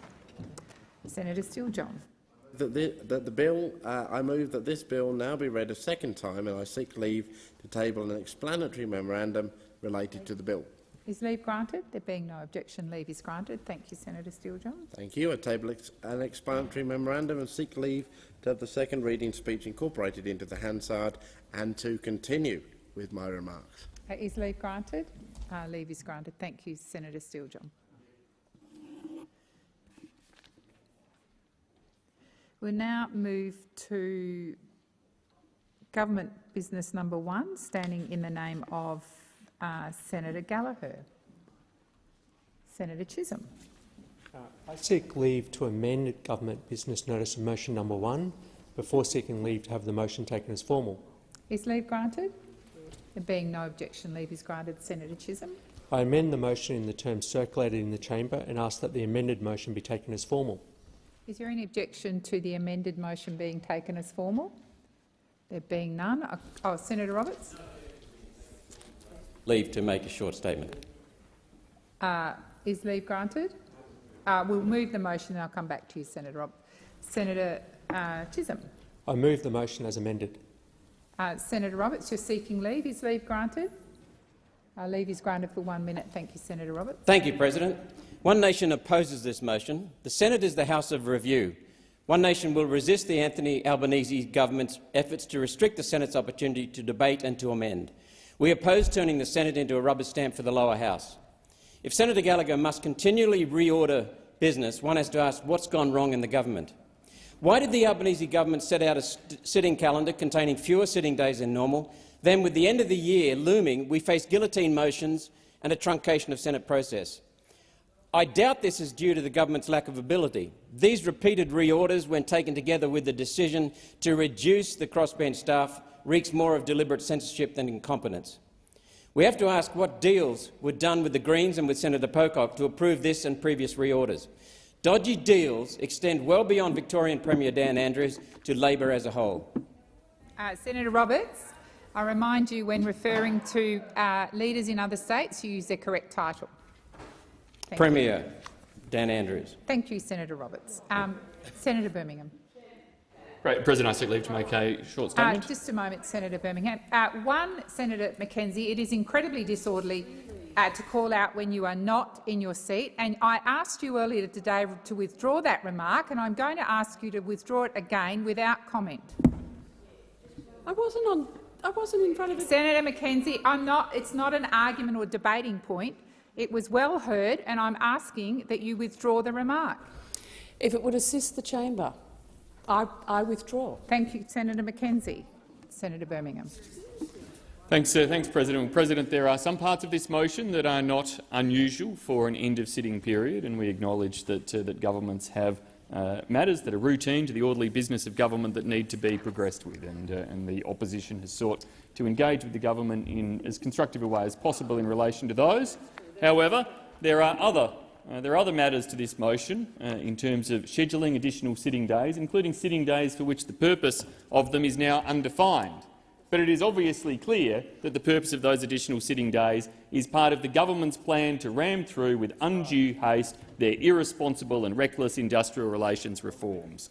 Ultimately, this government went to the last election promising a very contained suite of IR reforms, but instead, just months later, is seeking to pursue reforms that workplaces and industry groups across the country have denounced. We won't be giving the government a blank cheque in terms of extra days next week for IR reforms that nobody voted for and that every industry group is saying will drive inflation higher and jobs lower. And Senator Birmingham, I assume you're seeking leave to move this motion? No, that was just a short statement. Okay, short statement. For clarity for the chamber, President, yes, there is an amendment circulated in my name. However, the government has subsequently amended its motion in ways that we were not aware of until seeing that. I will not be proceeding with the amendment circulated. Thank you, Senator Birmingham. So we have got an amended motion put forward by Senator Chisholm in the name of Senator Gallagher. So I'll now proceed to Senator Hanson-Young. Thank you, Madam President. Just if I could seek leave to make a short statement. Is leave granted? Leave is granted for 1 minute. Thank you, Senator Henderson. Certainly not Senator Henderson. No, I can tell you that much. Senator Hanson-Young. Thank you. Thank you, Madam President. The Greens will be supporting this hour's motion and the ordering for business for the remainder of this week. We also support the amendment as circulated by the government to help facilitate a very important piece of legislation, the territory rights legislation, to finally, hopefully, pass this place. This legislation has been tried many times for far too long.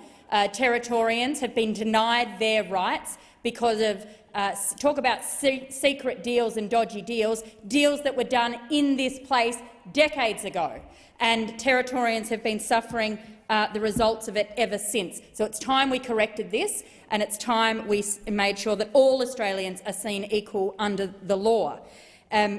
This motion deals with a number of bills. There is a huge number of them. We understand that, but we are willing to facilitate the passage of them on the basis that this place needs to be functional, it needs to work Senator properly for the people, and we will support the motion. Your time has expired. So the question is that the motion standing in the name of Senator Gallagher, which has been amended by Senator Chisholm and put by Senator Chisholm, be agreed to. Those of that opinion say aye. Aye. Against? No. I believe the ayes have it. No, division required. Ring the bells for 4 minutes.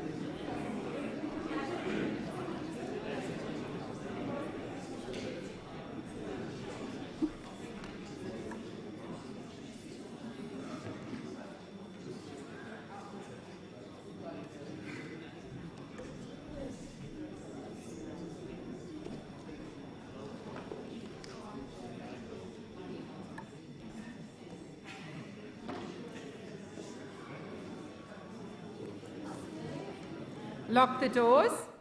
So the question is that the motion standing in the name of Senator Gallagher, moved by Senator Chisholm as amended, be agreed to. The ayes shall move to the right of the chair, the noes to the left. I appoint Senator Urquhart as teller for the ayes and Senator O'Sullivan as teller for the noes.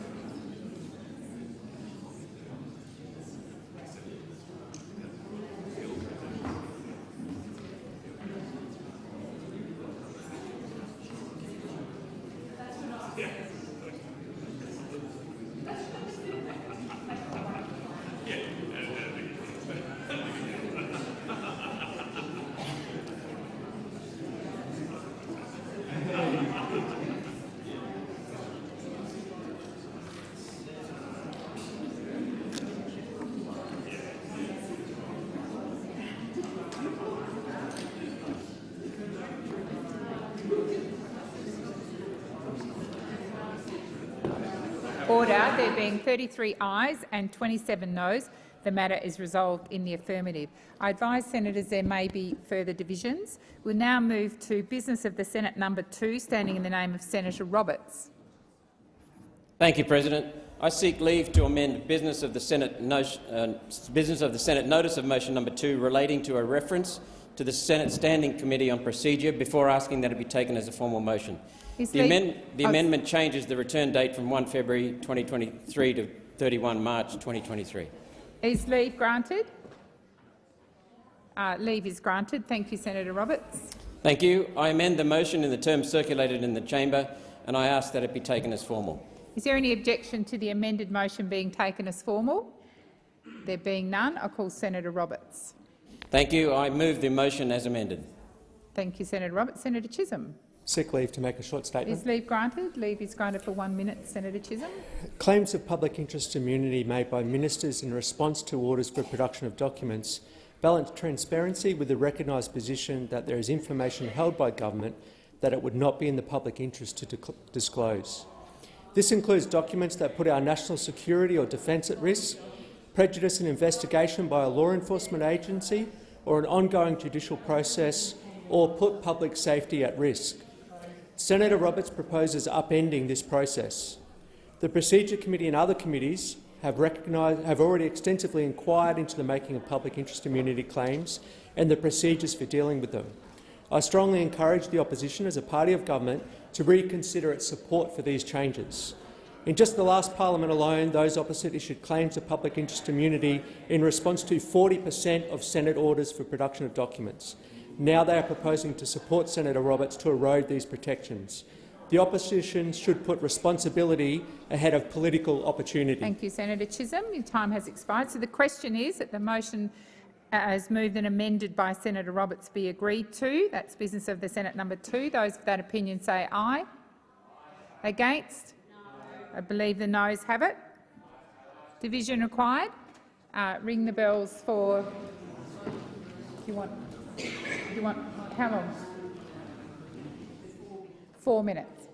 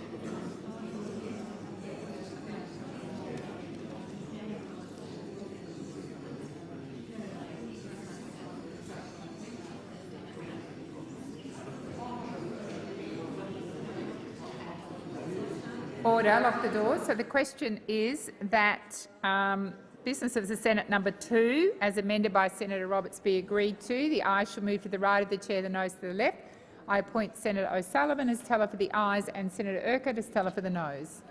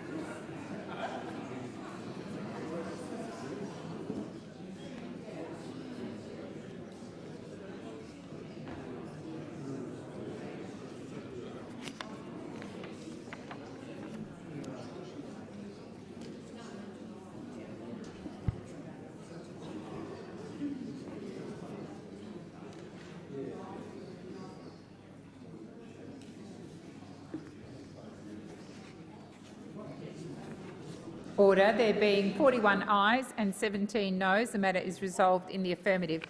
Senators, I believe there may be 2 further divisions. We'll now move to general business number 81, standing in the name of Senator Antic and others.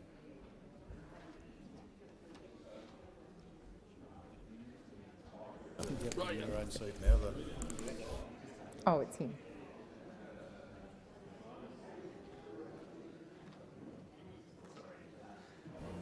Close enough. Senator Antic. Thank you, Madam President. I inform the chamber that Senators Hanson and Roberts will also sponsor the motion, and I seek that general business notice of motion 81 be taken as a formal motion. Is there any objection to this motion being taken as formal? There being none, I call Senator Antic. I move the motion. So the question is that general business notice of motion number 81, standing in the name of Senator Antic, Hanson and Roberts, be agreed to. Those of that opinion say aye. Against? I believe the noes have it. I only heard one voice. And that was yours, Senator Rennick. I'll put it again. So the question is that general business notice of motion number 81, standing in the name of Senators Antic, Hanson and Roberts, be agreed to. Those of that opinion say aye. Against? I believe the noes have it. Division required. Ring the bells for 1 minute.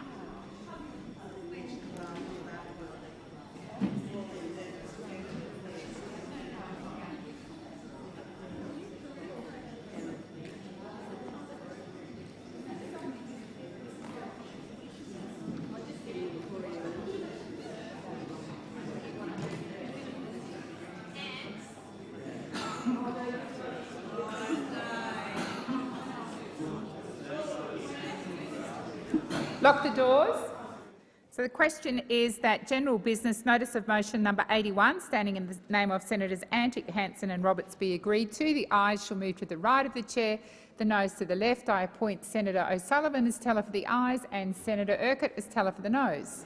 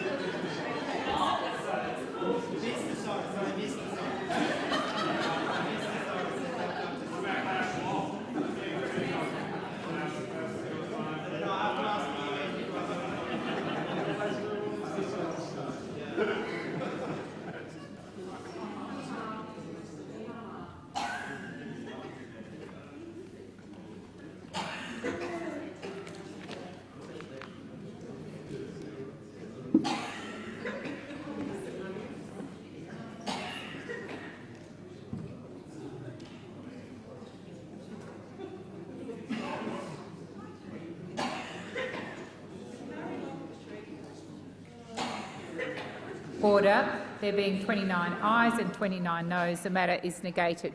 We'll now move to general business, notice of motion number 84, standing in the name of Senator Canavan.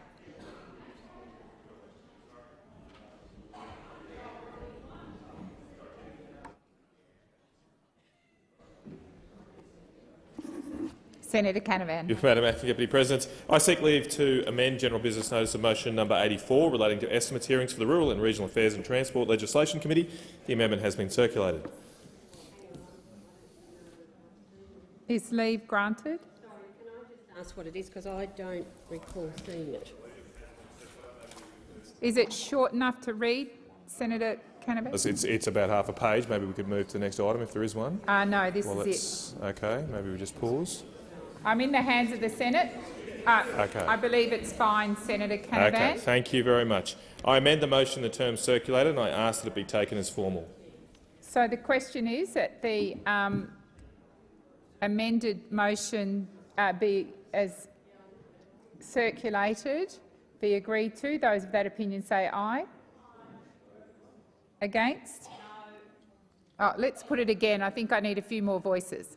So the question is that the amended motion number 84, as put by Senator Canavan, be agreed to. Those of that opinion say aye. Aye. Against? No. I believe the ayes have it. Division required. Ring the bell for 1 minute.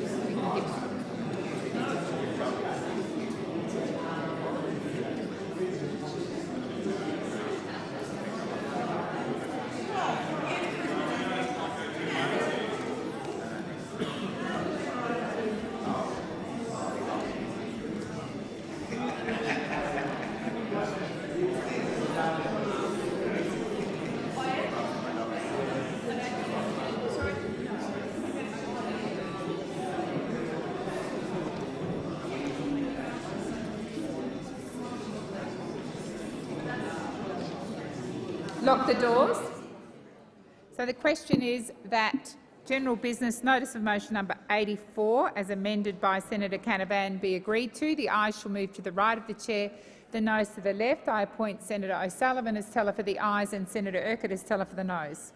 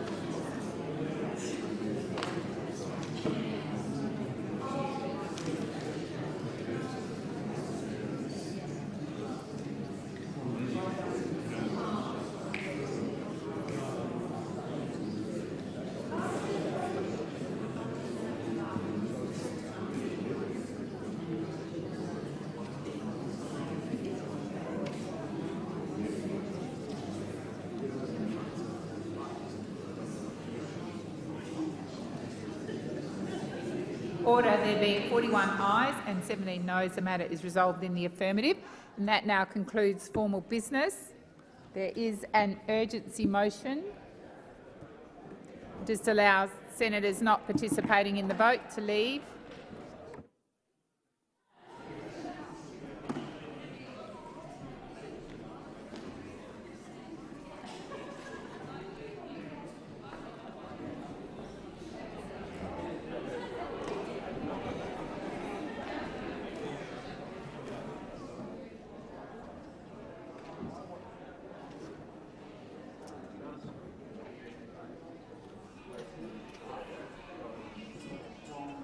Oh, there you are. Hello.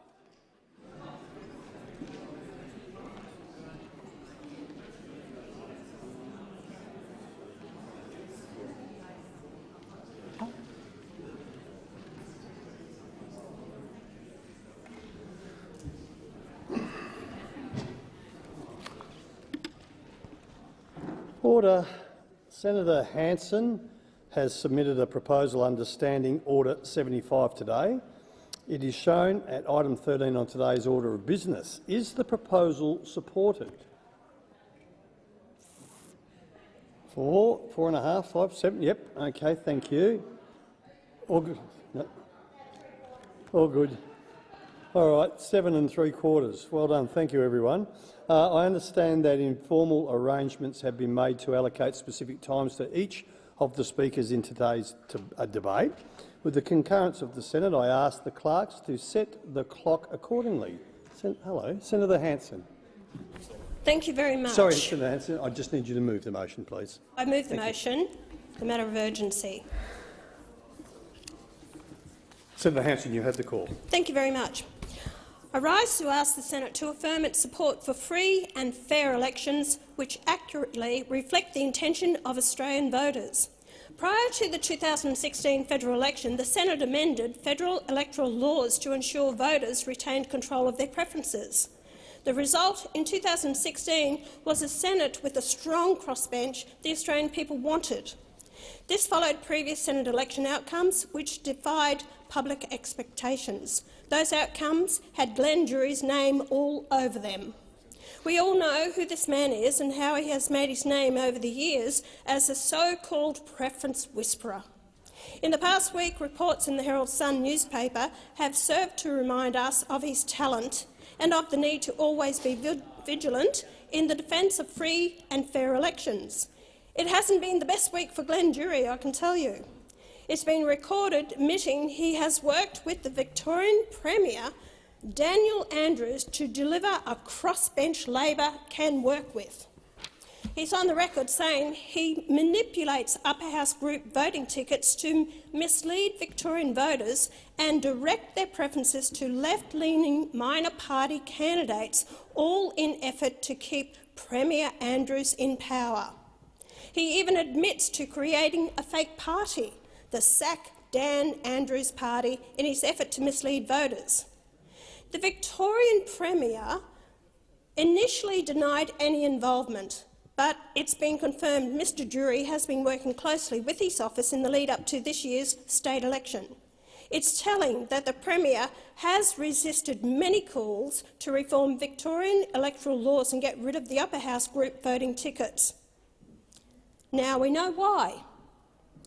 Premier Andrews has well and truly been a law unto himself.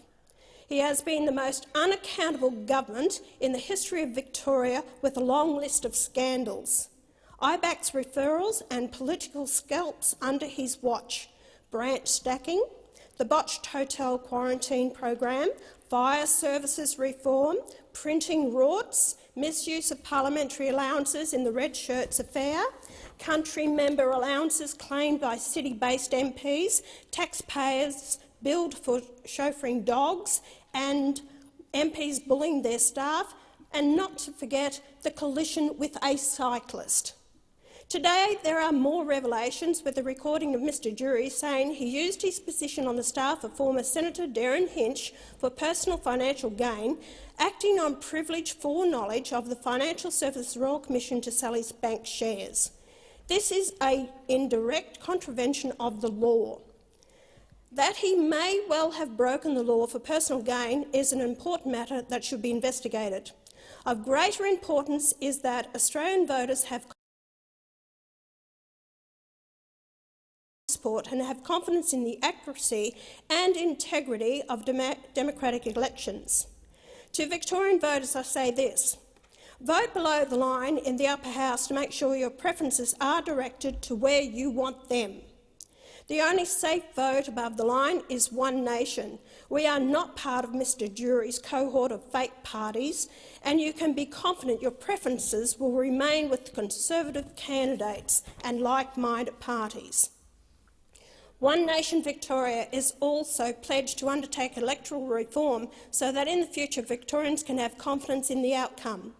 Failure to ensure election integrity is a betrayal of the Australian people's trust, and since this is a function of law, it is up to us lawmakers to meet this expectation. One Nation has been very active in this space, introducing legislation in this effect last year, and I commend my colleague Senator Roberts for his diligent efforts to protect and enhance election integrity. So I ask the Senate to stand in condemnation of the Premier Dan Andrews for being associated with this manipulation of the system to mislead voters. I ask the Senate to stand in defence of free and fair elections which reflect the intent of the Australian people and which strengthen their faith in the principles and institutions of Australian democracy. Thank you, Senator Hanson. Senator White.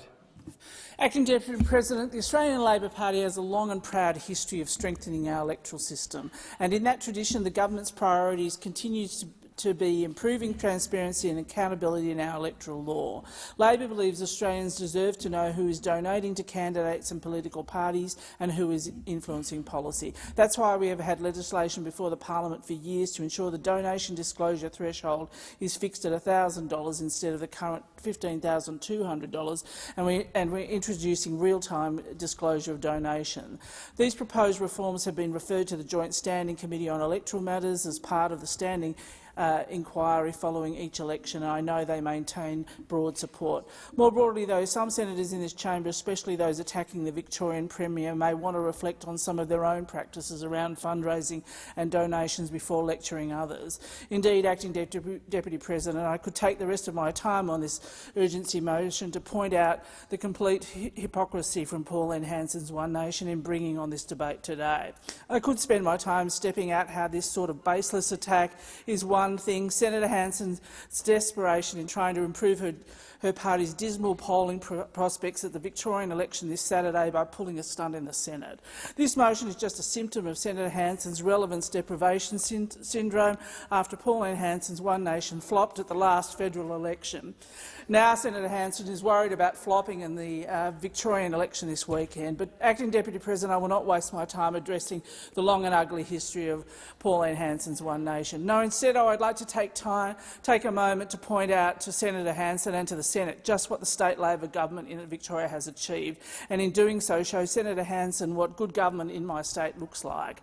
It looks like delivering on generational infrastructure projects, like removing 67 level crossings to make commuting quicker, safer and cheaper, and building 6,300 new social and affordable homes with a view to deliver 16,000 in the next 4 years, and building the Metro Tunnel.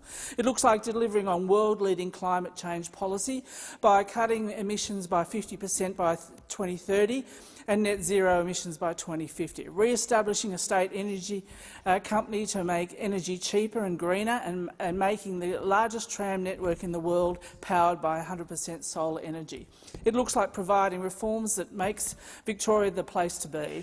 Whether you're a renter who now has access, who has access to better and protected rights, a casual worker who can now access a sick pay guarantee, or a kid in any government school who can now see a mental health professional. It looks like leading the nation in recognising and advancing the rights of Australia's First Nations people through a Victorian truth treaty-telling and treaty process. It looks like leading the nation by being the first state to legislate voluntary assisted dying laws, now a norm in this country, which means people can die with dignity. It means educating our young people for the benefit of all Victorians by making kindergarten free, making TAFE courses for in-demand occupations free, and making it free to study nursing.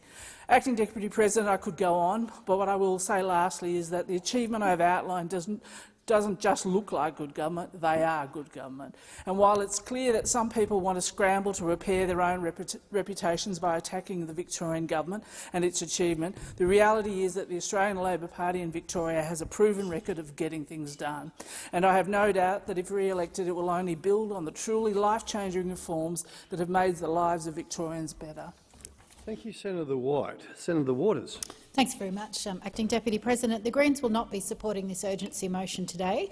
Whilst we agree with Senator Hanson that group voting tickets are an abomination, and I'll come to that shortly, there's more than a whiff of electoral denialism to this motion. We know that the far right, here in this parliament and around the world, is waging a war on democracy and on free and fair elections, and we are not interested in being a part of that. Thanks to our AEC and our state and territory electoral commissions, Australia's elections have some of the highest integrity and transparency in the world.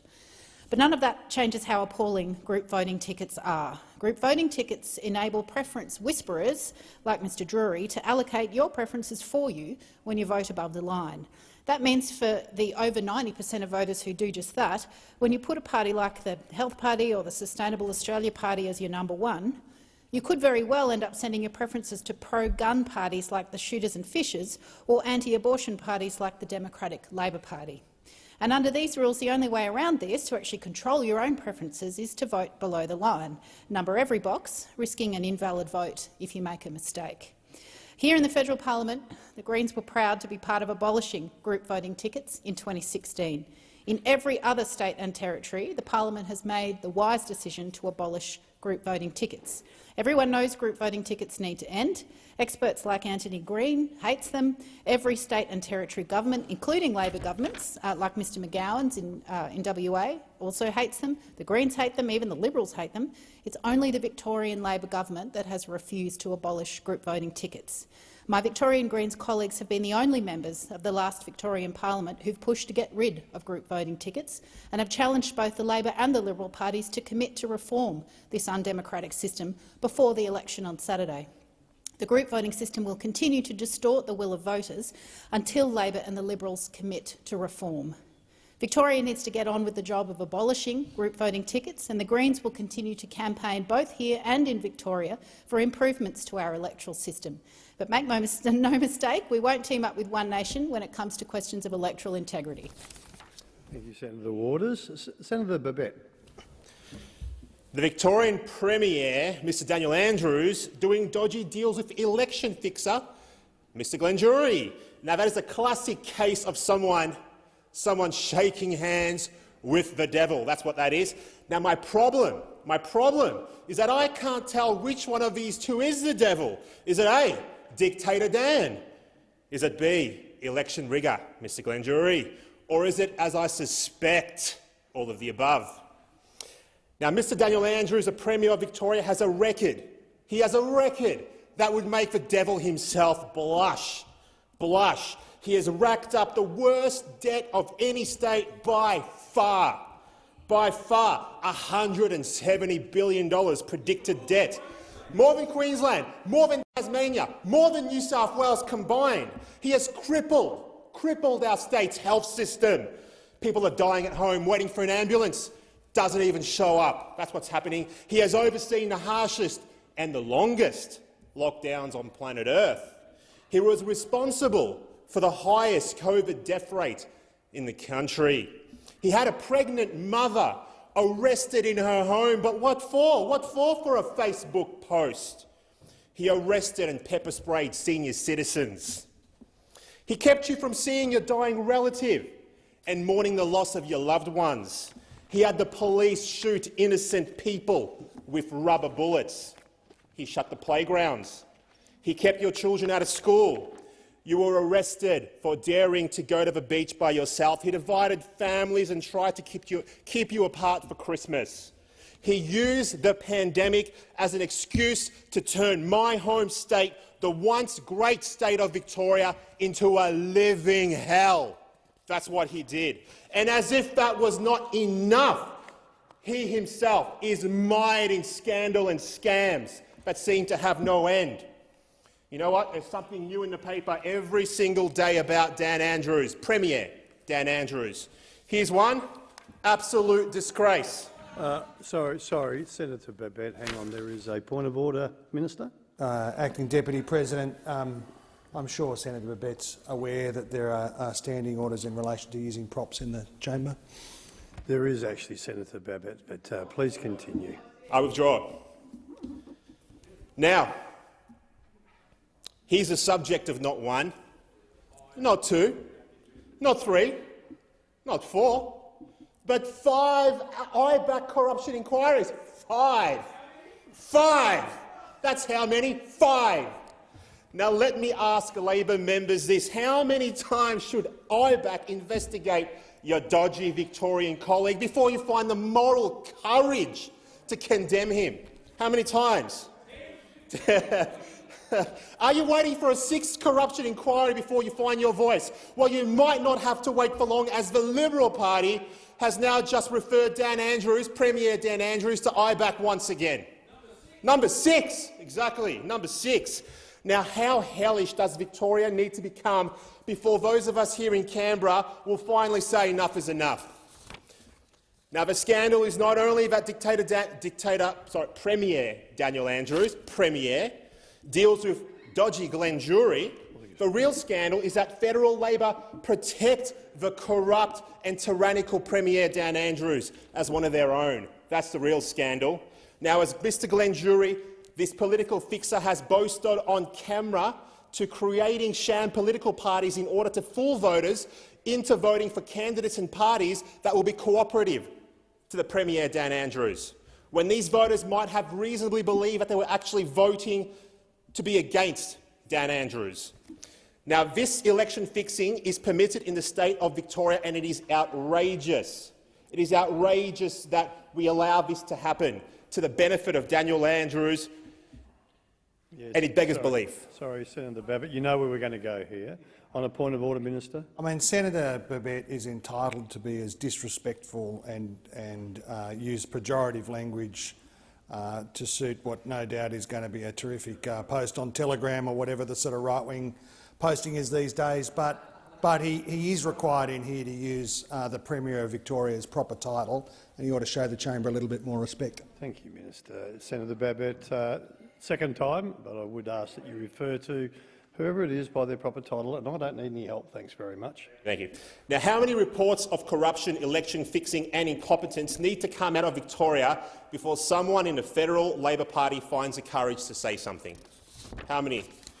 How many times? Now, Prime Minister Anthony Albanese took time out on Monday to thank Premier Daniel Andrews on Twitter. He said, Premier Dan Andrews is building a better future for all Victorians. Now, the PM is surely having a lend of this. 60,000 Victorians fled Victoria last year, the most on record in a single year. Now, the future that Premier Dan Andrews is building is so good, that Victorians, they see their future elsewhere. How can the Prime Minister support Dan Andrews and keep a straight face? This is the same Prime Minister who promised to elevate the tone of politics. When Victorians go to the polls on Saturday, they should not reward Premier Dan Andrews, but instead sack him. Thank you, Senator Babet. Senator Roberts. Thank you. In the last few days, a video exposing preference manipulator Glenn Drury has been circulating on social media. Even the mouthpiece media was forced to acknowledge Drury's boasting confession that he manipulated election results for 25 years to sell seats in parliament. Manipulating preferences is morally reprehensible, and any party that participates in these dodgy deals is morally reprehensible. The scheme involves setting up fake parties and, in effect, selling preferences to parties that otherwise would not get enough votes to win.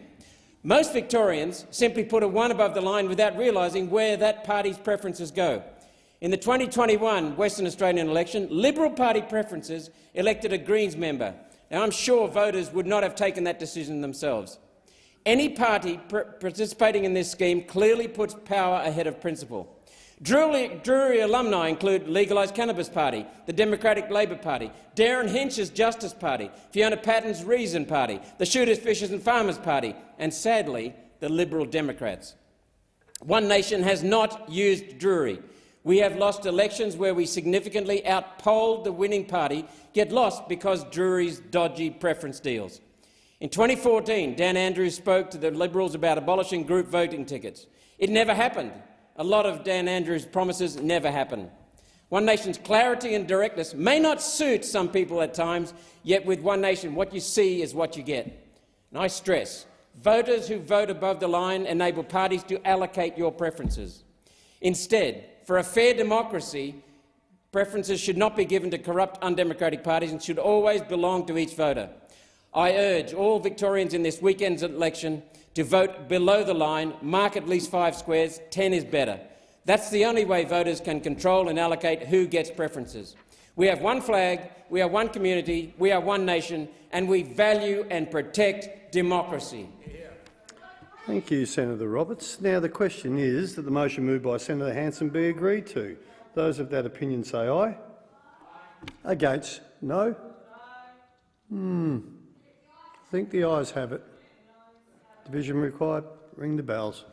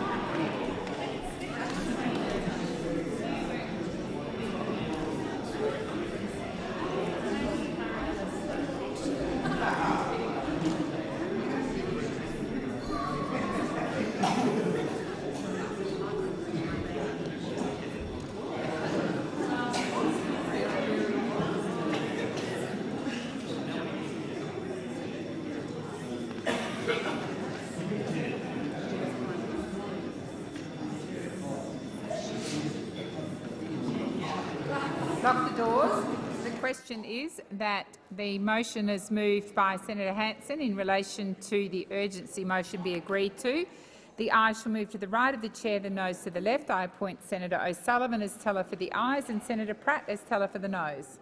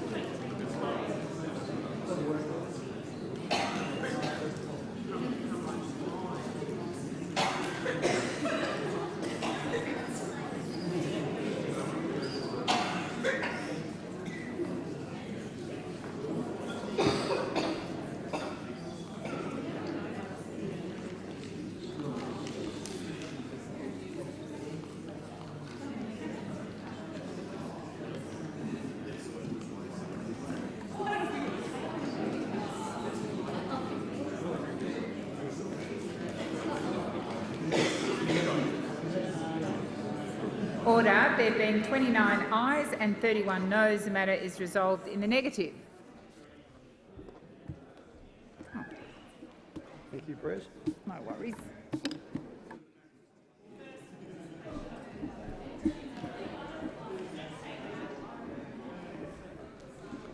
Senators, those not involved in the debate, I'd ask that you have your conversations outside. Order. Hang on. The Senate will now consider the proposal from Senator McDonald. Senators, order. If I can, please, could you have your conversations outside, please? All I can hear is you talking. The Senate will now consider the proposal from Senator McDonald, which is also shown in item 13 on today's order of business. Is the proposal supported?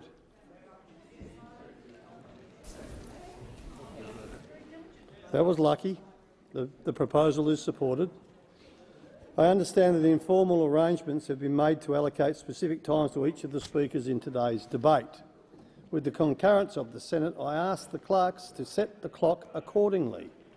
Senator McDonald. Thank you, Mr Acting Deputy President. It has become apparent over the last few weeks that this is a Labor government of old, not of Hawke or Keating or Curtin, but of the disastrous Rudd-Gillard-Rudd days. Labor has been marred by cabinet leaks, indecision and warring cabinet ministers. And this has culminated in the latest failure, domestic gas policy. They've shot themselves in the foot and now they're complaining it hurts. Back in September, after the Jobs and Skills Summit, the Prime Minister unequivocally ruled out any thought of a new mining tax. And yet, less than 2 weeks ago, it was leaked that this was back on the table. Another broken promise from a broken government. It is Mining Tax 2.0. Labor's own budget has forecast gas and electricity price increases of over 40% and 50% over the next 2 years. And what was their solution? Well, it was to cut critical funding to projects designed to provide more gas supply. And in the October budget, they axed the Beetaloo Cooperative Drilling Program, a program designed to secure gas supply from the Beetaloo Basin, a basin that could supply over 200,000 petajoules of gas. That's 200 years' worth of supply. And in that same budget, they also slashed more than half of the funding for the Cooper-Adavale Basin plan. Over $30 million allocated to increase domestic gas supplies was gutted, further stranding investors trying to increase our domestic gas supply. And to make matters worse, Labor has showered green lawfare officers like the Environmental Defenders Office and Environmental Justice Australia with almost $10 billion in handouts. What we have is a government in crisis. Labor has no plan to address cost of living, no plan to address rising electricity prices, and no plan to address rising electricity prices. All we have are thought bubbles. And furthermore, state governments that are now baying for reservations, price caps and government interventions are the same states that have locked gas away, reducing supply to the domestic market. The hypocrisy is astounding, for it will not be states like Victoria who suffer under a price cap or resources tax. It will be states like Western Australia and Queensland who already produce gas for domestic users. Yet instead of working to get more gas out of the ground to help Australian families and industries, Labor is instead laying siege to the resources sector from all sides. Mining companies are now warning that up to 33,000 jobs are at risk from a potential new Mining Tax 2.0 from Labor, as well as their irresponsible industrial relations legislation. That would imperil projects valued at up to $77 billion, spreading investment, uncertainty and contagion. The mining sector has identified 140 projects subject to pre-final investment decisions that would be at risk from new taxes and ill-thought-through industrial relations changes. And more broadly, with Labor reviewing the EPBC and creating additional barriers for approvals, there is now potentially up to $100 billion in investments and 174,000 jobs now at risk, with the Environment Minister's politically charged project reviews. Now, we know that the surest way to secure affordable, reliable gas is through increasing supply. The Coalition knows this. Minister King knows this. Unfortunately, some of her cabinet colleagues cannot fathom the thought of investing in gas supply. The Coalition developed our Strategic Basins program to target projects that brought domestic gas supply online, projects in the Beetaloo, Cooper, Adavale, North Bowen and Galilee. And these projects were backed by industry and, with government support, had the potential to bring hundreds of petajoules of gas to market. The Coalition invested over $360 million in our Strategic Basin Plan and National Gas Infrastructure projects. Funding to ensure Australian households, consumers and manufacturers have access to affordable gas. Gas is and will continue to be a necessity for decades to come through power generation, for manufacturing, industry, agriculture and energy transitions. Labor needs to stop their internal bickering and guarantee more gas supply now. Thank you, Senator. Senator McAllister. Thank you, Acting Deputy President. Well, it is really something, isn't it, to be lectured to by the National Party, of all of the parties in this chamber, about division.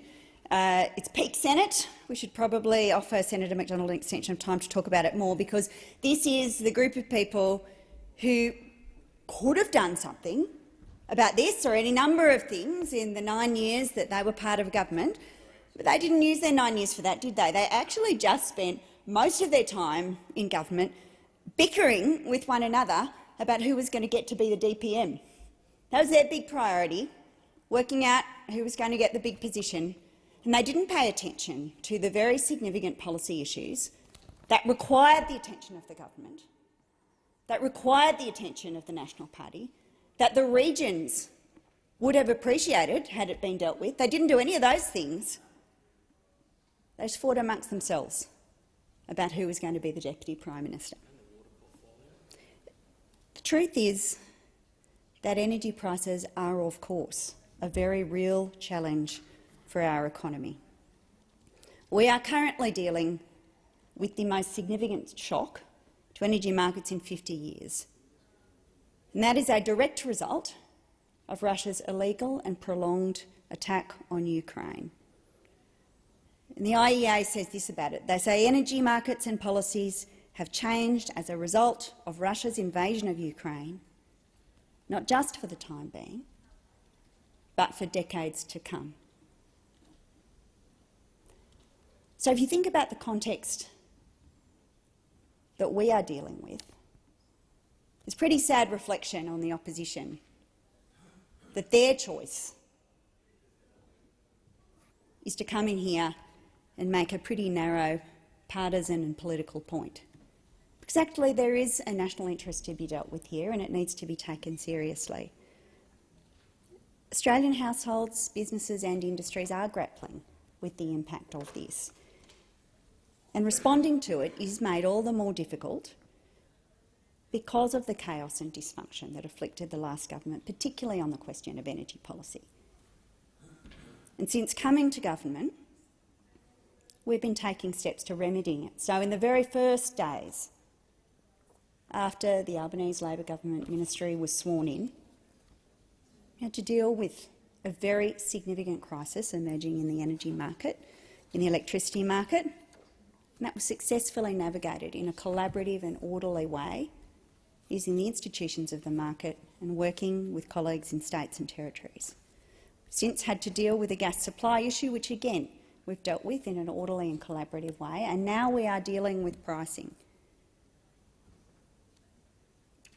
But the truth is, Senator McDonald likes to talk about the legacy on gas, but the Morrison government's gas-fired recovery failed to get more gas into the system.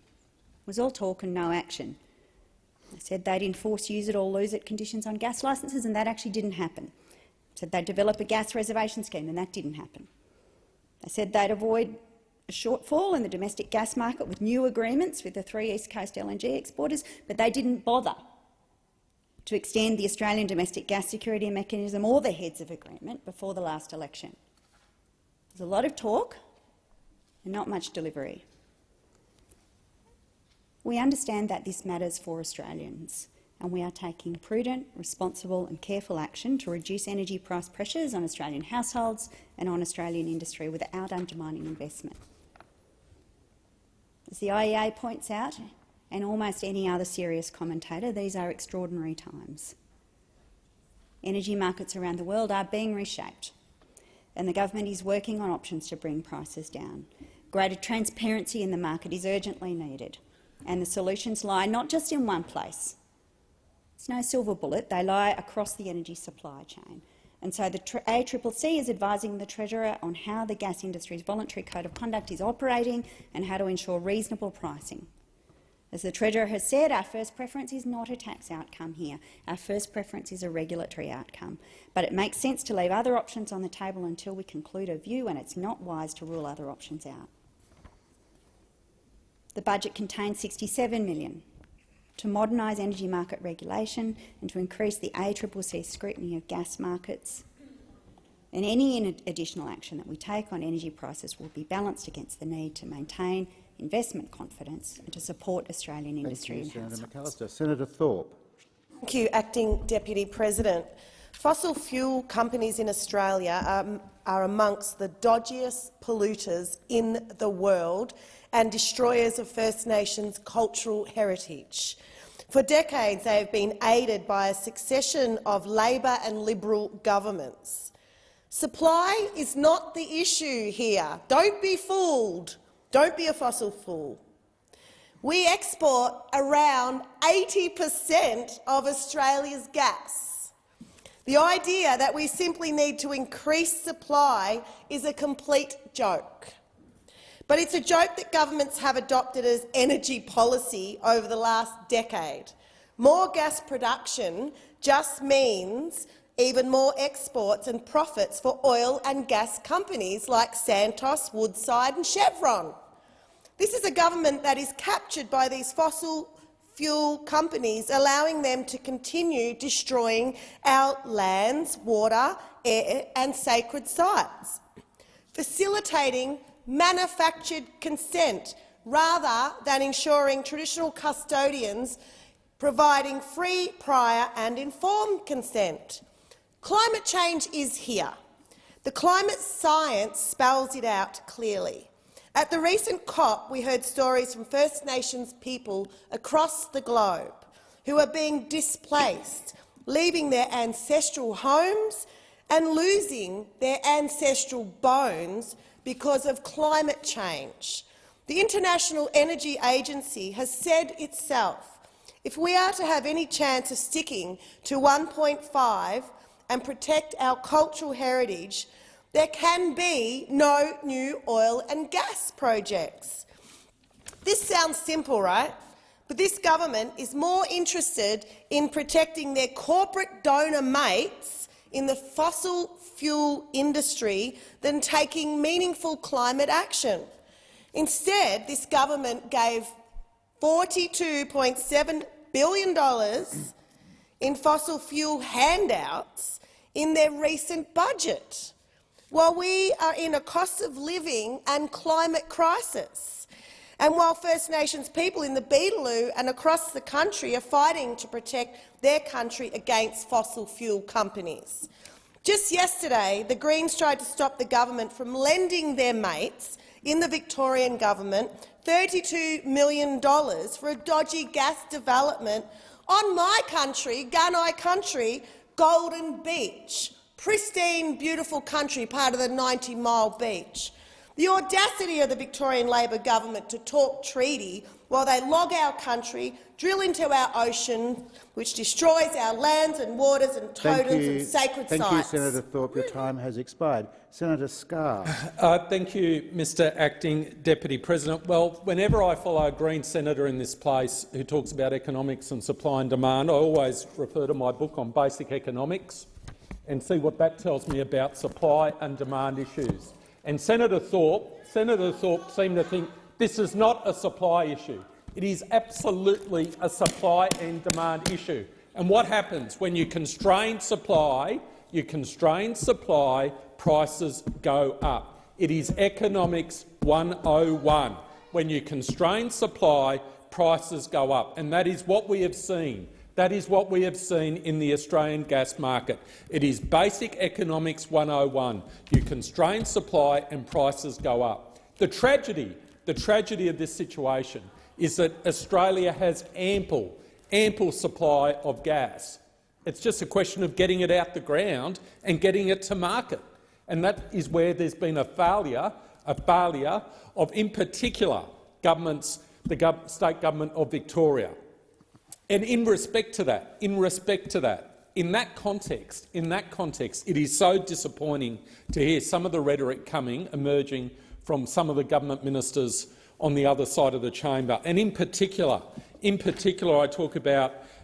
refer to the comment which was made by the Industry Minister, Mr Ed Husic, which was quoted in an article written by the great political editor of the AFR, Philip Coorey, entitled "Labor Unions Rupture Over Gas Prices," and I quote, this is what Minister Husic said: "It's Team Australia or Team Greed.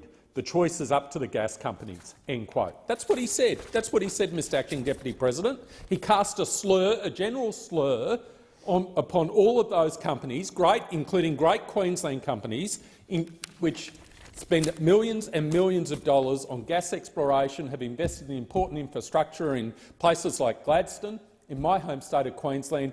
It's all about Team Australia or Team Greed. That's what the minister says. That's what the minister says, and casts a general slur over those involved in the oil and gas industry. And I say through you, Mr Acting Deputy President, where was the Minister for Industry? Where was the Minister for Industry when those companies were struggling with gas prices near the floor and were writing off billions of dollars in investment, incurring billions and billions in losses? Where was his Team Australia or Team Greed rhetoric? Nothing.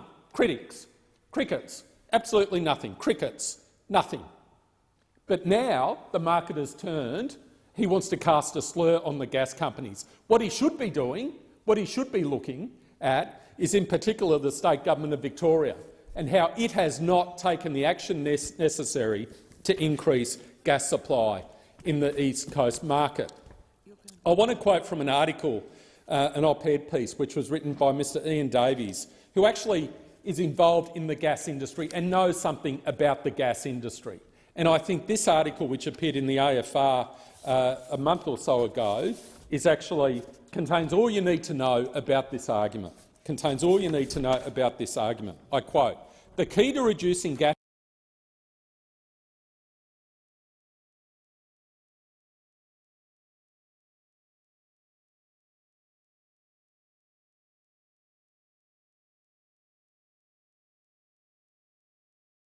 That's the key." And again I quote from this outstanding op-ed, "Simply blaming upstream gas suppliers for all of the economy's woes is not only wrong, it is cynical, political and lazy." End quote. That's what he says. He's involved, Mr Davies, he's involved in the gas industry and has been for a long period of time. And that's the response to the slurs from the Minister for Industry, who invokes greed, etc., instead of looking at the underlying causes. And the underlying cause is a lack of supply. A lack of supply. The Narrabri gas project in New South Wales could provide half the market for gas for residences and businesses in New South Wales. Half the market. But it's taken 10 years and more. We're still waiting for that gas project to come online. That's the issue. It's an issue of supply. And those opposite ministers in this government are engaging in this rhetoric, which I refer to as cynical, political and lazy rhetoric, demonising the gas industry instead of looking at ways in which supply can be increased. And I'll end with this quote from Mr Davies' article: "We are a sophisticated and wealthy nation with sophisticated and complicated markets. Let's act like it." End quote. Thank you, Senator Scarr. Senator Hanson. Thank you very much. The National Party have put forward the urgency motion today. It is the same party who held the resources portfolio between 2013 and 2022 and failed to introduce a domestic gas reserve policy in Commonwealth waters. If a domestic gas reserve policy had been introduced, Australians would not be facing a shortage of natural gas or high-priced electricity. Budget Paper 1 shows Australians will receive more from beer drinkers than foreign-owned multinational companies exporting liquefied natural gas. When I introduced the Offshore Petroleum Greenhouse Gas Storage Amendment Benefit to Australia Bill 2020 to get more natural gas for Australia, not one party supported me. We can only blame the parties that have formed government for the high-priced gas which has killed manufacturing in Australia and is driving electricity prices higher. I am not going to let the Nationals virtue signal on natural gas when in government they helped foreign-owned companies avoid paying tax in Australia. If the Nationals had stopped taking $55,000 a year from oil and gas companies for corporate membership of their party, they might have been free from the criticism of conflict of interest. Australians expect their government to act in their best interest. That won't happen while the big parties take millions from oil and gas companies. And as I keep reiterating, until we deal with the gas off the North West Shelf and get these multinational companies to pay their fair share of tax in Australia here and get a gas supply from Western Australia to the east coast of Australia, or build more pipelines to service the needs of Australians, we are going to lose more industries, more manufacturing because of the lack of gas. This has been ill thought out and ill prepared by governments who have not fought for the benefits of the Australian people, and it's an absolute crying shame that they never supported my bill, the Offshore Petroleum Greenhouse Gas Storage Amendment Benefits Bill, in the best interest of all Australians. Thank you, Senator Hanson. Senator Canavan. Thank you, Mr Acting Deputy President. Well, first, I just wanted to briefly respond to Senator Hanson there. It is not correct to say that the former Liberal Nationals government did not impose a domestic gas reservation policy. One of the last acts I did as a Resources Minister was to establish a change in policy of the federal government that any new gas field developed in Australia would have a domestic reserve requirement. Stand by that decision, and we very much hope that some of these new gas fields are developed to help supply gas to Australians. In terms of the comments Senator Hanson made about offshore oil and gas fields. We only really have a couple of those in Australia, some off the Western Australian coast and some off the Victorian coast, with a little bit up in Northern Territory. The reality is those in the west and the north are not connected to the eastern coast, and there is not a shortage of gas in our north and west, so an offshore reservation policy there would not have alleviated the situation we face here in eastern Australia. And that being as it said, in Western Australia there already is a 15% domestic gas reserve requirement, which supplies them with gas properly so. In the Bass Strait, the other big resource we have, all of that is supplied domestically. The Bass Strait reserve already does go to domestic sources. A domestic gas reservation requirement would not have changed that. The problem we have as a nation, and have faced for some years, is that the Bass Strait as a region has been declining in terms of its gas reserves, especially low-cost gas, which comes when you produce oil. That has increased prices and costs for the users of gas in eastern Australia, and we have been desperate to find new sources of gas. Of course, we have the coal seam gas in Queensland, which helps, but it is a relatively high-cost form of gas production, and what we desperately need is to find more oil. That is why the decision in the budget only a few weeks ago to slash funding for the development and exploration of new gas fields is so disappointing to the manufacturing industry in this country, to anyone who wants to support and see power bills, energy bills come down in Australia. Effectively, this government is crying crocodile tears for the manufacturing industry right now. They are purporting to have sympathy for the factory owners, for small businesses, for just mums and dads who are struggling to pay their bills right now. But on the other hand, they're doing nothing with the actions they could take to alleviate those circumstances. If the government was serious about bringing down gas prices, in making sure we keep manufacturing jobs in this country, why would they cut over $50 million to the development of the Cooper and Adda Vale basins to develop more gas for Australians? The truth is, Australian governments have always been involved in the development of new oil and gas fields in this country. In the Bass Strait, it was the Menzies government at the time that provided a production credit, a drilling credit, to then BHP and Esso to develop that field, and it served Australia well for 50 years. Because drilling for new oil and gas fields is extremely risky. At the early stages of the development, it is very hard to make the sums stack up, even more so when you have a government calling in 18 coal and gas projects right now. So the risks of paying up lots of money, hundreds of millions of dollars up front to drill, and you don't even know if you're going to get approval at the end of it, make it very, very difficult. So there is a public good in developing our own resources. Because let's be clear, the gas companies, I agree with Senator Hanson, the gas companies don't own the resource. It's owned by the Australian people. And so because it's owned by ourselves, we should seek to develop the knowledge and understanding of those resources so that we can attract further investment from companies to develop them. It is our resource. It's like owning a block of land. When you own a block of land, you try and market it. You want someone to buy it. You might fence it. You might put some fences around it. You might do some stick picking on it to make some buyers interested in coming along and potentially developing it. Same principle here. It is our oil and gas. It is our resources. We should be doing that early works, that exploratory drilling, to de-risk those projects, to bring up the knowledge of it, so that we can attract investment and bring down power bills and keep manufacturing jobs in this country.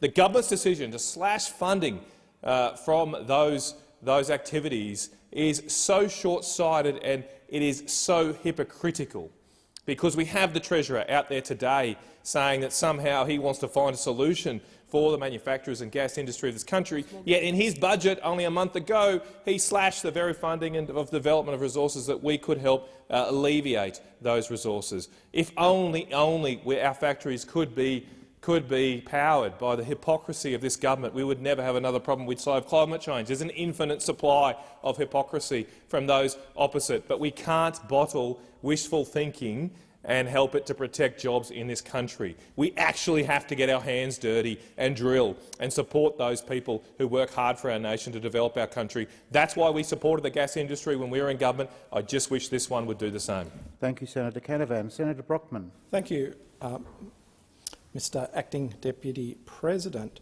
I too rise to speak on this matter of urgency, and I'm very happy to follow my colleagues, Senators Scarr and Canavan, on the matter of gas policy in this country. And I think it's very important, just following on from Senator Canavan in particular, to pick up on his point that we have two very different gas markets in Australia. We have an eastern states gas market, which is currently facing extraordinary cost pressures, but we also have a Western Australian gas market, a gas market in Western Australia that has been described recently in a major newspaper as providing Western Australia a low-energy paradise. And Western Australians are the largest gas consumers of any Australians. Now, did these things happen as a result of accident? No. And as you would know very well, Mr Acting Deputy President, they happened as a result of government policy led by Sir Charles. Conservations policy. It was the take-or-pay agreement that Sir Charles Court put in place with the North West Shelf project that actually enabled Western Australia to develop the situation it currently has, where it has internationally recognised low gas prices, sufficient supply to meet industry demands. I would like to see that industry demand increase, in actual fact. I would like to see more growth in Western Australia as a result of our very cost-effective gas prices. But not only did that gas policy provide West Australia with a very solid foundation of its own energy supply system, but it also meant that we could supply our major trading partners and allies with a very important export commodity. Japan, a nation recognised widely as a positive environmental advocate internationally, is our largest importer of LNG from Western Australia. Some 48% of LNG from Western Australia actually goes to Japan. Japan is widely seen as having very strong environmental credentials. But not only do we export to Japan, we also export to other very important trading partners: South Korea, Taiwan, Singapore, China, India. West Australian LNG quite literally powers the world, and that is a very positive thing. These projects don't come at no cost. These projects require significant investment up front for returns that may come decades down the line. The Scarborough project in Western Australia has a cost of some $12 billion. Now, that money needs to be invested, decided upon and invested long before any return from that investment is forthcoming. And we have a situation on the East Coast. On the West Coast, we've seen those investments flow over a consistent period of time, thanks to good government policy starting with Sir Charles Court. On the East Coast, sadly, we can't say that has been the case. As Senator Scarr and Canavan pointed out, an underinvestment, particularly in a state like Victoria, in fact, you can't even call it an underinvestment because it's been a regulatory block. It's been governments refusing to allow business to unlock the resources that do exist that has seen this current situation where we have a massive spike in gas prices. And I think the greatest irony then is when we see this government flailing around.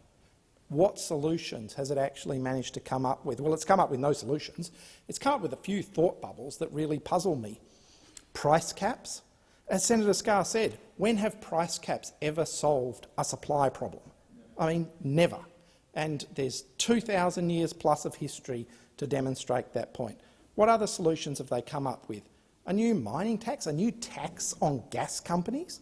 I mean, do they really see that as being a solution to a price problem on the East Coast? And thirdly, they've come up with a regulatory fix. Well, safe to say, I don't think anyone on this side in this place has any faith in this government coming up with a sensible regulatory fix. Thank you, Senator Brockman. The question is that the motion moved by Senator McDonald be agreed to. Those of that opinion say aye. Aye. Those against no. No. I think the ayes have it. Division required. Ring the bells for 4 minutes.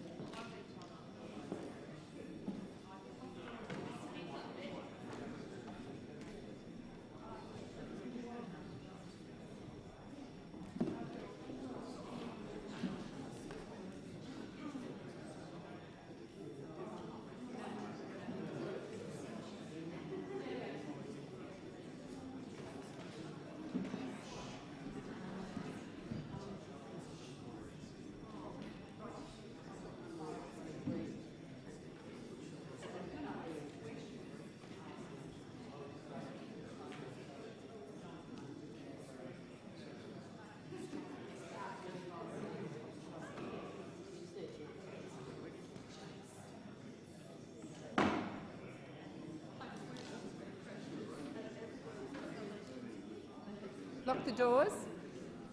So the question is that the motion is moved by Senator McDonald be agreed to. The ayes shall move to the right of the chair, the noes to the left. I appoint Senator Cadell as teller for the ayes and Senator Urquhart as teller for the noes.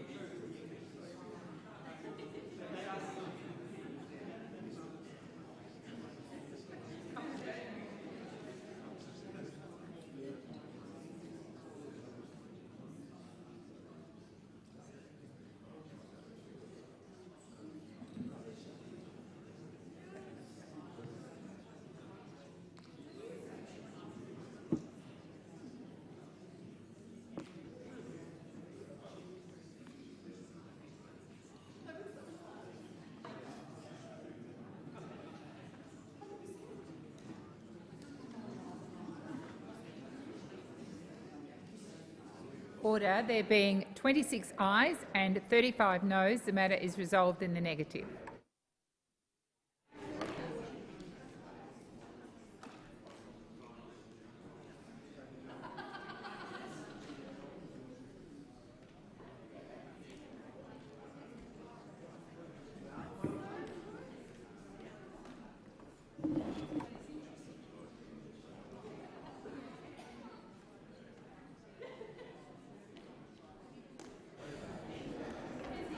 Thank you, Senators. We'll now move to the consideration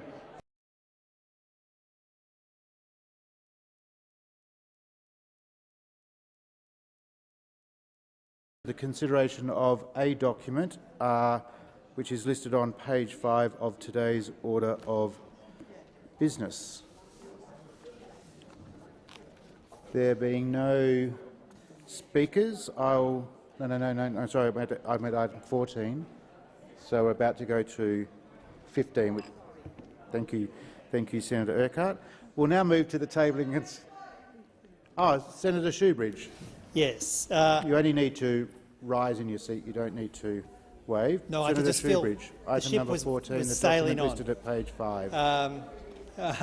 I seek leave to table a report relating to the findings of the Independent and Peaceful Australia Network, IPAN, People's Inquiry into exploring the case for an independent and peaceful Australia entitled Charting Our Own Course.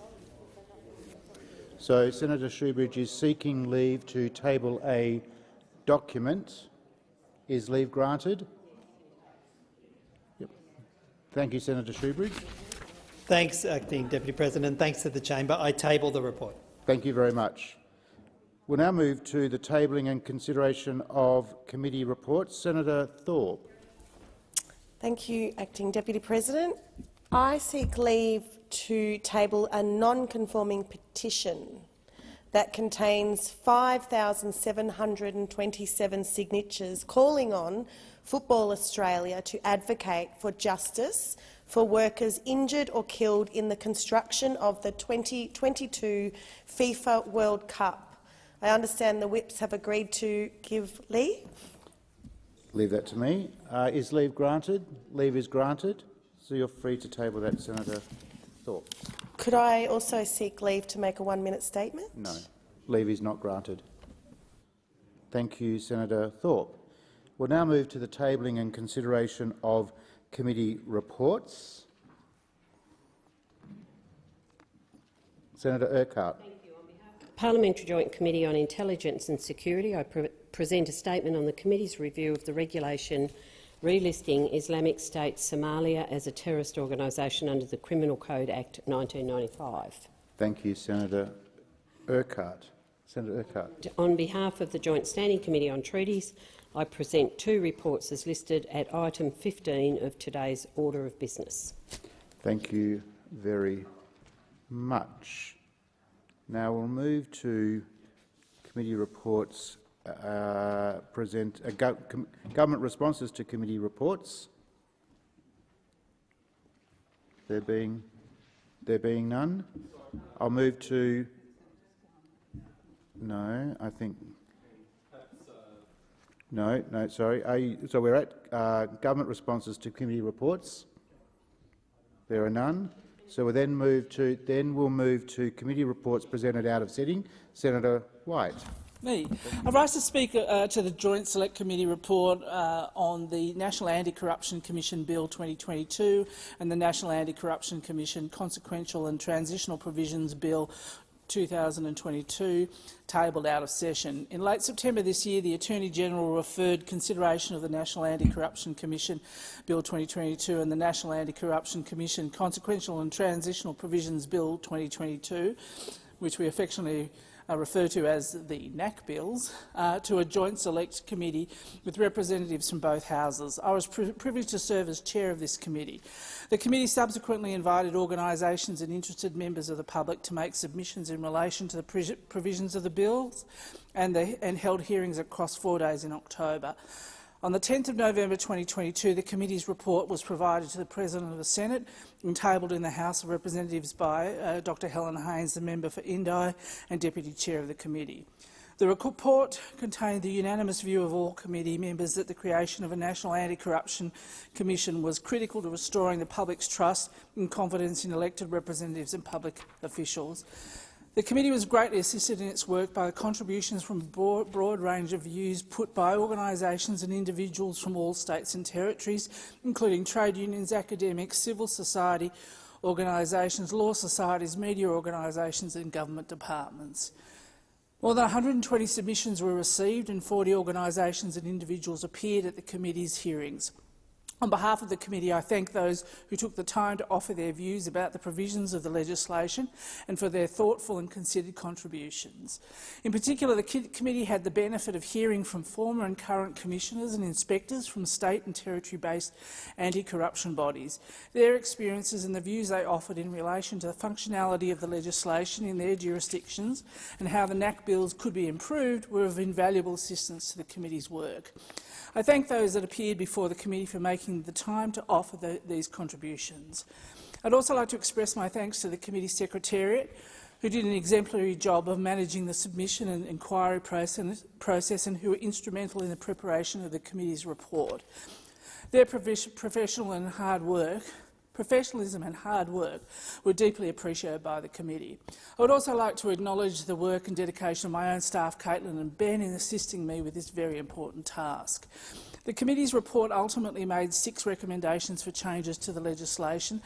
These changes include permitting witnesses involved in investigations to disclose relevant matters to a psychologist or other medical practitioners, adjusting the definition of corrupt conduct, extending the role of the inspector to include to the use of coercive powers, clarifying that the Commissioner can investigate matters on their own motion, ensuring that all persons within a media organisation are offered the protections in relation to the disclosure of journalist sources, and requiring a person who is the subject of an investigation to be notified of the outcome. I'm pleased that the recommendations are now reflected in the government's proposed amendments to the legislation being debated now in the other place. The Attorney-General is to be commended for moving to introduce the NAC as soon as possible and for subjecting the provisions of the legislation to the scrutiny of the public and the Joint Select Committee. The introduction of the National Anti-Corruption Commission represents a watershed moment in Australian history. Transparency and accountability of our nation's parliamentarians and public officials is plainly a significant issue of concern for the electorate. This government is committed to restoring trust and confidence at a national level, and the creation of the National Anti-Corruption Commission is a significant part of the suite of reforms designed to achieve this outcome. I thank my fellow committee members for the dedication and commitment to collaboration they exhibited in the review process. The level of engagement and close attention to detail displayed by all members in the course of the public hearings and our deliberations was surely an example of Parliament working at its best. For me, as a first-time chair, the bar set by the members of this committee is one all others will be measured against.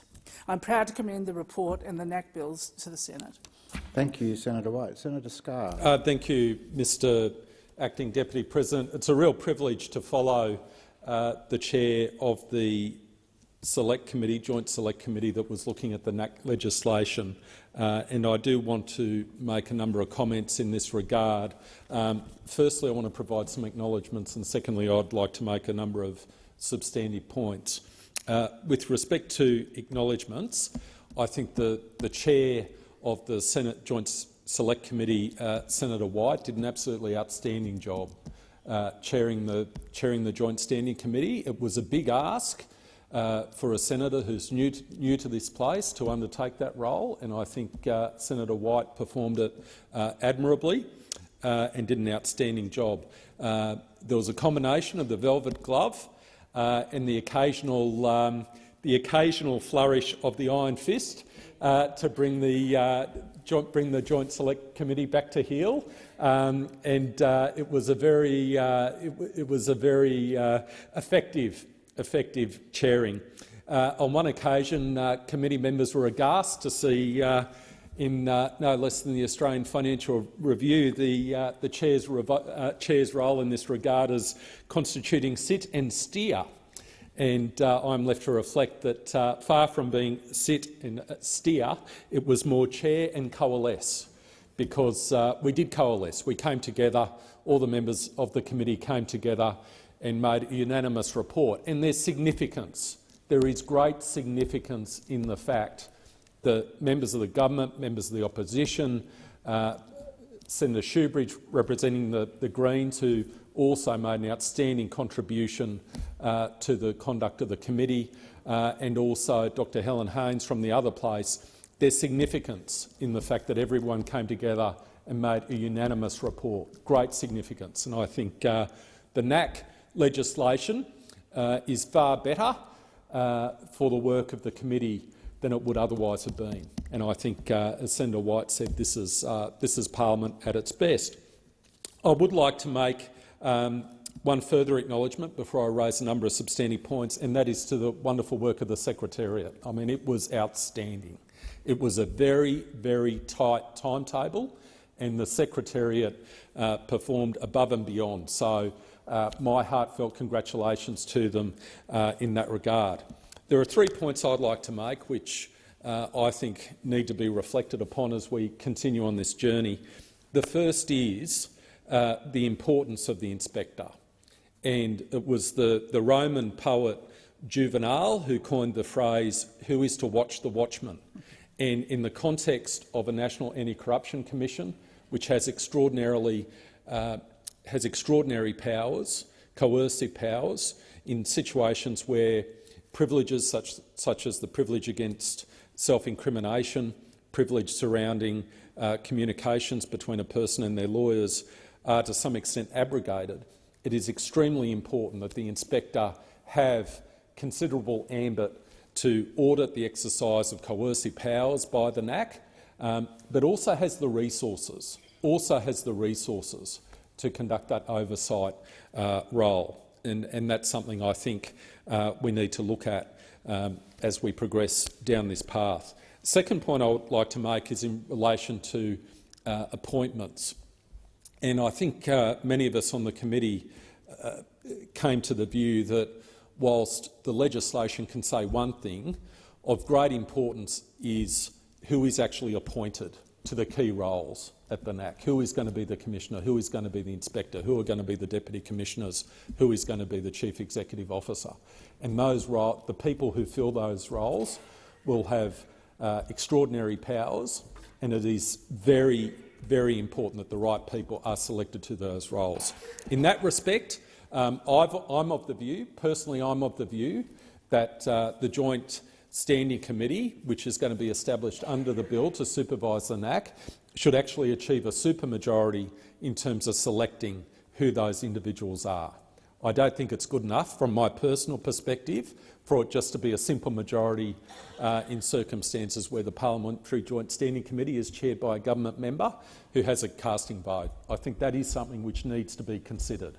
I actually believe that in the vast majority of cases the Parliamentary Joint Standing Committee will act in a collegiate fashion, and it is most likely that in the vast majority of cases that unanimous decisions are made with respect to accepting recommendations which are made with respect to appointments. But I think it's a perception issue as much as anything. It's important that there's a perception that the government can't necessarily carry the day on its own with respect to the appointment to these important positions. And the third point I'd like to make is in relation to whistleblowers. We did hear some very strong testimony that there needs to be reform with respect to the management of whistleblowers in particular, so that whistleblowers, whether or not they're in the public sector, the private sector, are given the support and guidance they need in order to effectively discharge the important role which they conduct and carry out in our civic society. And I think the evidence is there that at this point in time there's a maze of laws that need to be navigated by whistleblowers. And someone who in the private sector used to be a whistleblower officer for a major company, I think it's absolutely important that whistleblowers have the courage to put up the red flag with respect to issues, should be given support and should be able to get the guidance which they need to discharge their important role in our civic society. And with that, I look forward to making further contributions during the debate on the bill. Thank you, Senator Scarr. Senator Shoebridge. Thanks, Acting Deputy President. I also rise to speak to the report on the inquiry into the NAC bill. And I'll start as well by thanking and commending the work of the chair and acknowledge Senator Scarr's contributions in that regard. The chair approached this in a very even-handed and collegiate way, sometimes having to sort of pull out the velvet glove covering the iron fist to keep us on track. We had a very short amount of time. We had an overwhelming number of witnesses who wanted to come before us, and I think in 4 days the committee, through those hearings, fully explored a number of the critical issues. So I do want to acknowledge the work of the chair. I think she did an excellent job keeping us all on track and ensured that the process itself was multi-partisan and a genuinely fair process. And I do want to acknowledge also the work of the Deputy Chair, Dr Haynes, the member for Indi. I acknowledge her work as well leading up to this bill. And between them, the Chair and the Deputy Chair, I think, formed a pool of experience and common sense that got us through the inquiry and produced the final outcome, which was everybody on the committee supporting a National Anti-Corruption Commission. No matter which their politics were, everyone on the committee, and I think it was a significant achievement, supported a National Anti-Corruption Committee, and of course, Commission. And of course, it didn't come out of nowhere. And I do want to acknowledge the ongoing work of Senator Waters, who managed to get this chamber, a majority in this chamber, to pass a NAC bill in previous parliament, and we were that close to getting NAC legislation years ago, only to be deflected by, I think, some pretty toxic politics. And that's why I want to acknowledge the achievement in getting everybody on that committee to support getting a NAC bill legislated, hopefully legislated by the end of this year. But there are a number of matters that I just want to put onto the record, some concerns about where we landed. The first is, on behalf of my party, the Greens, we don't support recommendation 5 of this committee, which seeks to narrow the definition of corruption, take away a generic definition, allowing the National Anti-Corruption Commission to investigate and pursue a broad definition of corruption. And what we say in relation to the moves that are being taken now to narrow the definition of corruption, what corruption do people not want the National Anti-Corruption Commission to look into? Please identify for us the corruption that you don't want the NAC to have jurisdiction for, and if you can do that in a coherent way, we'll listen. But until such time, we don't see any cause, any rational reason to narrow the definition of corruption and the jurisdiction for the Commission. One of the other issues that I think was a significant missed opportunity in the report was the failure to actually translate the evidence we got on public hearings and the necessity for public hearings and the importance for public hearings that did not translate into the appropriate recommendation from the committee. We had current and former commissioners from the New South Wales and the Victorian anti-corruption commissions come to us and say, from a New South Wales perspective, they found public hearings were essential for their anti-corruption work for a variety of reasons, not least of which it was a check and balance on the Anti-Corruption Commission itself that had to justify its work in public, justify fair processes in public, and having public hearings was actually an accountability measure on the New South Wales Independent Commission Against Corruption. And also public hearings enabled witnesses who were otherwise not known to the Commission to see what was happening and bring forward critical evidence. And in relation to a number of inquiries by the New South Wales Independent Commission Against Corruption, those witnesses who have come forward after seeing public hearings have been essential for uncovering some deep and entrenched corruption and then fixing it in New South Wales. And we heard from the IBAC Commissioner in Victoria how their legislation, which largely prohibits public hearings, in fact mirrors the proposed model that we're seeing pushed by the government and the opposition, and limits public hearings to where there are exceptional circumstances. We had the IBAC Commissioner come and say, don't repeat the mistakes in Victoria. Don't make the same mistakes. But unfortunately, we don't see that evidence, and also the evidence of advocacy groups, current and former judges, a slew of highly credentialed witnesses came and said, remove the exceptional circumstances test, allow public hearings to be held in the public interest. But unfortunately, the committee's report does not reflect that evidence. And I think that's a significant mistake, and I can assure you now it'll be an ongoing work of our party, and we hope with goodwill, a majority in this chamber in the Senate, to fix that obvious mistake in the bill. When it comes to inspectors, we also heard some compelling evidence from Bruce McClintock, SC amongst others, who's the current inspector of the New South Wales ICAC, and I think also is the inspector of the Northern Territory equivalent. His compelling evidence was the proposed role for the inspector in the current bill is far too narrow. Basically, the inspector, who's effectively a permanent ombudsman, should be a permanent ombudsman oversighting the role of the NAC. In the federal model, in the proposed model we see in the bill, the inspector is really just a mini NAC of NAC, whose jurisdiction is only limited to seeing whether or not there's serious or systemic corruption in the NAC. Now, that is very, very unlikely to ever occur, and it's not the role we see for inspectors in state and territory equivalents, who effectively are a check and balance on an anti-corruption commission with their extraordinary Royal Commission powers to ensure those powers aren't being abused, to ensure that natural justice is delivered, and to be an on-the-beat ombudsman focused on fair processes. And we think there's a lot of work for this chamber to do to expand the role of the inspector in the debate. Could I also say, when it comes to journalist protection, I acknowledge that the recommendation from the inquiry is to increase journalist protections.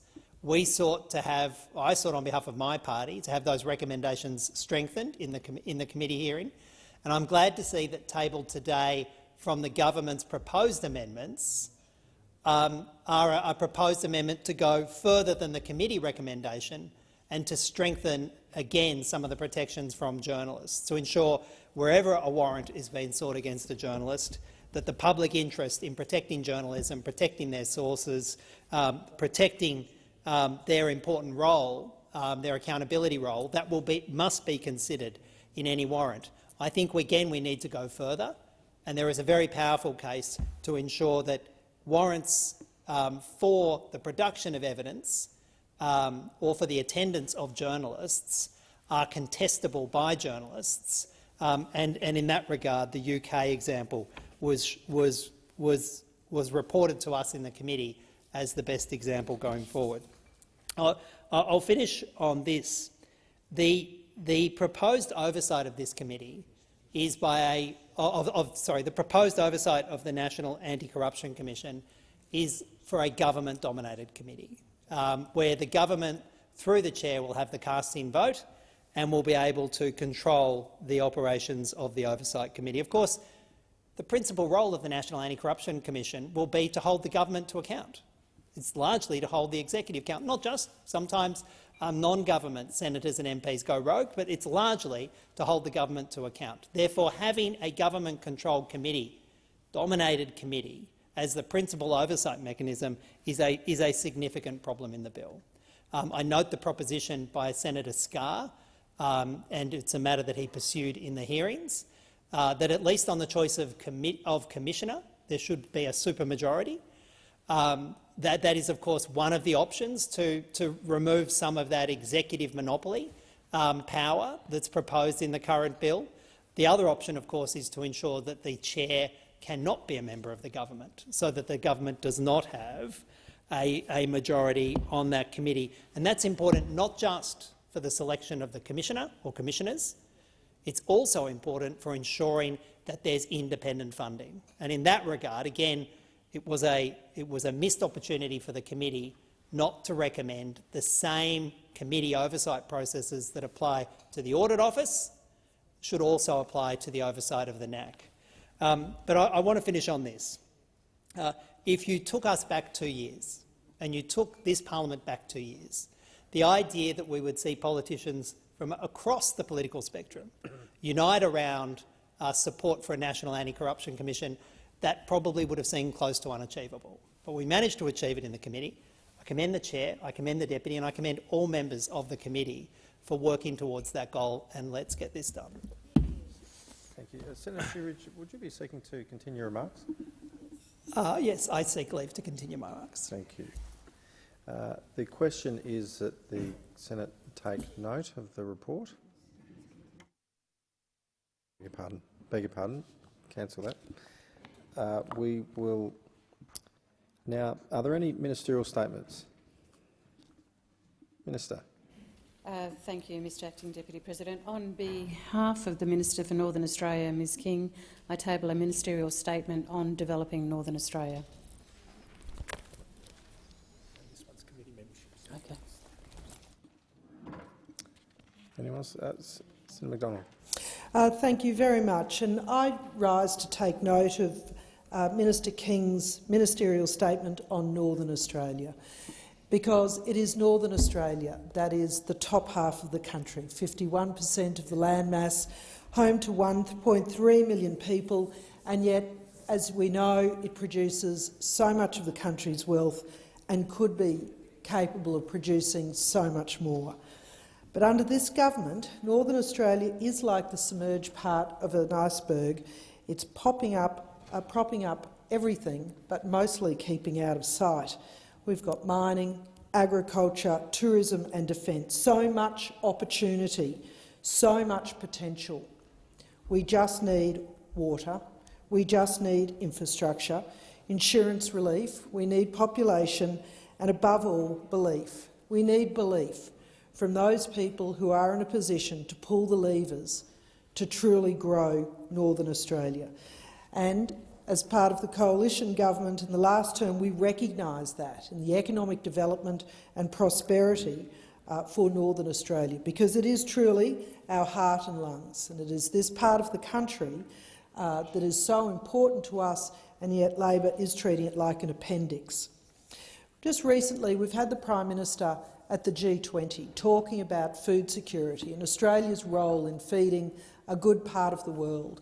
Now, that is a terrific aspiration. We know that Queensland farmers and graziers, our very efficient supply chains, are all delivering a fantastic, high-quality product, but how could we do more? How could we provide more food security to the rest of the world? Well, it is from that place called Northern Australia, and I was devastated to see that so many water projects that we had worked so hard to get into the north were scrapped under this budget.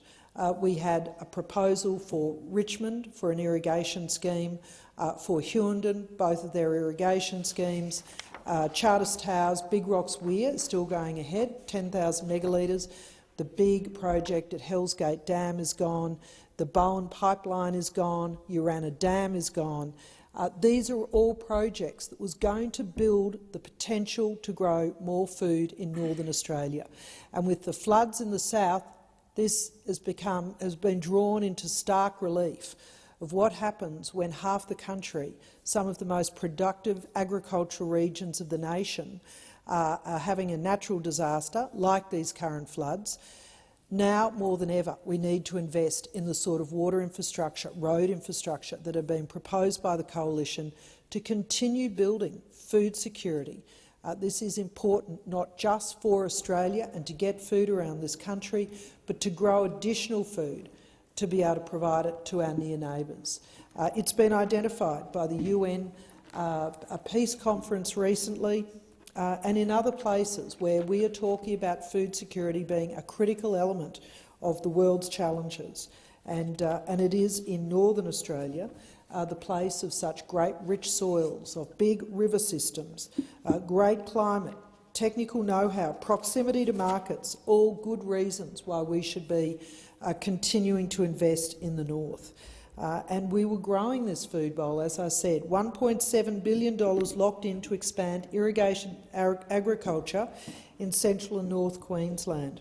But providing irrigation in these parts of the country would have provided additional horticultural places, particularly during the winter months, where already regions like Bowen and the surrounds are providing 70% of the nation's tomatoes and capsicums. What more could we do with the secure water supply? In the north, we also have mineral fertilisers, huge deposits of phosphate. It is so important that we continue to access the minerals that are critical to fertiliser production and ensure Australia's own supply chains.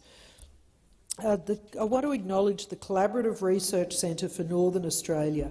What an energetic and terrific organisation that is. It has conducted tropical crop trials, high-demand spices, aquaculture, increased beef production, to name but a few. And it is terrifically important that we continue to support the diversification of crops and bring more people into that region.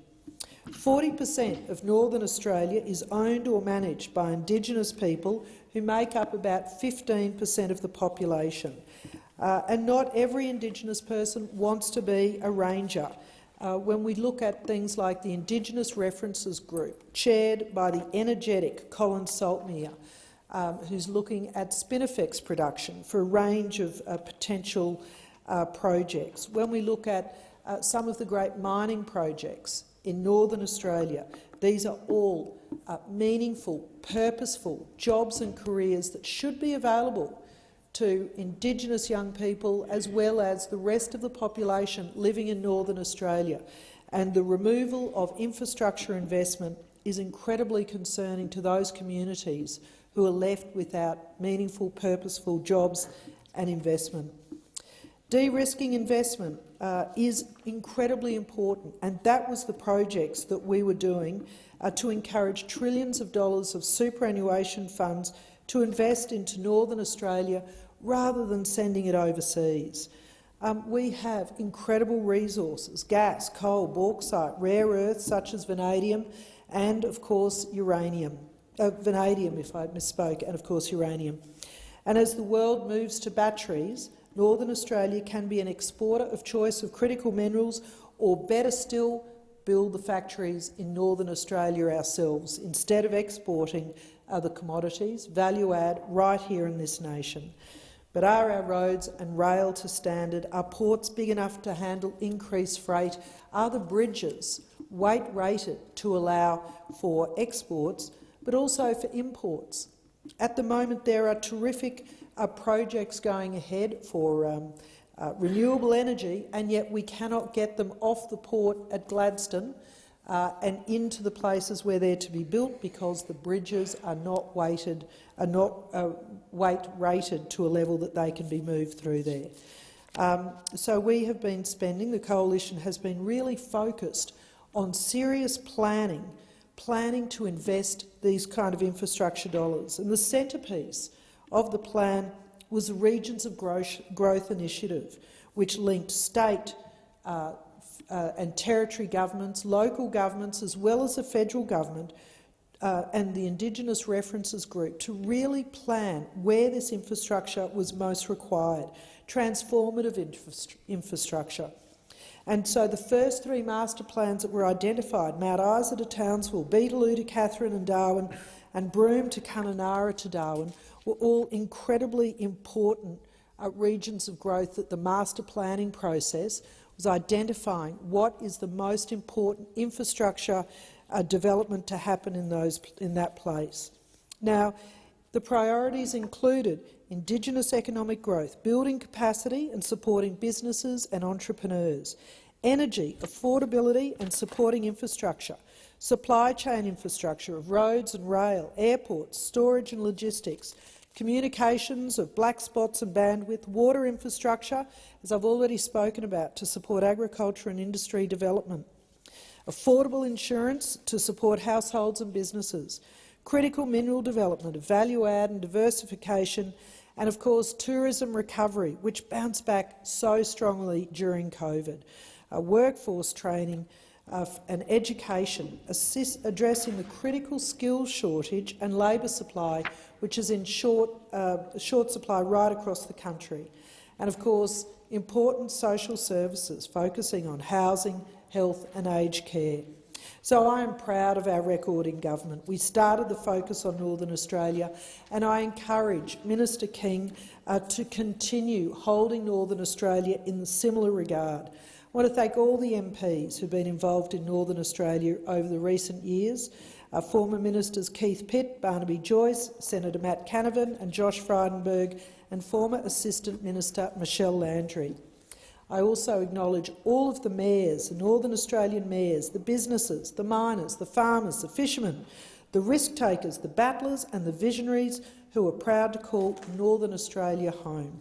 Because I too am proud to call Northern Australia home. It is my goal to ensure our government pulls every lever, implements every good idea to ensure that you and your children's children have a long and prosperous future.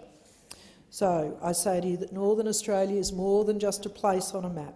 It's Australia's king of regions, and the Coalition will continue to ensure it is treated as such. Thank you. The question is that the Senate take note of the statement. All those in favour say aye. Aye. Against? Ayes have it. Committee memberships. Minister. Thank you. I seek leave to move a motion to appoint a senator to a committee. Is leave granted? Leave is granted. There be no objection.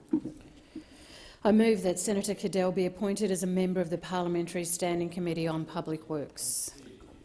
And do I have to put the question? Yeah. The question is that the motion be agreed. All those in favour say aye. Those against? The ayes have it. The clerk. Business of the Senate, Orders of the Day number 1, tabling of the Legal and Constitutional Affairs Legislation Committee report on the Privacy Legislation Amendment, Enforcement and Other Measures Bill 2022. Senator Ciccone. Thank you very much, Acting Deputy President. Pursuant to order and at the request of the chairs of the respective committees, I present reports on legislation as listed at item number 19 on today's order of business, together with accompanying documents. Thank you. And the clerk? The clerk.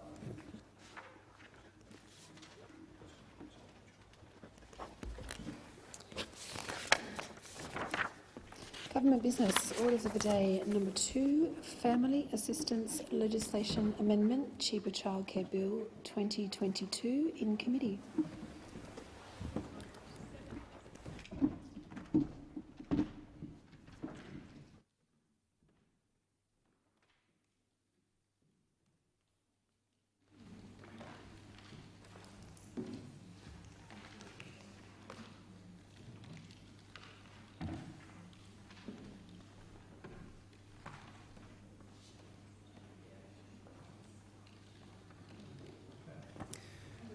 The committee is considering the Family Assistance Legislation Amendment Cheaper Childcare Bill 2022. The question that the bill as amended be agreed to. The question is that the bill as amended be agreed to.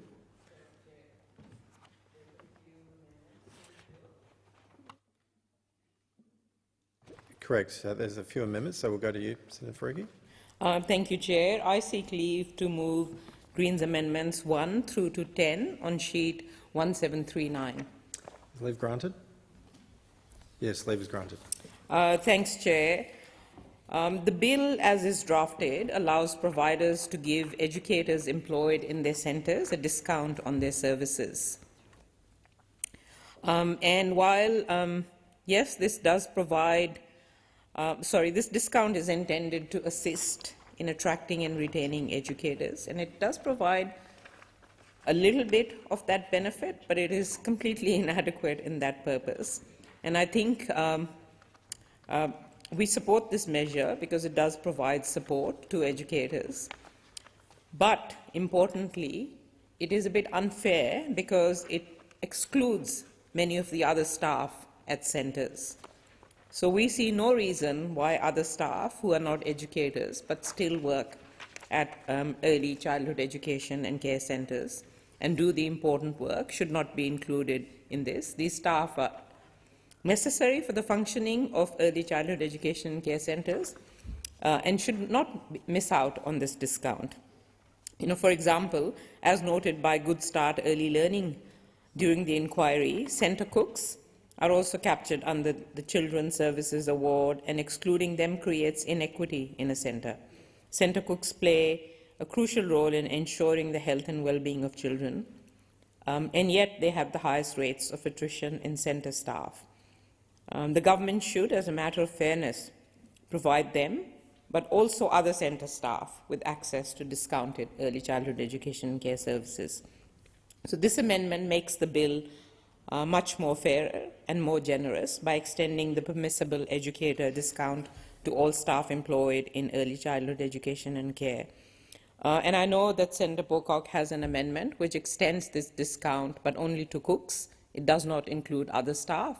So I believe that it should include all the staff who work at a centre and who are part and parcel of the functioning of our children's education. So I move the amendment, and I do urge senators to support this amendment. Minister.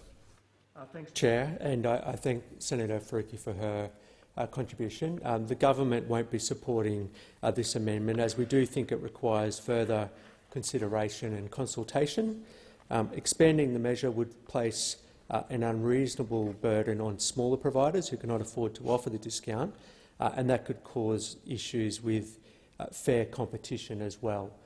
So we will not be supporting this amendment as moved by Senator Faruqi. No else seeking the call? Senator Pocock. Thank you, Chair. Similar reasoning. This is something in discussions with childcare providers. Cooks were put forward. I think there needs to be more modelling done, and the review of this bill should include that, to look at the cost of widening that scope, what the effect will be on smaller centres. So I also will not be supporting this amendment. No one else? So the question is that the amendments be agreed to. All those that opinion say aye. Those against? No. I believe the noes have it. Division required. Ring the bells. 4 minutes.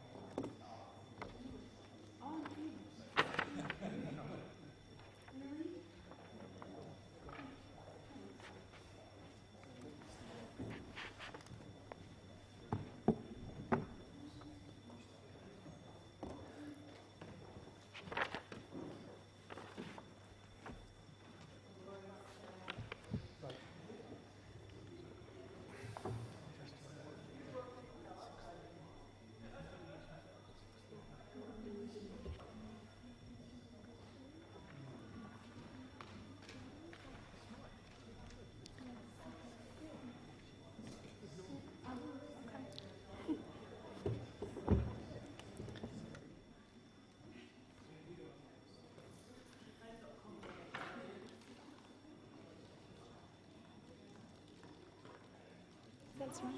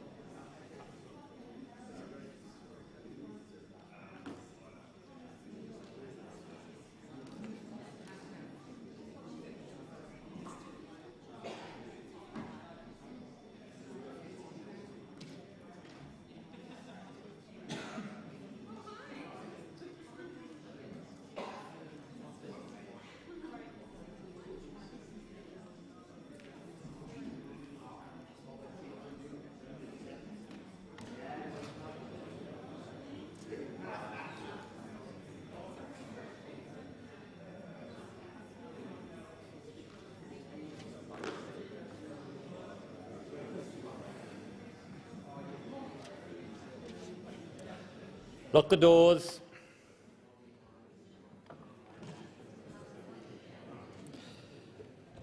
The question before the chair is that the amendments be agreed to. The amendments are 1 to 10, moved by Senator Faruqi from sheet 1739.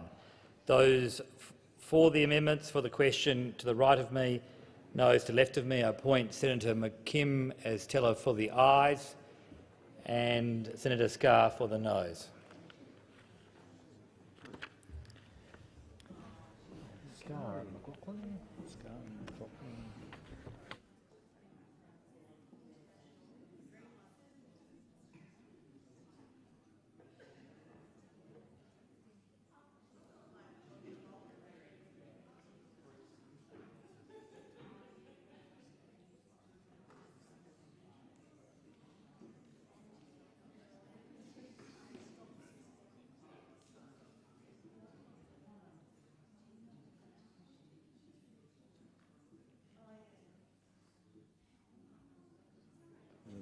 Is there anyone else, Nick, you'd like me to choose occasionally? Or you-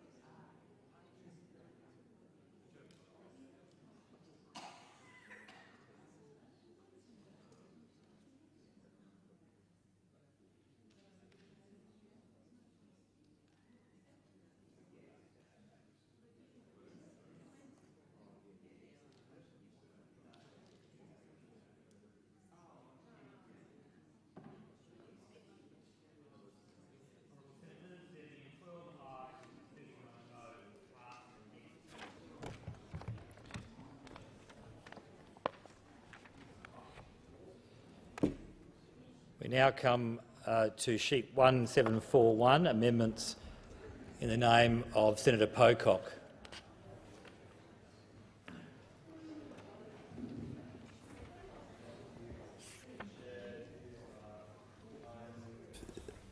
I seek. You can move. I move. Great. I'll just move. I move the amendments circulated in my name 1 to 11 on sheet 1741. You do need leave to move them together. So I'll take it that you sought leave. Is leave granted? Leave is granted. I'll move them again. No. Please speak to them if you wish. You have the call to speak to the amendments. I'm happy just to let it go. Okay. I'll give the call to anyone else in the chamber that wishes to speak to these amendments. Minister, you'll have another opportunity later if you wish. Just indicating the government will be supporting these amendments as moved by Senator Pocock. Senator Faruqi. Thanks, Chair. The Greens will also be supporting Senator David Pocock's amendments because they go a little way to what the Greens' amendments were. But I do want to point out the inconsistency of Labor's position, the inconsistent, contradictory and illogical to back an amendment to change the title of the bill, which was almost exactly the same as the Greens' amendment. So Senator Pocock's amendment changes the title of the long title of the bill. Yes, well, obviously more persuasive. Changing the title, the short title of the bill, as was the Greens' amendment, would actually have been a more significant change, a more meaningful way to change the discourse around respect for early educators. But Labor has taken the easy way out by agreeing to changing the long title but maintaining the disrespectful language of cheaper childcare in the bill. Obviously and clearly, politics has been at play. Are there any other contributions on this amendment or any other contributions in general? Because I intend to put the question. I put the question that the amendments be agreed to, and these are amendments on sheet 1741, moved by Senator Pocock. Put the question. All those for the amendment say aye. Against, no. I think the ayes have it.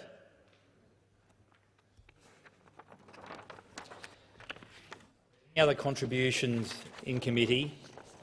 Otherwise, I'll move to the procedure to take us out of committee and report progress. No. That's right. No senators Minister? I move the report be adopted. Won't yet, Minister. I was just seeking whether any member wanted a final contribution. I'll now move. The question is now that the bill as amended be agreed to. Those for the question say aye. Against, no. The ayes have it. The question now is that the bill be reported with an amendment to the title. Those for the question say aye. Against, no. The ayes have it.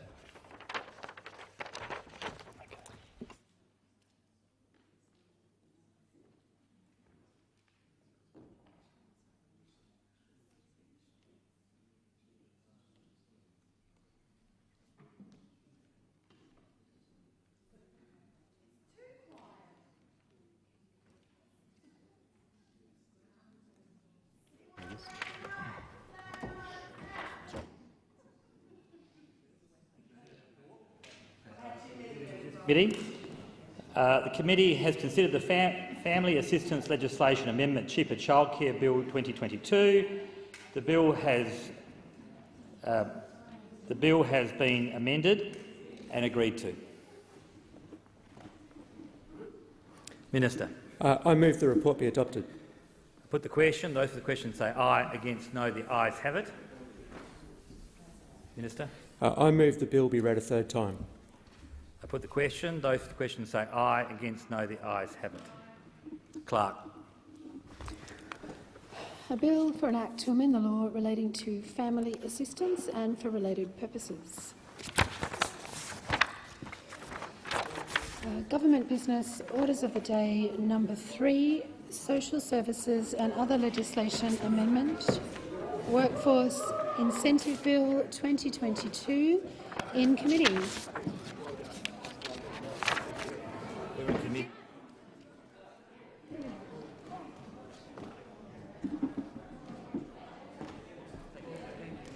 Got that wording.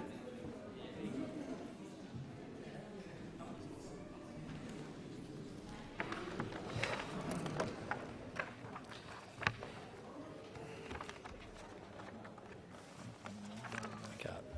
We're just getting ourselves organised, Senator Rice. I've seen you wanting the call.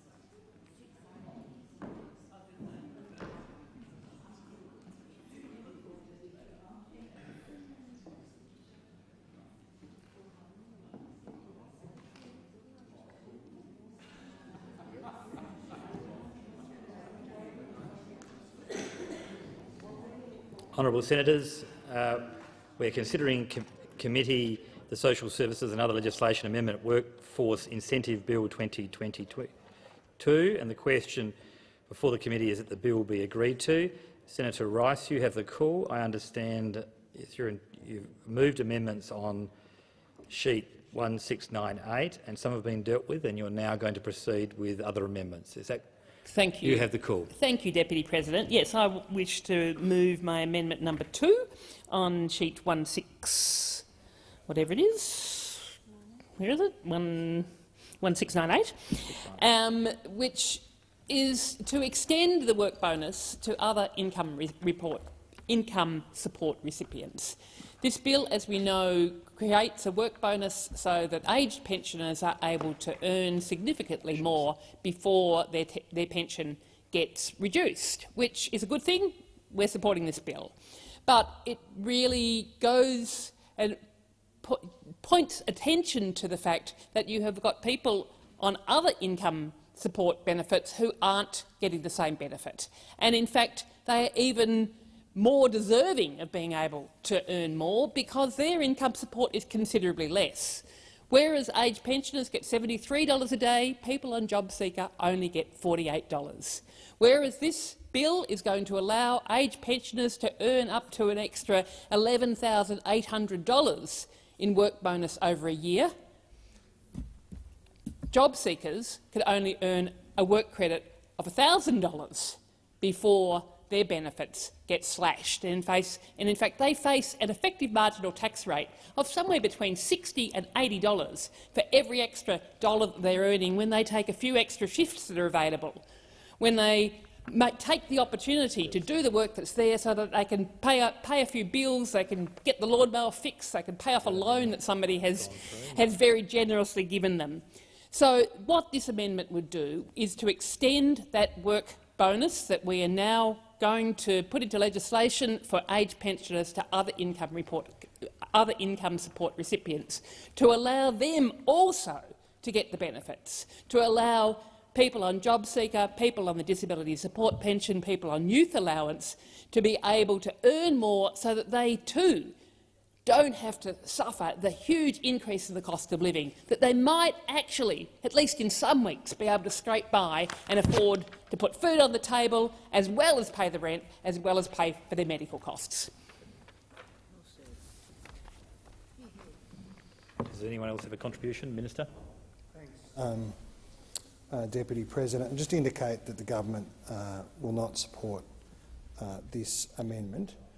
The purpose of the bill is to provide the relief and the incentive that has been set out at the Jobs and Skills Summit by the proponents of the bill more broadly in the community and by the government to extend that support to age pensioners, categories of people on veterans' payments. The effect of adopting the amendment proposed by the Greens Party would be a very significant change to the bill. Indeed, it would take it away from its primary purpose and, in our view, would have unintended consequences. Now, I understand that that is not material for the proposers of the amendment because they want to make a political point about the system more broadly. Understand that. I do appreciate that some of those points have been made, and I appreciate the manner in which they have been made over the course of yesterday, and I expect some more today. But the government won't be supporting this amendment, and I urge the Senate not to support it either. So, Dillingham. Briefly indicate the opposition won't be supporting this amendment. Are there any other contributions? Otherwise, I'll put the question. I put the question that the request for amendment be agreed to, and that is request number 2 on sheet 1698 as moved by Senator Rice. Those for the question say aye. Against, no. I think the noes have it. Division required? Ring the bells. I'm intending to ring for 4 minutes unless guided otherwise. 4. Yep.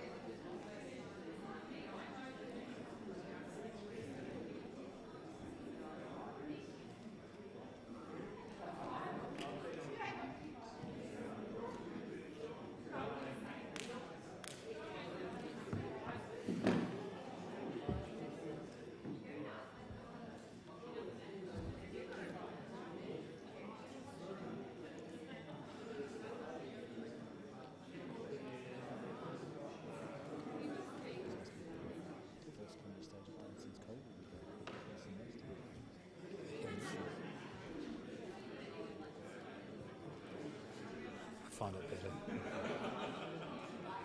Find it better.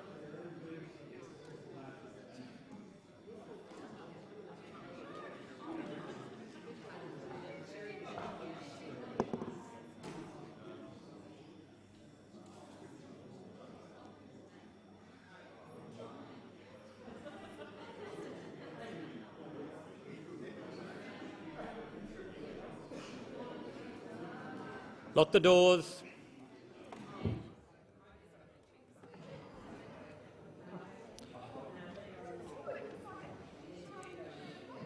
Order. The question before the committee is that the request for an amendment be agreed to. The request is request number 2 on sheet 1698, as moved by Senator Rice. Those for the question pass to the right of the chair, those against to the left. I appoint as a teller for the ayes Senator McKim and a teller for the noes Senator Scarr.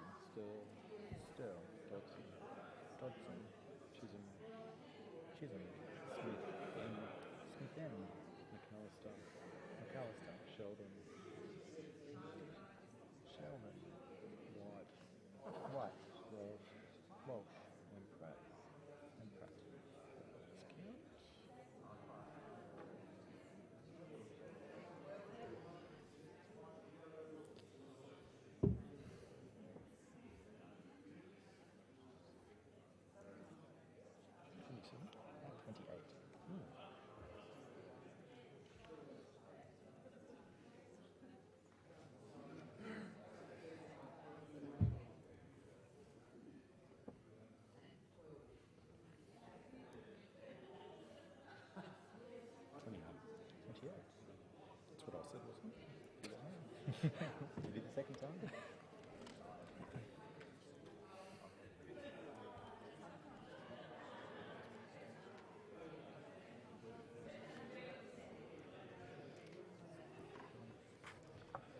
Honourable Senators, there have been 12 ayes and 28 noes. It's passed in the negative.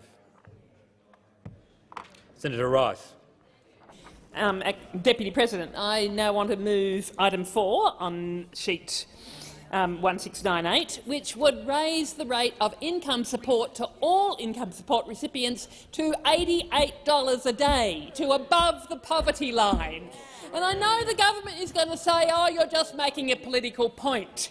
This is not a political point. This is an attempt to improve the lives of millions of Australians who are living in poverty, who are starving, who are suffering from malnutrition, who are suffering from scurvy, who cannot afford to live in a home at the same time as putting food on the table, at the same time as paying their medical bills. We can afford this, and this parliament, this government should be doing this. While they are not doing this, meanwhile they are saying we're going to go ahead with the stage 3 tax cuts and give the richest people in our country, give the billionaires, give the wealthy $250 billion over the next 10 years. That's the choice that's being made. Poverty is a political choice, and the Greens have decided that we will not stand for it any longer. We are going to take every opportunity we can to be advocating, to be pushing, to be working so hard for the people who are quagmired in poverty at the moment. We need to raise the rate of income support. We need to raise it above the poverty line. We need to raise it above $88 a day, and we need to do it now. Minister. Thanks. The government will not be supporting this amendment, and thank you for the Thank you for the cheers.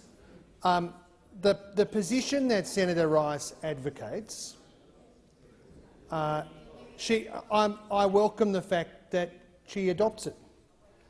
There are many people in the community who live on the New Start rate and find it very difficult to live on that rate. The government has made it very clear that if we could raise the rate, that we would, and that we will consider it in the light of every budget. Now, the government is responsible for managing the fiscal circumstances of the budget. We've made it clear that we will consider it in the light of every budget in terms of its circumstances as we come on, and we will not be supporting the amendment today. Senator Dunningham. Chair, I'll again briefly indicate that, pardon? That's an outrageous thing to say, but we won't be supporting this amendment. So. Are there any other contributions? Otherwise, I'll put the question. I put the question that the request for an amendment be agreed to. The request I refer to is request number 4 on sheet 1698, as moved by Senator Rice. Those for the question pass to the right of the. Those for the question say aye. Against no. I think the noes have it. Division required. Ring the bells.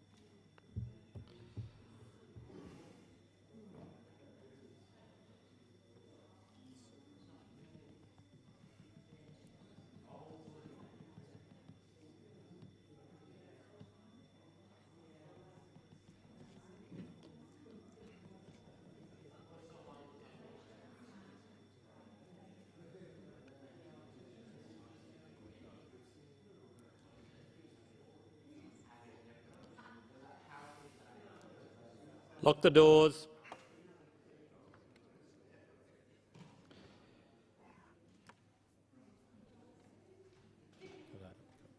Put the question. The question before the chair is that the request for an amendment be agreed to. Request 4 on sheet 1698. Those past the right of me to the left. I point as a teller, Senator McKim. I point as a teller for the ayes, a teller for the noes, Senator Scarr.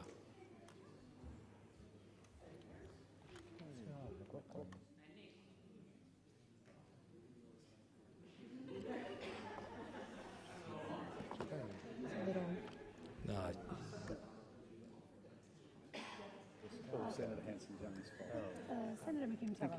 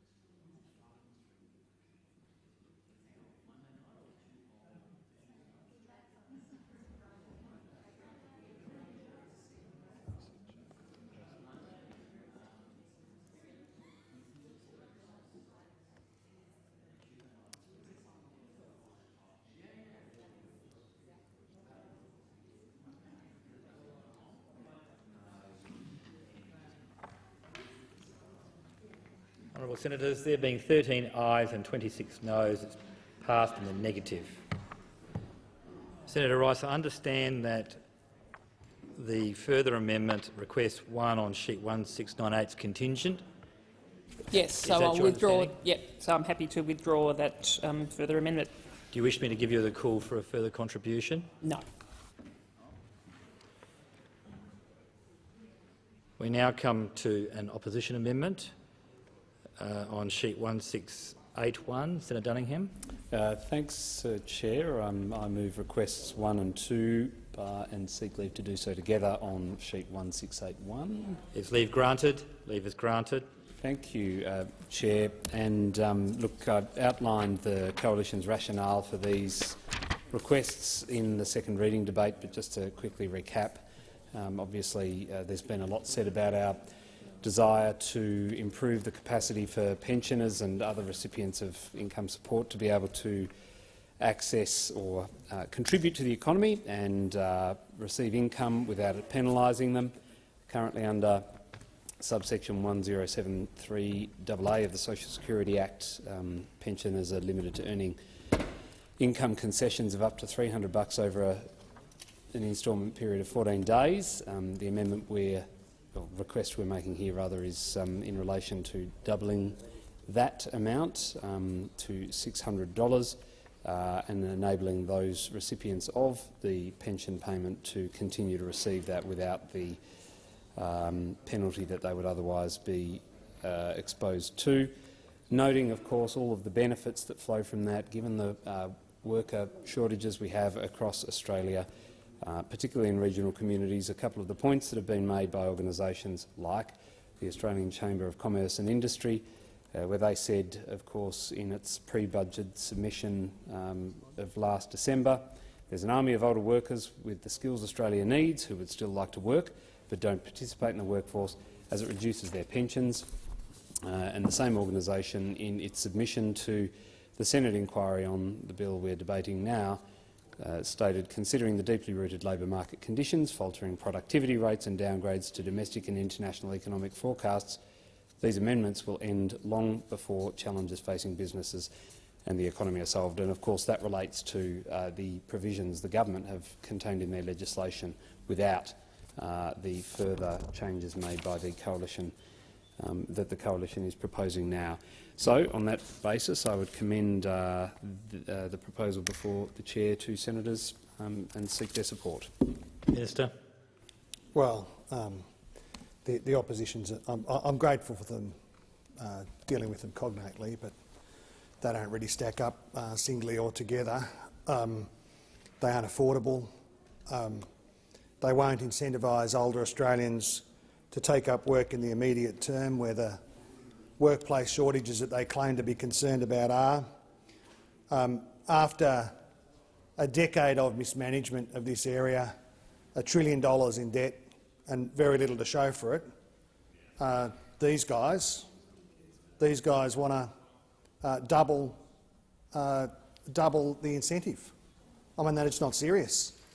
It's not a serious proposition.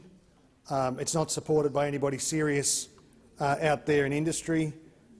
We can't sustain about it as we go about a focused approach on sustainable budget repair. Now, the former government used social services as a political football. A new minister in social services about every 12 months. They didn't take social services seriously either. And the idea that the new opposition can claim to have an interest in labour shortages after a decade of policy failure in this area, falling productivity, falling wages, falling capital expenditure, and achieving the remarkable achievement of an enormous reduction in temporary labour. The idea that they'd come here today proposing to double the incentive is pretty extraordinary, and the government urges the Senate to oppose the amendment. Senator Rice, you set the call. Yes, Rice. the Greens won't be supporting this amendment. We negotiated with the government to get an amendment in the House to extend the time period of this scheme through until December next year, and we think that that's a good period of time to be having this workplace bonus in place. We're happy towards the end of next year potentially to see whether it should be continued, but at this stage we are not supportive of moving the amendment that would extend it now. Are there any other contributions? Otherwise, I'll put the question. I put the question that the requests for amendments be agreed to. The requests are 1 and 2 on sheet 1681, moved by the opposition, Senator Dunningham. Those for the question say aye. Aye. Against no. I think the noes have it. Is a division required? Division is required. Ring the bells.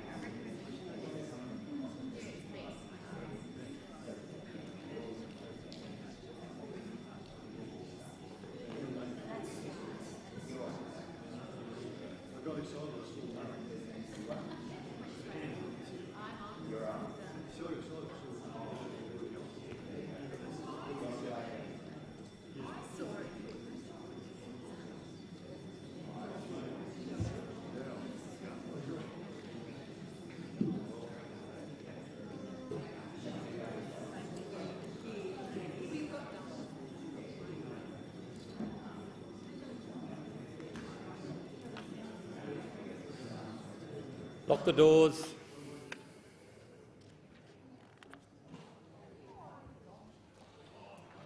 The question before the chair is that the request for amendments be agreed to. The amendments are requests 1 and 2 on sheet 1681, moved by Senator Dunningham. Those for the question move to the right of the chair, the noes to the left of the chair. I appoint as teller for the ayes Senator Cadell and teller for the noes Senator Ciccone.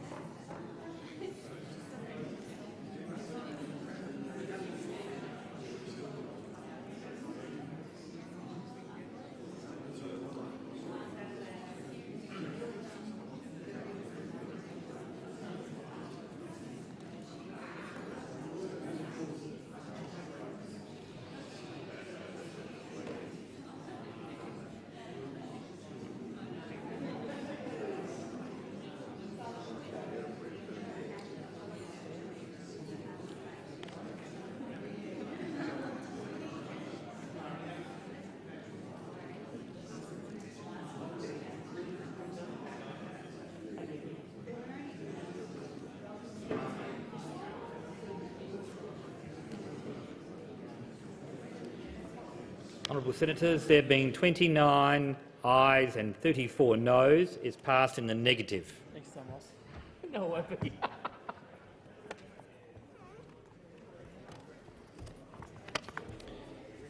Does any honourable senator have a further contribution on this bill?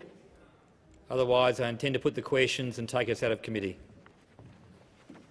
No honourable senators indicated they wish to make a further contribution, so I'll put the necessary questions. The question is now that the bill stand as printed.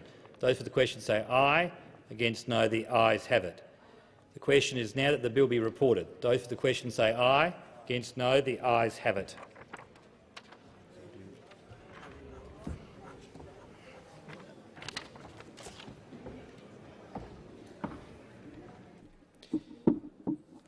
Honourable Senators, the committee has considered the Social Services and Other Legislation Amendment Workforce Incentive Bill 2022 and agreed to it without amendment.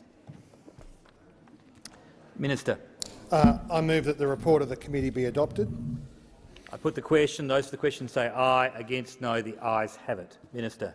I move that the bill be read a third time. I put the question. Those for the question say aye. Against no, the ayes have it. Clerk. A bill for an act to amend the law relating to social security and veterans' entitlements and for related purposes. Government business orders of the day number 4, Emergency Response Fund Amendment, Disaster Ready Fund Bill 2022, resumption of second reading debate. Senator Davey. Deputy President, look, it seems somewhat incongruous that we are debating a bill that changes its name, moves money from one pocket to another, from response to emergency management to mitigation projects, while across the eastern states we have thousands of people displaced by floods, children who can't go to school, parents who are probably a bit traumatised about what to do next, communities, including my hometown, on evacuation orders, and immeasurable losses that we're facing. We've had crop losses across the eastern seaboard, and not just the crops that are in the ground, but we have opportunity loss as well, because we can't get the tractors on the paddocks to sow the summer crops. We can't get the harvesters on the paddocks to take off or salvage any winter crops that we may have had. We have a town in the Southern Riverina right now that is absolutely isolated. People had until 1 o'clock today to be escorted out of town.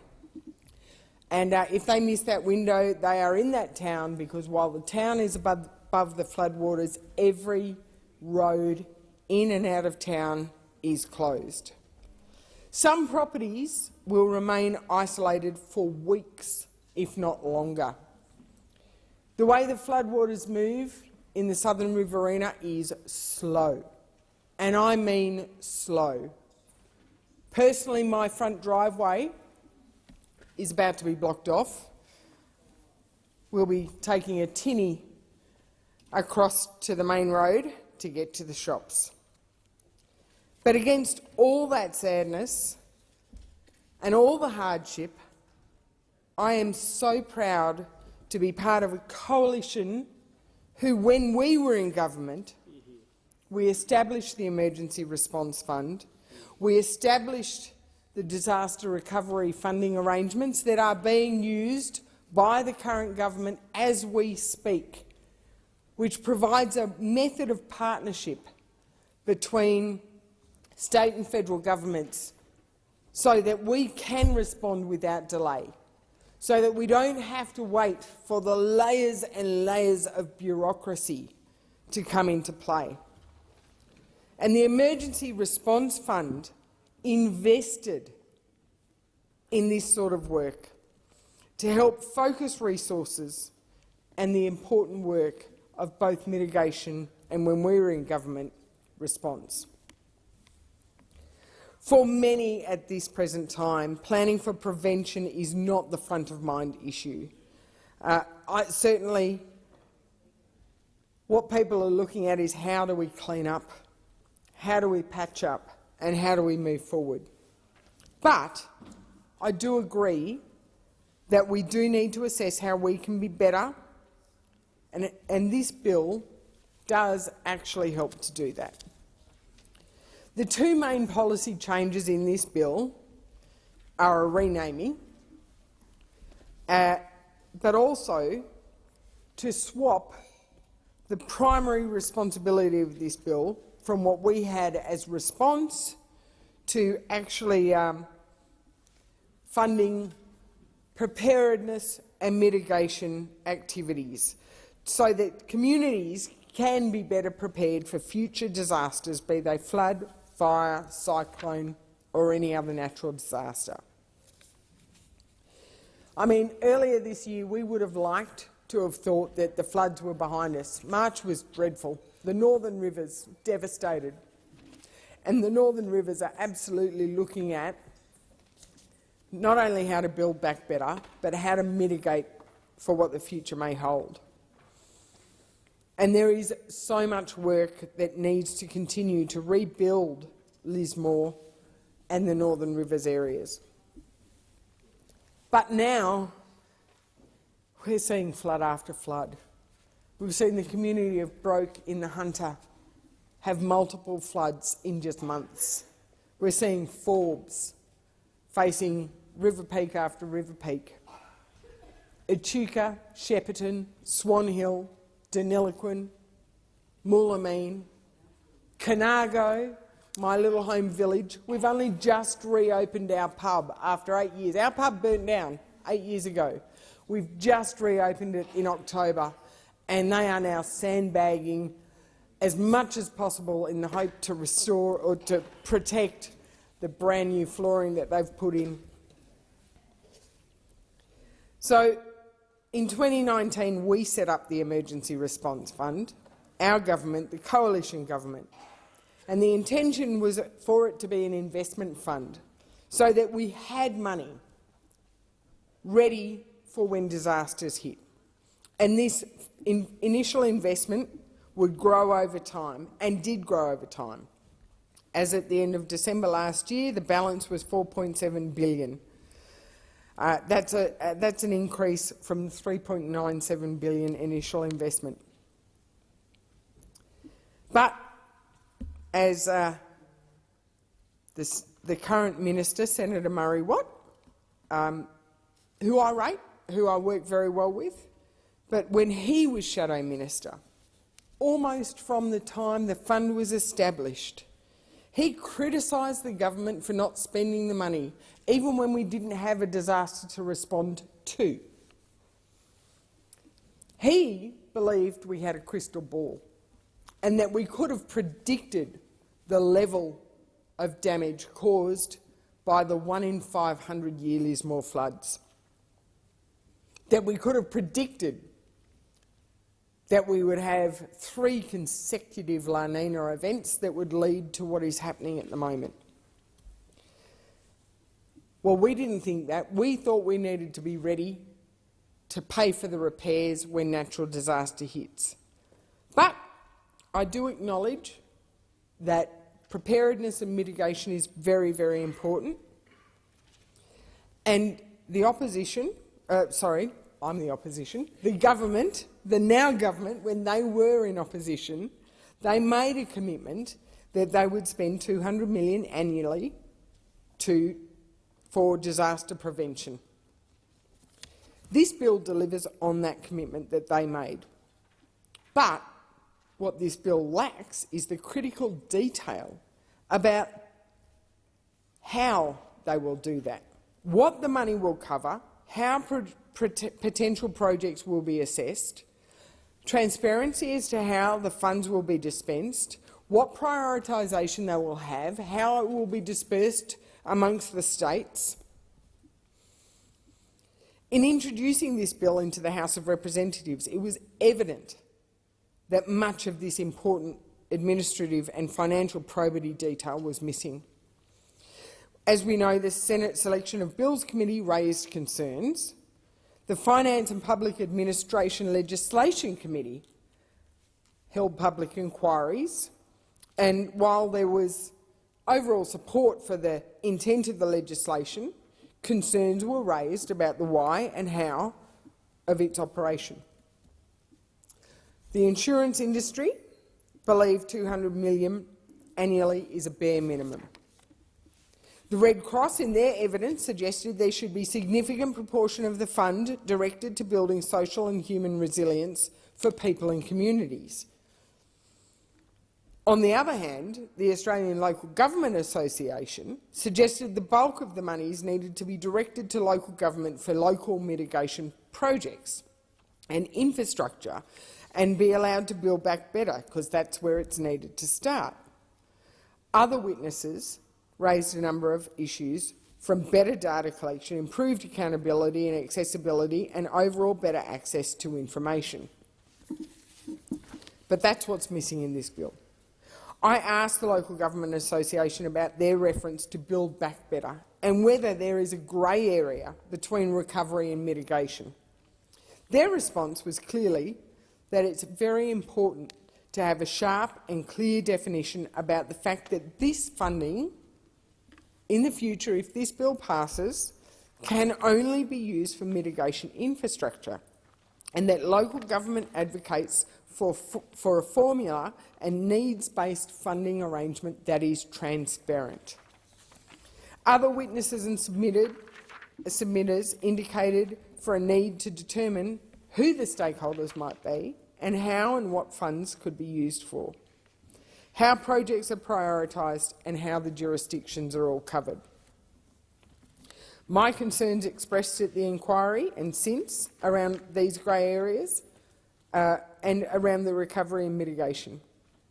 We know some local government areas were in the process of building mitigation projects but have been delayed by their current floods, or by the lack of labour, or by the inability to get materials. Now, I know that we don't have that crystal ball, that we can't predict. We can look at the models, we can make our best guess, but that is not a silver bullet. And we all need to always be prepared for disaster. But I am willing to support this bill with an amendment that improves the transparency of the bill and improves the accountability on whoever is in government in the future. There are many examples of impacts that have not been expected or previously experienced. Take, for example, Eugowra. They were preparing for a flood. They thought the waters would come on. They didn't expect a tsunami. I agree that we do need to invest in resilience and building measures and risk reduction, and that's why our government committed, out of our emergency response fund, $150 million for the Northern Rivers resilience and mitigation projects that will be advised by work that is currently being done by the CSIRO. But we don't have the luxury of doing that in isolation from current and repetitive events. Right now, our communities are asking us to rebuild. We are learning, and the latest floods have shown us that we need to reconsider where and how we build houses, roads, bridges and other transport routes. And I acknowledge that the current minister has finally accepted that, despite when the former Natural Recovery and Response Commissioner said the same thing. The guy who's now our minister called for him to be sacked. There has been much talk now about planning laws, and those discussions need to be had, but we also need to acknowledge that we have allowed planning and development on floodplains, and we need to work with those communities on what works best for them. The opposition will support this bill. We will be moving an amendment to make it more transparent. We cannot underestimate the current fragility of our rural and regional communities. We pride ourselves on our toughness and our ability to get on with the job. But large parts of Australia are at present struggling, and they need to know that we are going to stand by them in both recovery and future mitigation efforts. So I implore the government to make sure that while moving this funding from recovery to mitigation projects, that they don't turn their back on the funding that will be required following these floods, this latest round of disaster. The roads infrastructure that needs to be repaired alone is going to require a significant commitment from government. So I implore government not to forget this hard task at hand, but we will support the bill with an amendment for this emergency response fund. Thank you. Senator Pocock. Thank you, Deputy President. I rise today to speak to the Disaster Ready Fund bill, and I want to acknowledge the experience of Senator Davey and the towns that she spoke of. and the experience of so many farmers and others, communities who are today dealing with disasters across our country. This bill is not spending any more money on natural disasters. It's simply reprofiling $150 million set aside for recovery spending to be spent on public works to minimise the impact of disasters when they strike. Instead of $50 million for preventative work and $150 million on recovery, the entire $200 million will be spent solely on disaster readiness rather than mixed in pre- and post-disaster response. The Productivity Commission and the insurance industry have made it crystal clear that spending on disaster prevention saves much more money than just spending on clean-up after climate-fuelled disasters strike. This will only become more obvious if we continue to let the climate crisis continue on its current path. A government's first duty is to keep its citizens safe, so we should be spending more on resilience. For this reason, the Greens support the principle of recalibrating all of the Emergency Response Fund's allocations to pre-disaster preparedness. However, the funds on offer do not go anywhere near what is required to keep Australians safe from coal and gas-fuelled natural disasters. Further, this investment is completely undercut by the fund's investment in fossil fuels and the government's continued handouts to the fossil fuel industry. For example, we saw the government recently provide $1.5 billion in the budget to expand Australia's gas industry in the Northern Territory. You can't claim to be putting out the fire while pouring petrol on it. This is why the Greens are moving amendments to increase the spending cap from $200 million to $300 million a year and to require the Future Fund, in its management of the Disaster Ready Fund, to ensure that the fund is not invested in fossil fuels. It's a rich irony, which cannot be lost on so many Australians, that the Disaster Ready Fund is invested in the very same coal, gas and oil companies whose activities are causing the climate emergencies that the fund has been set up to mitigate. Companies like Woodside, Chevron, Santos, Whitehaven, which have no plans to diversify, they just are taking actions which are destructive of our planet. When this bill passes the parliament and becomes the Disaster Ready Fund, it will start off holding $21.2 million in coal, oil and gas companies. This is like a hospital being funded by dividends from tobacco companies.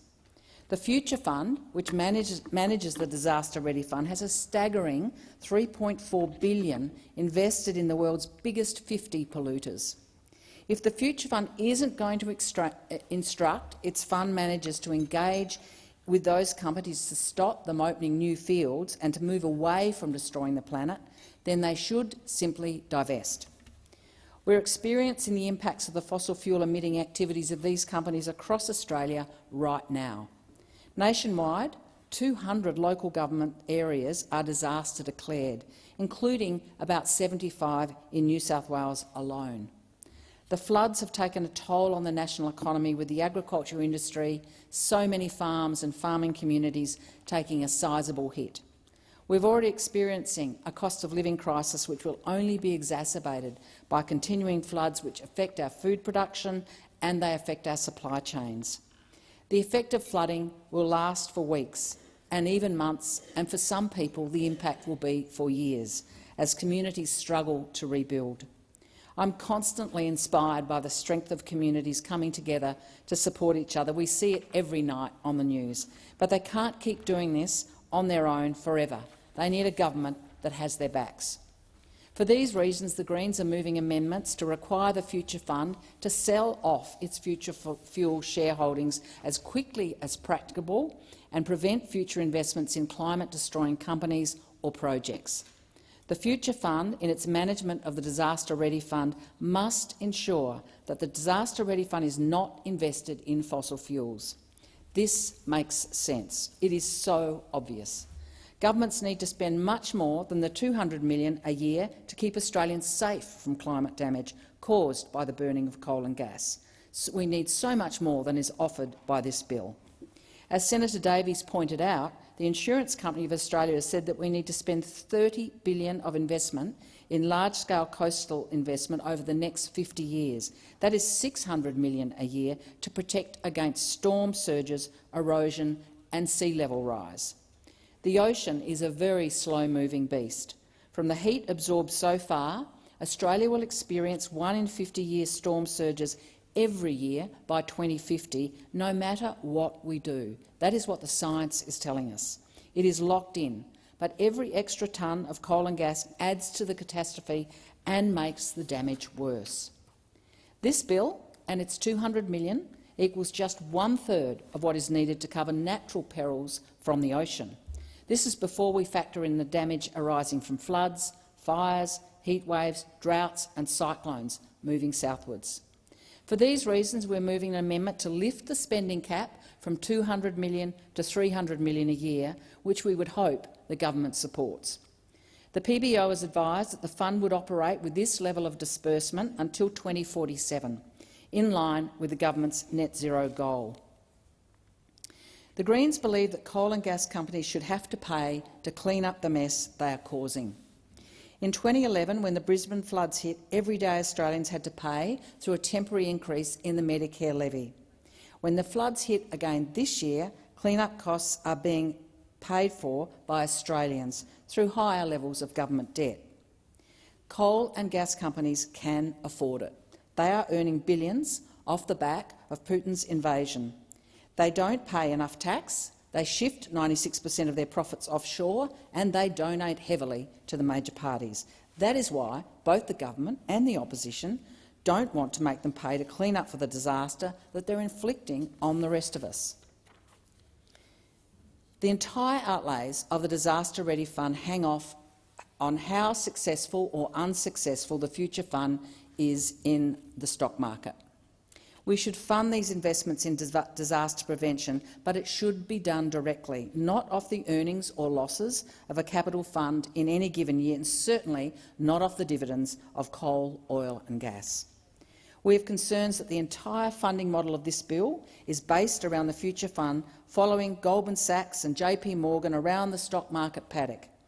Our climate resilience is hitched to the success or failure of global stock markets. Funding may go above or below the legislated $20 million per year, depending on how the stock market's travelling, and that is not a recipe for success. It is not a good way to fund a fund like this.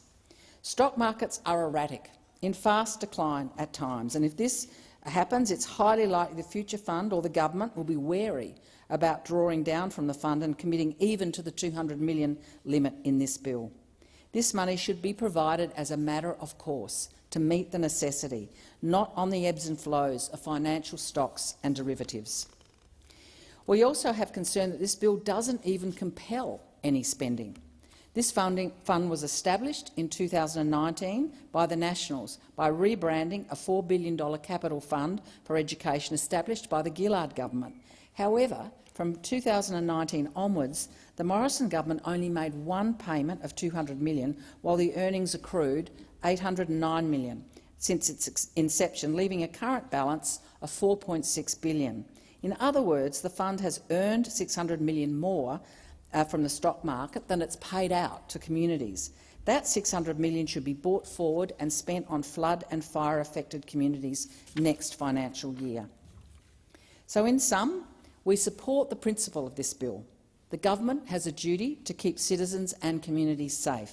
We should be investing on developing climate disaster resilience and preparedness. But this fund does not go far enough. Climate disasters are forecast to increase, and we can see them around us and around the planet. We need to ensure that we have the capacity to support communities by lifting the spending cap from $200 to $300 million. We also need to require that the disaster fund does not invest in fossil fuels. We cannot have a fund invested in the companies that are responsible for causing the very same climate disasters that the fund is set up to protect against. We urge the government to maintain the integrity of the intent of this legislation by supporting our amendments. Thank you. Thank you. Senator Walsh. Thank you, Acting Deputy President, and I rise to speak on this bill. It will benefit thousands of Australians across the country. It will create what Australia should have had years ago, a proper disaster-ready fund. It recognises the reality that many Australians will be devastated and displaced by natural disasters such as fire, floods and extreme weather, just as too many Australians on the East Coast are right now, today. And these conditions, we know, will only get worse as the climate continues to change, because this government believes climate change is real. The previous government had 9 years to prepare Australia for future extreme weather. 9 years. And even when they did try something, it just wasn't properly thought through. They established a $4 billion emergency response fund in 2019. And at the time, its stated purpose was to provide $150 million in recovery funding each year and $50 million in mitigation funding per year. In the 3 years the fund existed, it did not complete a single mitigation project or release a cent in funding recovery. Instead, it earned the previous government more than $800 million in interest, taking the total towards $5 billion, with nothing to show for it.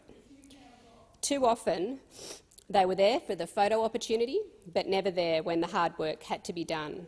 And in a country prone to natural disasters, this attitude is truly unbelievable. In contrast, the Albanese government is getting on with the job of building a better Australia, building a country that's ready to face the future. And this bill will ensure that Australia is better prepared for future disasters. It will provide up to $200 million per year to invest in mitigation projects like flood levies, cyclone shelters, fire breaks and evacuation centres around Australia, as well as building natural disaster resilience. By preparing for natural disasters, we can protect lives and livelihoods and lower damage bills from floods, fires and cyclones. We can reduce the physical, economic and psychological impact of disasters for the Australian community. With a specific focus on disaster resilience, the Disaster Ready Fund will help prepare Australians as best we can for future catastrophic weather. It's a policy that we need for thousands of Australians across the country, and it's a policy that's very close to my heart. Earlier this year, I had the privilege to visit communities in Mallacoota and East Gippsland, including community leaders from the Mallacoota and District Recovery Association, the Gunai-Kurnai Land and Waters Council and volunteers from the local Country Fire Authority. The area was severely affected by the Black Summer bushfires and then by flooding. We all remember the harrowing scenes of devastation and loss in the aftermath of catastrophic bushfires and then floods. The scale of the devastation was almost unimaginable. From local people, I heard what was important and what they needed. And what they told me was that they needed to be part of the solution, that rebuilding, recovery and resilience in the face of growing threats from natural disasters is best achieved when local people are put in charge of local solutions, including First Nations people, whose profound and deep understanding of the land and its challenges is invaluable to successful planning and management of disasters. The Mallacoota community has rallied magnificently to some really challenging times. Sadly, though, the circumstances that produced the Mallacoota fire and recent Gippsland floods are getting more common, as we're seeing today, with absolutely tragic consequences. In my state of Victoria, last month was the busiest month on record. For Victoria State Emergency Service, with volunteers responding to a staggering 13,700 calls for assistance after the recent floods, a situation reflected in communities across the country even as we speak. This is our new reality. The Albanese government is delivering on our commitment to ensure Australia is better prepared for natural disasters in the future. The Disaster Ready Fund builds on other measures by this government to strengthen Australia's disaster management response, including increasing the capacity and capability of our amazing volunteers, supporting up to 5,200 additional volunteers to join the existing disaster volunteer workforce by covering the costs associated with recruitment, deployment, equipment and training. We know we have a big job ahead of us, and we are tackling the root cause of all of this, which is climate change. And we know governments, not only here but around the world, have to be part of the solution.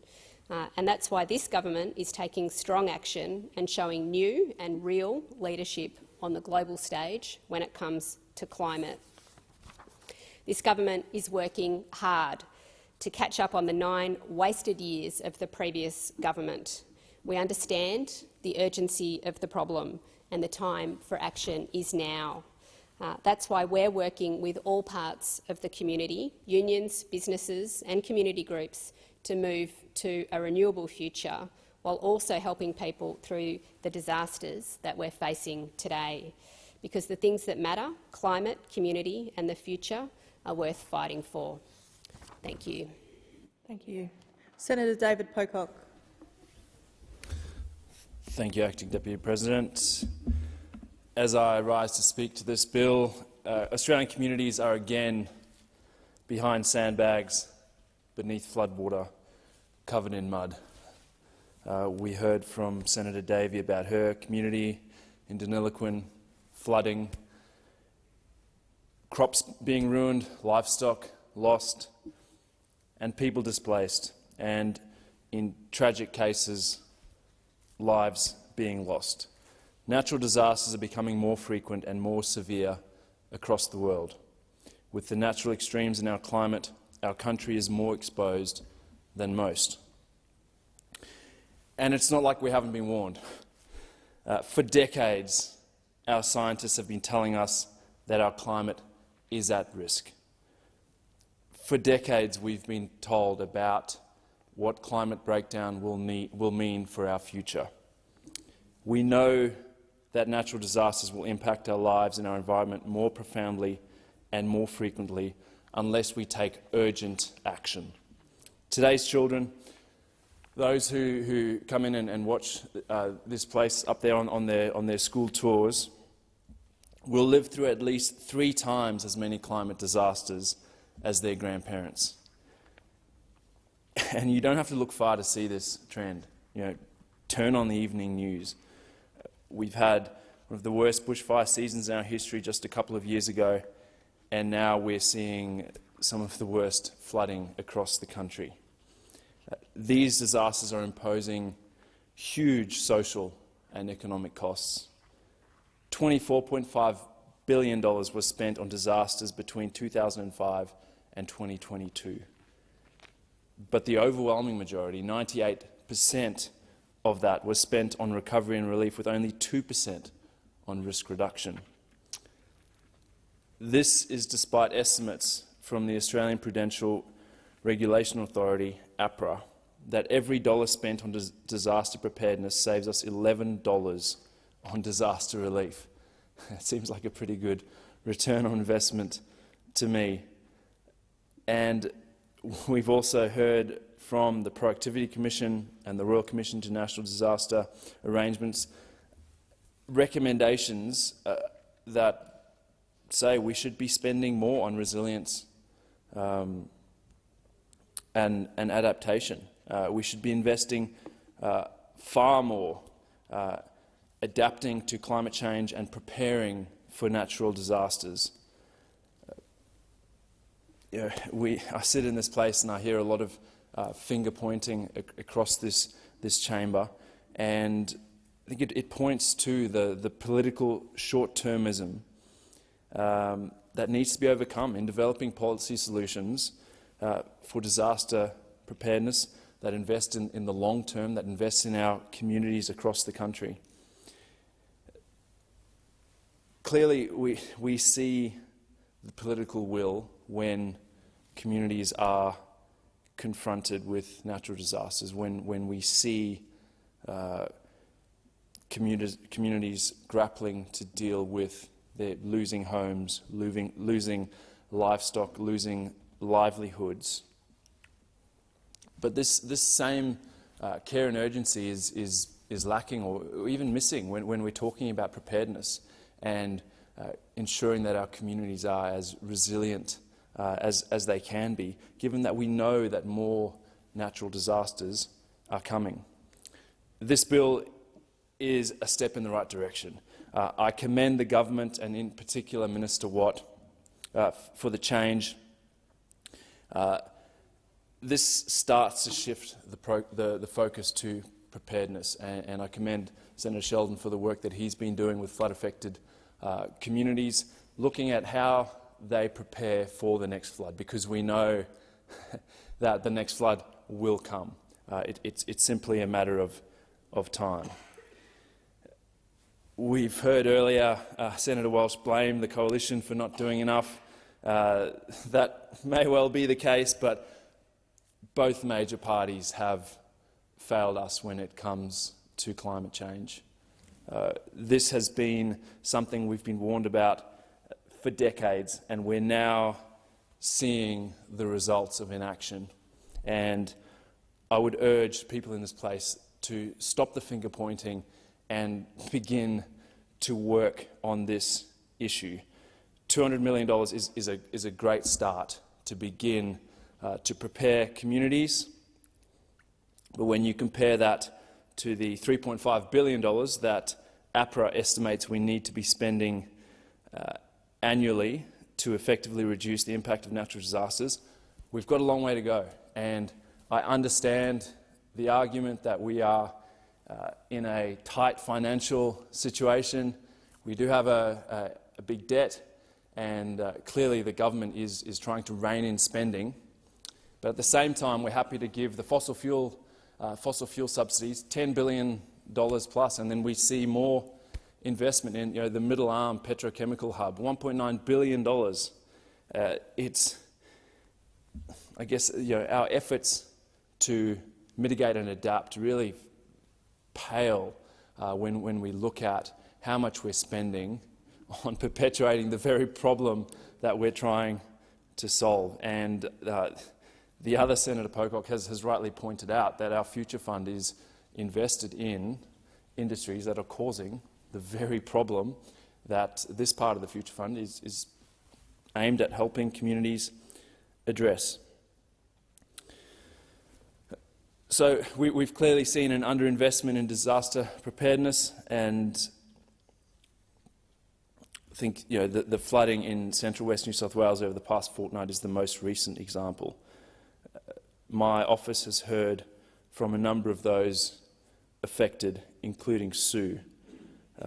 Sue owns the chemist in Molong, which was underwater and suffered extensive damage. She recounts the terror of a rapidly rising river in the middle of the night and the windows shattering as water came into her shop. But there's not a word of complaint or self-pity.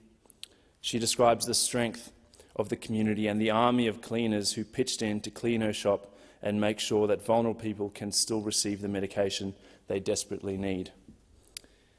There are hundreds of people like Sue across this great country. They deserve the best solutions, not only after disaster strikes, but also beforehand, to ensure their communities are better prepared when these disasters inevitably come their way. Our obligation to support those worst affected by worsening natural disasters does not end at our geographical border. Global warming is driving the increased severity of natural disasters around the world, and we've seen flooding in Australia, Pakistan, Nigeria. We've seen record-breaking wildfires in Europe, and we've seen the conditions set for huge hurricanes in North America. As a wealthy country, one of the wealthiest countries in the world, and some of the highest per capita emitters, we have a duty, a moral obligation, I would argue, to help those suffering on account of our contribution to heating this planet. I'd like to read a brief statement from Naki Yat Sam, a 10-year-old girl from Ghana. She told COP27 delegates last week about flooding where she lives in the capital city of Accra. Cars were underwater, people were paddling canoes where there had been streets, thousands fled their homes. It was very scary for us. If it is going to get much worse, we fear how much our future is on the line. Decide now, if you are rich and powerful, to provide funds to help the ones who suffer the most the costs of climate disaster not caused by us. And having lived and been involved in community development projects in Zimbabwe in incredibly poor rural communities, that sentiment is shared. This is a problem that has not been caused by billions of people who share this planet with us, but it is all of our problem to bear, and I would argue that Australia needs to step up and show more global leadership on this. Clearly this fund is not dealing with that, but I think this is all connected when we're talking about disaster preparedness and response. The good news is that we have so many of the world's leading scientists and experts in all of these fields to help us deal with this, to help us better both mitigate emissions but prepare for the natural disasters that are coming our way. The ACT in particular has a lot to contribute in the disaster resilience field. Last week I visited the CSIRO's National Bushfire Behaviour Research Laboratory just across the Molonglo River at the base of Black Mountain, and talked to scientists there who are working to better understand bushfire dynamics and running a whole range of experiments that they can't run in the field to better understand the likely movements of bushfires and inform firefighter crews and emergency personnel on both how to extinguish fires, but also then how to prepare surrounding communities. The CSIRO are also doing work with the ANU's Institute for Climate, Energy and Disaster Solutions on developing tech-based interventions targeting bushfires. They're doing some incredibly exciting stuff, like using drones to identify fires ignited by lightning strikes or from another source, and then using disposable GPS-guided water gliders to control remote bush ignitions. And it's our responsibility as a nation to invest in this science, to back these scientists with ideas that are going to help us deal with the kind of future we are living in and are going to continue to be faced with. Another amazing person at the CSIRO is Dr. Deborah O'Connell. She is building on the work of the great Dr. Brian Walker and his amazing work in the field of resilience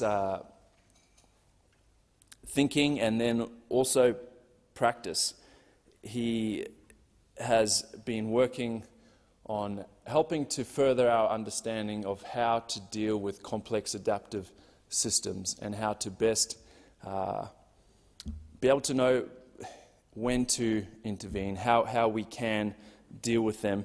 And Dr. O'Connell is in that field and is an expert in systems leadership and helping people think through preparedness and responses to natural disasters. For too long, we've ignored scientists' warnings about climate change, and climate change is now here.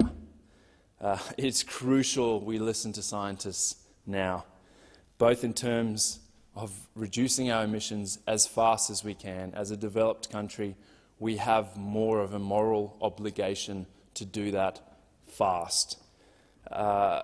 During the committee inquiry into this bill and into the Emergency Management Fund in 2019, concerns about transparency were raised.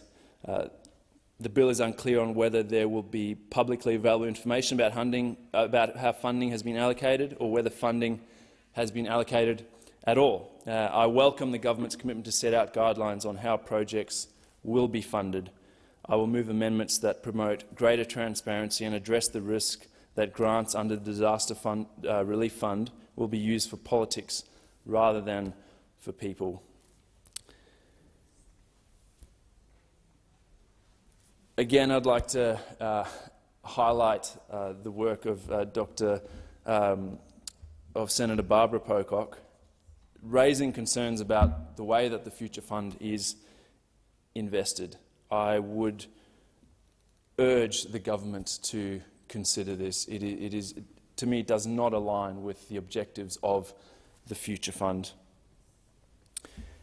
And I welcome the government's decision to give greater focus to resilience in Australia.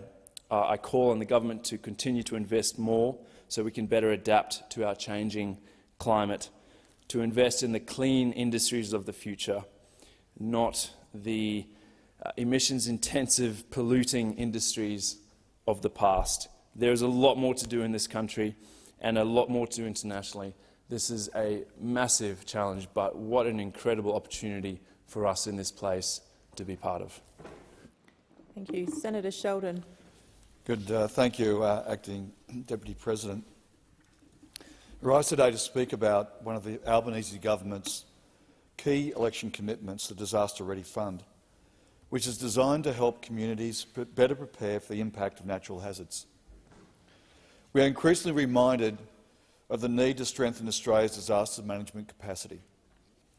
Communities are regularly hit hard by natural hazards, which then become humanitarian disasters. But with better advanced planning, we might be able to avoid or at least mitigate the disastrous outcomes. Disasters are neither natural nor inevitable. Last week I visited Eugowra, Parkes and Forbes, the New South Wales Central West, to hear from communities affected by the ongoing devastating floods there. Eugowra is a small town with a population of 779 people that was absolutely smashed a week ago by what locals described as a tsunami of floodwater. They were blindsided by the wave that roared through their town. 1 in 5 residents in Eugowra were rescued by boat or helicopter after that tsunami hit last Monday, and sadly, of course, lives were lost. Just today, the Prime Minister, with the New South Wales Premier, visited Eugowra to meet people affected by the crisis and to announce recovery grants of up to $50,000 for small businesses and not-for-profit organisations affected by the September-October flooding events in New South Wales. That is an important quick response aspect of this government's approach to dealing with the disaster. But a vital point was made to me in Eugowra last Friday that reminds us why the resilience focus of the Disaster Ready Fund is just as important as the immediate recovery after a disaster. We need to build resilience ahead of time, not just to respond to natural hazards when they get out of hand and become disasters. In Eugowra, last Friday, I spoke with a small businessman owner, Greg Augustin, who owns a small auto mechanic shop in the main street of the town.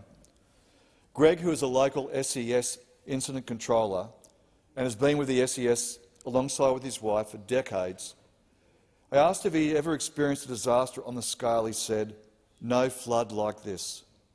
Greg's workshop was absolutely devastated by the wall of water that hit Eugowra, and he said he was initially thinking of just walking away from the business. Such was the devastation. But he said he was already having second thoughts about that decision. He said, "It depends on how the town goes, and if they still need work done, well, I can still do it." With each day that passes, there is a growing sense of optimism that the people of Eugowra will stick around and rebuild and businesses will open up again. Today's visit by the Prime Minister to announce the $50,000 business grants is a step on the path to recovery. I met with Mark McMullen and Sandra Arnold, local emergency service officers from the Australian Red Cross, who had been first responders on the ground in Eugowra. Mark told me, he said, "We need to continue to build community resilience through cross-training of services so we can be adept to the changing circumstances. He was talking about improving the ways we respond to disasters by better coordinating our relief groups and working together. Sandra told me the importance of letting others know when you're safe in an emergency. The Red Cross service of Register, Find, Reunite lets family, friends and emergency services know that you're safe in the event of an emergency. Sandra said during the summer bushfires of 2019-20, a staggering 71,000 people registered with the service and over 650 people were reunited thanks to it. And it was used by agencies to learn the whereabouts of people who had fled the fires and to follow up with them. And we know that natural hazards such as floods, bushfires and violent storms are becoming more frequent and more severe. But there is much we can individually do and collectively prevent them from turning into disasters. The Disaster Ready Fund seeks to curb the devastating impacts of natural hazards by investing in important disaster prevention projects.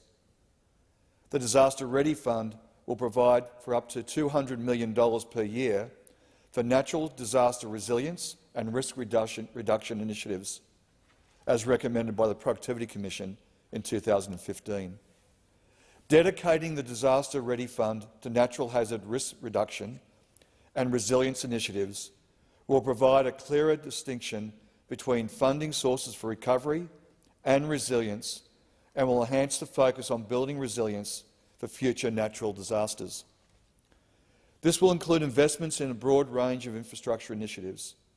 And just two of those areas that can be so-called grey, for example, grey infrastructure, human-made structures such as dams, seawalls, roads and water treatment plants. And they can be green-blue infrastructure, the use of vegetation, soils and natural processes. Both of these infrastructure approaches seek to mitigate the impacts of climate change and natural disasters on communities. These kind of activities help to deliver on the government's agenda for climate adaptation by implementing projects that future-proof Australian communities against future disaster impacts. The bill will transform the former government's inadequate emergency response fund into a dedicated ongoing source of funding for natural disaster resilience and risk reduction initiatives. Over 3 years, their emergency response fund didn't complete a single mitigation project or release a cent in recovery funding, which at the same time earning the former government, over $800 million in interest. This left is dangerously unprepared, and the Albanese government won't repeat the mistake of any previous governments. But I also want to take the opportunity to also congratulate the opposition and those within the Senate. Whilst there are some amendments moved, the essence of this bill is being supported to the credit of the opposition as well. Because what's important about is not only holding responsible for decisions that we all make in this place, including those in the past, it's important that we are forward-thinking how we move together on this very important issue of dealing with these terrible disasters. By preparing natural disasters, we can protect lives and livelihoods and lower damage bills for floods, fires and cyclones. We are committed for better protecting towns like all of us here, like Eugowra, for people like Greg, Sandra and Mark. We support the bill. Senator Shoebridge. Thanks, Acting Deputy President. I rise to speak to the Disaster Ready Bill 2022.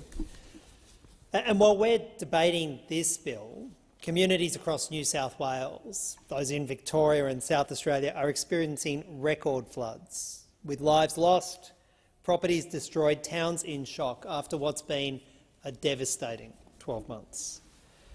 While we're here, major flooding is swelling and overflowing the Lachlan, the Murray, the Murrumbidgee rivers, amongst others. Residents in Forbes, Condobolin, Deniliquin, Eugowra, and just stopping on Eugowra, thinking about that tsunami that just swept through that town last Monday and the damage and the devastation that was caused.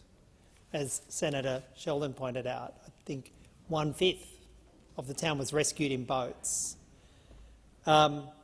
Just one town as the floodwaters wash down through the river systems. But we've seen flooding Bourke, Walgett, Hay, Albury, Echuca, Mildura, Wentworth, town after town either flooded or watching as those slow-moving inundations pour across the west and southwest of New South Wales into Victoria, into South Australia. People have lost everything. And we know that this is the devastating impacts of worsening climate change.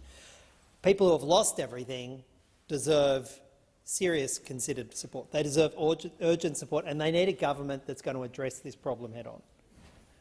And whilst this bill does do some good work, it goes nowhere near enough. The government says that it's taking action on climate change. But we know, while we're debating this bill and talking about a $200 million annual measure, that governments across the country are handing out a staggering $11.6 billion a year in subsidies to fossil fuel companies. $11.6 billion, making the problem worse, making the next floods more severe. And the response is $200 million of additional public money to try and address a tiny amount of the damage. And to get $11.6 billion a year in context, that's $22,000 every minute of every day for the entire year. Just imagine if that money was instead invested in preventing, mitigating and adapting to climate change instead of making the problem worse. And we know that this Disaster Ready Fund will provide some $200 million a year. Not new money, repurposed money. But to give some idea about what the cost of climate change is, let's look at what the Insurance Council of Australia says. They've calculated that the investment needed just to protect against coastal storm surges in this country over the next 50 years is some $30 billion. That's $600 million a year, this year, every year, for the next 50 years, just to deal with one of the natural perils we face from exacerbated climate change. And the response from the government is a $200 million a year in total of repackaged, rebadged monies. The Disaster Ready Fund is peanuts compared to the crisis we're facing. And it's floods today. Next month it'll be fires, droughts, storms, cyclones. And we need the kind of investment and joined-together policy that will keep Australians safe from coal and gas and insurance-fueled and climate-fueled natural disasters. And again, to focus on my state, New South Wales, and we've seen the flooding in the north of the state, the savage flooding in Lismore. And I've been up there twice since the floods, and once in the very, very, very near aftermath of that devastating rain bomb that destroyed Lismore in February of this year. Just hard to think that's just 9 months ago. I went there and the town looked like a mixture of a disaster scene and a film set. You could walk through the whole of the centre of Lismore and they'd cleaned out the worst of the debris. But every shop was empty for block after block after block of a town that's been there well over a century and destroyed in a climate-fueled rain bomb, the likes of which they'd never seen before. And I remember talking to one of the employees of the Courier Mail, and I just want to shout out to the work of the Courier Mail and the organising work of the First Nations community up there, who formed the hub of the community response when government wasn't anywhere to be found. They came together like First Nations communities know how to do. They don't expect government to help. And they came together and they formed the hub, that amazing community hub and the disaster relief up there in Lismore. They stepped up when governments failed. But I remember speaking to one of those employees from Courier Mail, and he was in a top floor apartment, second floor apartment, in an old sort of shop in the centre of Lismore, and they'd marked on the side of the wall where the early record flood in the 70s had been, and they knew that they could get above that and they'd be safe. But when this rain bomb hit, the waters kept rising and rising and rising and rising, and the 1970 flood level just got inundated. And then he put himself and his partner and his dog on a surfboard, and they rose up inside their house as the floodwaters were rising, in night, in dark. And as they were rising up, they had to smash a hole through the ceiling and the roof to get into the roof cavity. And they pulled their dog up, and they're pulling their dog up, and they're on the rafters in the roof cavity, having smashed a hole in the roof, in the ceiling, and then they had to knock a hole through the tin roof. Imagine the chaos and the panic, and that was repeated hundreds and thousands of times across Lismore. They knocked a hole in the tin roof, and they were there on the roof, and they got rescued by a bloke on a jet ski. And and thank God they turned up. But where was the disaster relief? Where was the planning?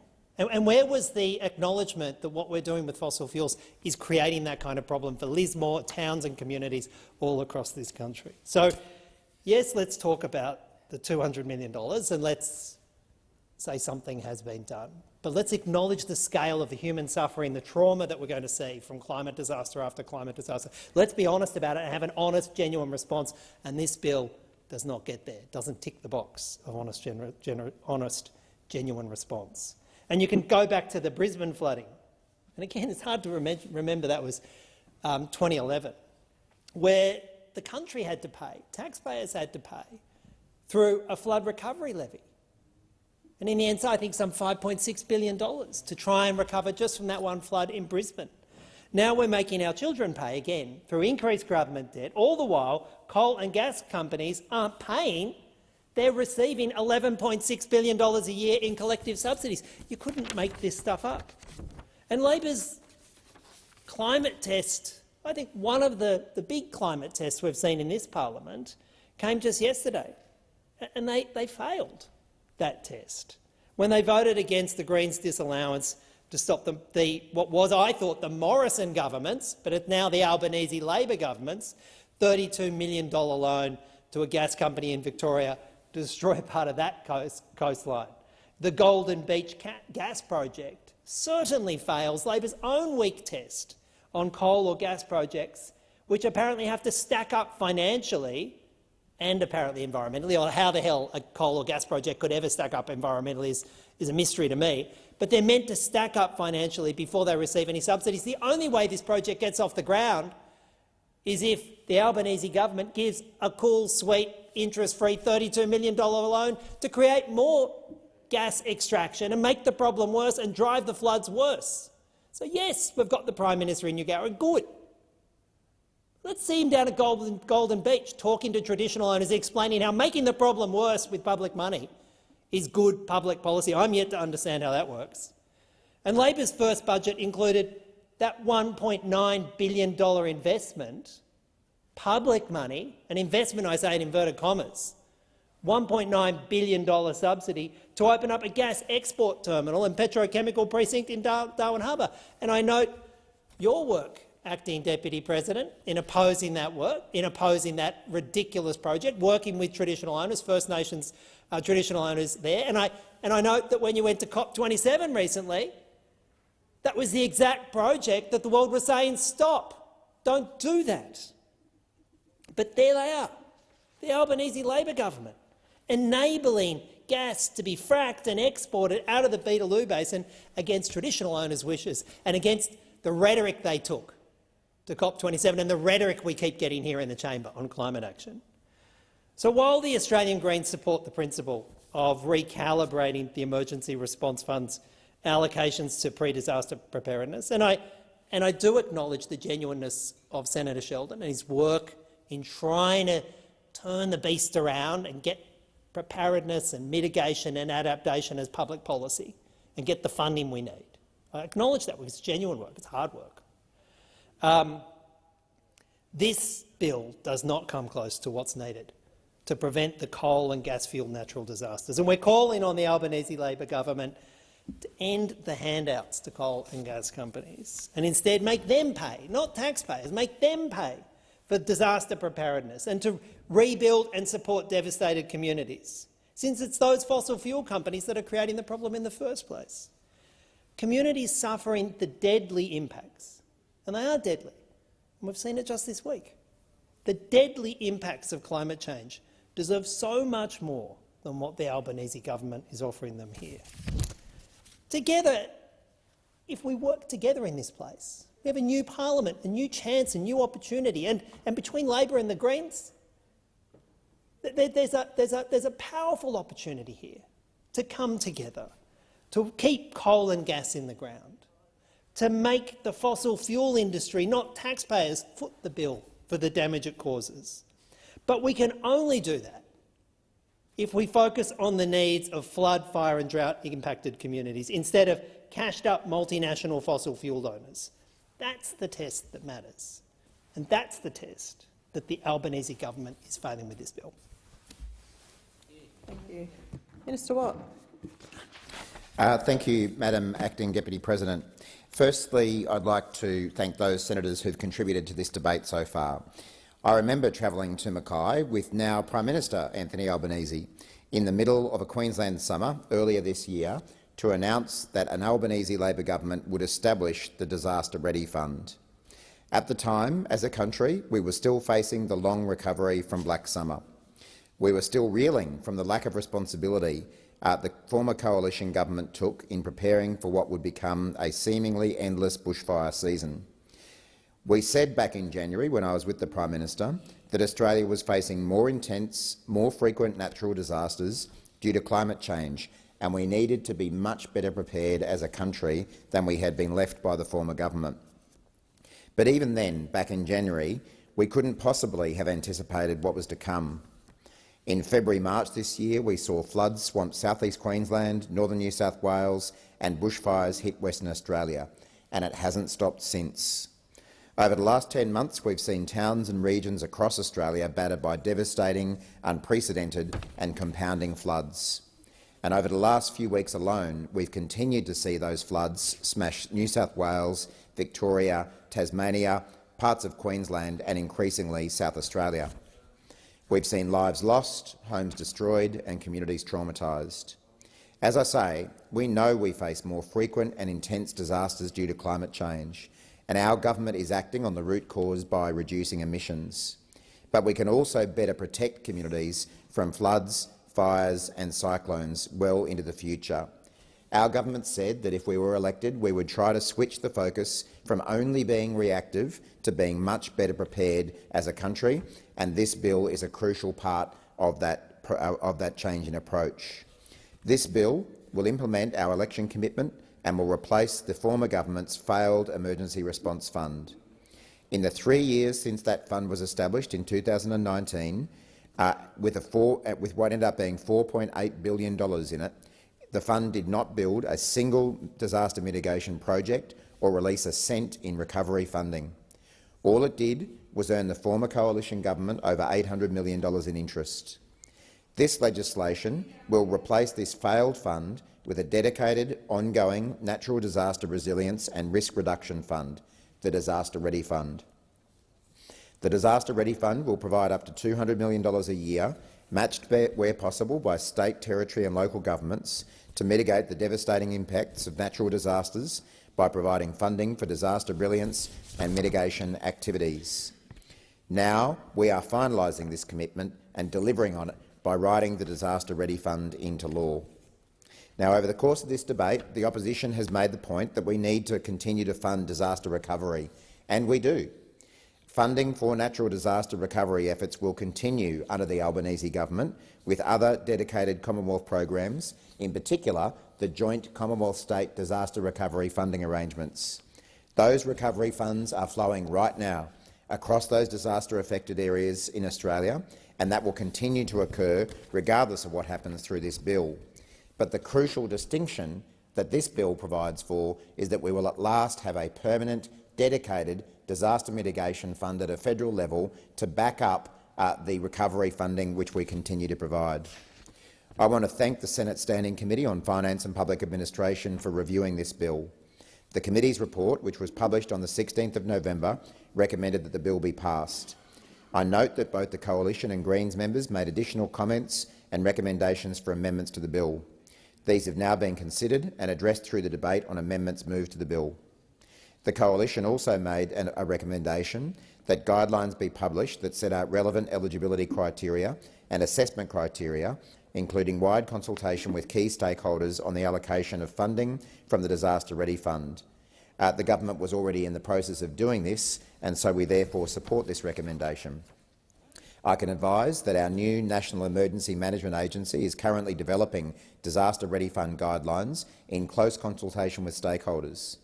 These guidelines will detail the intent of the fund and set out the eligibility criteria for funding proposals, the application and assessment processes and mechanisms for monitoring, evaluation and learning. NEMA is developing these guidelines in consultation with a broad range of stakeholders, including Commonwealth, state and territory agencies, local governments, insurers and the private sector. The guidelines are expected to be published in early 2023, with projects to be funded and implemented as soon as possible from July 23 onwards. Again, I thank senators for their contributions and for their positive engagement on this bill. Australia has had a long and difficult 3 years when it comes to natural disasters, facing fires, floods and cyclones. An Albanese government can now begin the work in earnest to protect our communities. I commend the bill to the Senate. Thank you, Minister. I now put the question that the bill be read a second time. Those in favour say aye. Aye. Those against? No? Great. I call the clerk. A bill for an act to amend the Emergency Response Fund Act 2019 and for other purposes. To committee stage to deal with the amendments.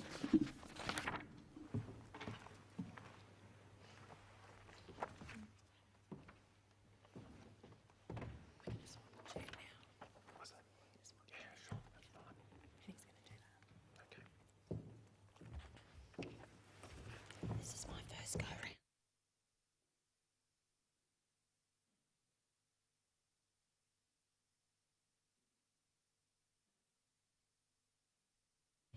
Is it the wish of the committee that the bill be taken as a whole? There being no objection, it is so ordered. The question is that the bill stand as printed.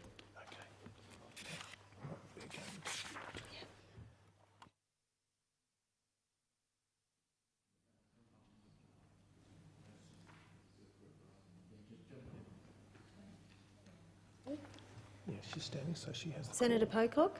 I have an amendment. I want to move a motion. I seek leave to move amendment numbers 1 to 3 on sheet 1703 together. Is leave granted?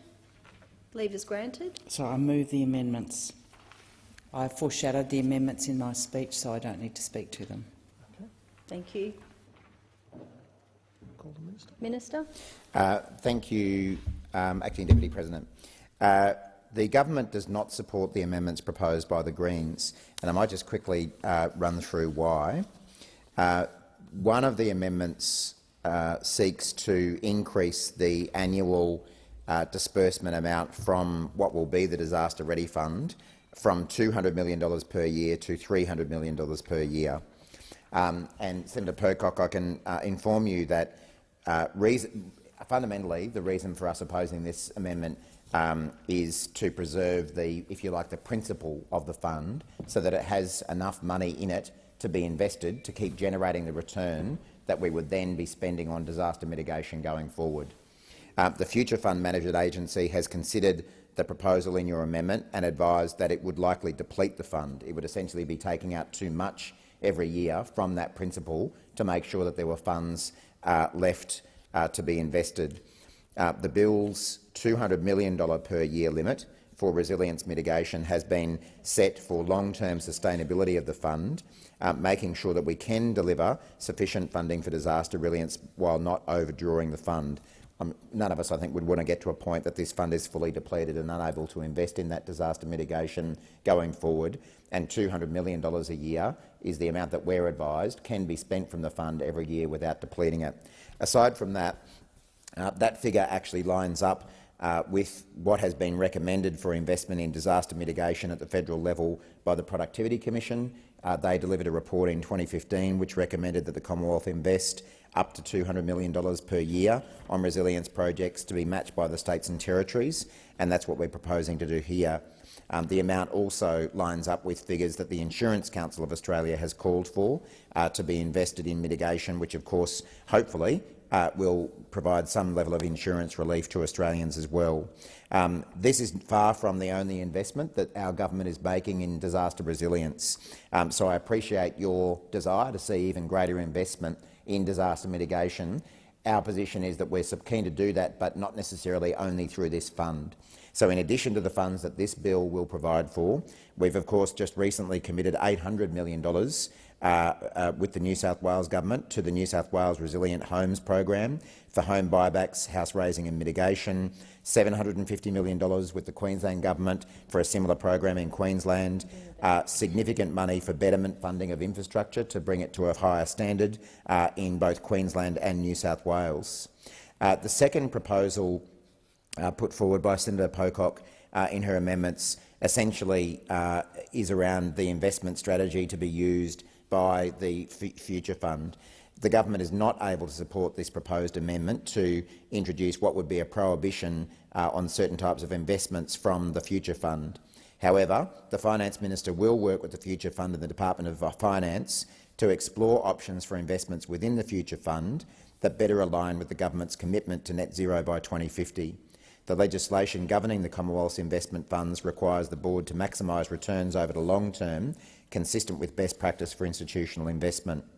The board integrates environmental, social and governance considerations into its decision-making process by assessing the potential impacts of ESG matters on the risk and return of the portfolio. The board also exercises its ownership rights associated with investments according to the board's ESG policy, which considers a range of issues including climate change, human and labour rights, sustainable supply chains, corruption and bribery. So for those reasons, we'll be opposing the amendments. Senator Davey. Thank you. The opposition will also be opposing these amendments. As pointed out by the Minister, one of the core issues that would make the success of this bill is the ability for the fund to generate returns. And I note that the government have made quite the story about the fact that since its inception, the Emergency Response Fund has generated $800 million odd of returns on the initial investment, and they are returns that are now in the fund. They are not returns that have been squandered or used by the former government in any way, shape or form, and they now underpin the ability for this fund to generate further returns going forward, and I really do want that noted. We also would not support anything that ties the hands of the Future Fund and its ability to invest following best practice and their due diligence. So on that basis, we will not be supporting these amendments. Senator Pocock. If I may follow up with a question relating to this amendment to the Minister. I'm interested to understand the government's thinking and the direction that you intend to go when weighing up the Future Fund, as you put it, maximising returns, versus them currently investing in industries that are adding to climate change, which we are seeking in this piece of legislation to mitigate and adapt to. How are you weighing that up? Do you not see something like a Future Fund having a requirement to invest in companies and industries that are congruent, that align with a future that Australians can be excited about, and I think young people can kind of look us in the eye and know that we're we're doing what's required. Minister. Thanks, Senator Pocock, and thank you for your constructive engagement on this bill more generally. As I was saying in my speech, I'm not sure if you were here for that part of it. Of course, our government is taking serious action on climate change and the root causes of it, being carbon emissions. And I think you supported the legislation that we put through the parliament around increasing Australia's emission reduction targets. That's what we really need to do to bring down those emissions, and of course we're taking action on a global stage by being an active participant in negotiations around these issues internationally. When it comes to these investments, as I said, the Finance Minister is intending to work with the Future Fund and the Department of Finance to explore what options there are for investments with the Future Fund that better align with the government's commitment to net zero by 2050. So I'm not in a position, that's obviously not my role as the Finance Minister, but I'm not in a position to give you a lot more detail at this point in time about exactly where that's heading. But that certainly signals to me an intention from the government to consider these issues.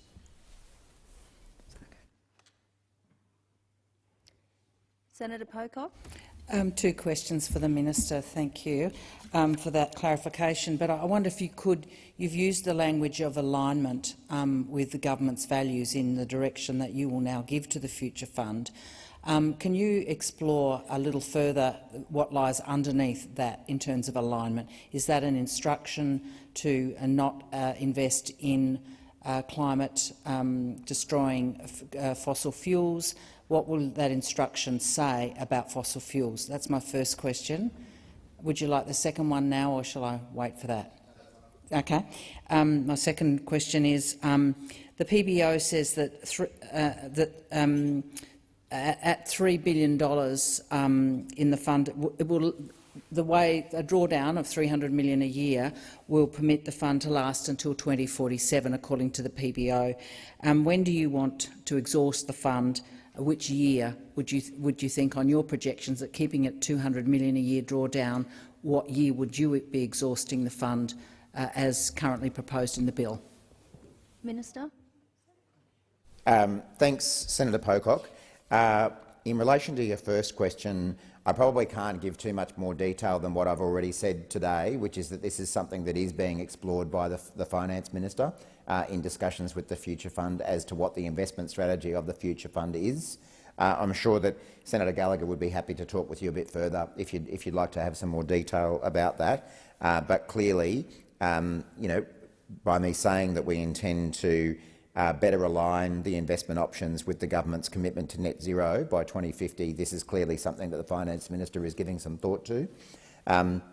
For your second question, I must admit I haven't seen that PBO research that you're citing there, and what we're relying on, as I said earlier, is the advice from the Future Fund, which is that really we can only have a maximum of $200 million per year to ensure that we don't run down the principle of this fund at any point. And I stand to be corrected by the advisors who are here, but my understanding is that we don't see the fund being fully depleted by setting a $200 million mark. Obviously, the amount that the fund earns every year will differ depending on investment returns in the market. And even in the time I was the Shadow Minister, I remember there were some years that generated a very big return and some less. But if you like, the $200 million figure is essentially an averaging out, and I don't mean that precisely, I'm just talking generally, that is an average amount, if you like, that we could spend from this fund while maintaining that principle at around the $4 billion mark, so that we can keep investing it and generate the kind of returns that we can then spend every single year. Senator Brockman. And as I haven't, thank you, Chair, but as I haven't heard the entire debate, I'm happy to move to a division on this amendment. If you would prefer, I'll seek your guidance. I have a more general question for the Minister. Senator, you can ask a general question now. Minister, and I'll take you back to my time as Policy Director with the Pastoralists and Graziers Association. One of the difficulties Western Australia had with the exceptional circumstances legislation in agricultural support is that the particular circumstances of Western Australia in terms of population and geographical the geographical spread of population in Western Australia was quite different to the eastern states. And I'd ask, have you considered how disbursements from this fund will cater for the particular requirements of the jurisdiction of Western Australia, given that whilst we are relatively small in terms of population, we are a significant contributor both in terms of the economic output of Australia and the economic exports from Australia. Minister. Thanks, Senator Brockman. I'm not sure if you heard the part of the debate where I was mentioning that we're currently in the process of developing the guidelines for how this fund will be used, the types of things it will be able to be used for, where it would be spent. I would not envisage that we would go forward with a specific allocation by state or territory, and I don't think that was done under the former scheme by the former government. But I would certainly expect that all states and territories would share in the benefit of these funds. I think it's pretty commonly known that there are some parts of the country that are more disaster-prone than others, so it may well end up being that there is a bit of a weightage towards those, but none of those decisions have been made at this point in time. And I'd be more than happy for, if you'd like to participate in the consultation about those guidelines, to include you with that. Except that some parts of Australia are more population-heavy and more perhaps, in terms of the particular needs of individuals, communities within the Australian society. However, I'm wondering if those guidelines, would you envisage taking in economic impacts as well as purely human impacts? Senator Brockman, if I could just ask in future if you could just wait for the call, please. Minister. Thank you, Acting Deputy President. I'm sure the former President of the Senate respects your upholding of the standing orders and processes here. As I say, Senator Brockman, we're still working through what these guidelines would involve, but I think it's a fair point that you make that we need to be thinking not just about human impact but about economic impact. I had some meetings today with some groups about the impacts on supply chains that we see from natural disasters and the economic impact that that can have. So I think it would be reasonable to expect that there'd be a broad range of factors that would be taken into account in determining what gets funded and what doesn't. But again, I'd be happy to take any thoughts that you've got as we're preparing these guidelines. Senator Davey. Thank you. Just a follow-up question to that. Given that the provisions of this bill sort of commence from 1 July 2023, what do you envisage as the timeline to see draft guidelines, finalisation of the guidelines? Because that deadline is going to be upon us before we even realise it. Minister.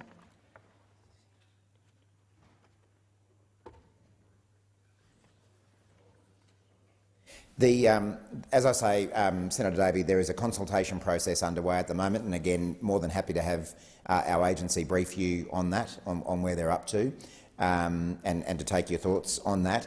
I would hazard a guess that we'd be looking at early 2023 by the time the guidelines are finalised.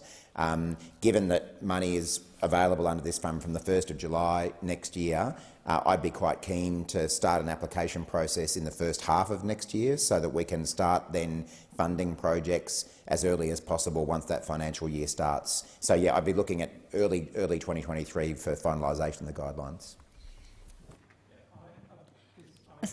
Excuse me. Senator Brockman. Thank you.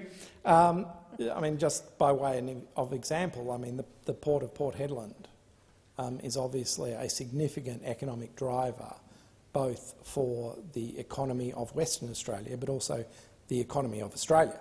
And so if there was some resilience measures that could be put in place in terms of natural disasters in that port, then I would hope that they would also be considered, even though the population of that area is very small. So I'll take that more of a comment, and I will absolutely take you up on your offer for a further briefing and consultation on the matter. Just to move back to Senator Pocock, Barbara Pocock's question about the investment strategy of the Future Fund. So are you proposing an extension of investment restrictions as part of the Finance Minister's consultation with the Future Fund? Minister. Again, Senator Brockman, not being the Finance Minister, I'm not really in a position to say anything more other than what I've advised, which is that the Finance Minister, will be working with the Future Fund to explore options for investments within the Future Fund that do better align with the government's commitment to net zero by 2050. Senator Brockman. I paused. So, Minister, do you envisage that Future Fund investment in gas projects may be part of that? Minister. I can't add anything further to what I've said, but I don't think that anyone should be ruling things in or out. I don't think that anyone should be taking what I'm saying as anything other than the Finance Minister exploring options. No decisions have been made about what types of investments would occur and which ones wouldn't, but clearly the Finance Minister is intending to have this matter discussed with the Future Fund at some point in the future. Senator Mackenzie. Thank you very much, Madam Chair. Minister, I firstly, obviously, as a former Emergency Management Minister, want to congratulate the Labor government on continuing an investment fund that will ensure that our nation can invest in mitigation projects on the ground in local communities to really flip the traditional model in this country of droughts and flooding rains, where we spend 97% of our money on fixing up floods and bushfires and cyclonic activity, and only 3% in actually preparing for the future. And it's one of the great, I think, legacies of the coalition government that we took the brave step of setting up this fund and obviously setting aside portions annually to actually be supporting state and local governments to mitigate against future disasters. I had the great pleasure, obviously, of speaking at the Financial Review's Infrastructure Summit this morning and caught up with the Lismore Mayor, Steve Craig, who'd also been speaking at this summit about the importance of exactly these type of projects, and thanking me for our government and thankfully your government's similar commitment following ours to provide the Northern Rivers in New South Wales every support to ensure that their community can build the types of infrastructure on the ground in that community that will ensure that what happened in the Northern Rivers, and particularly to the city of Lismore, won't happen again.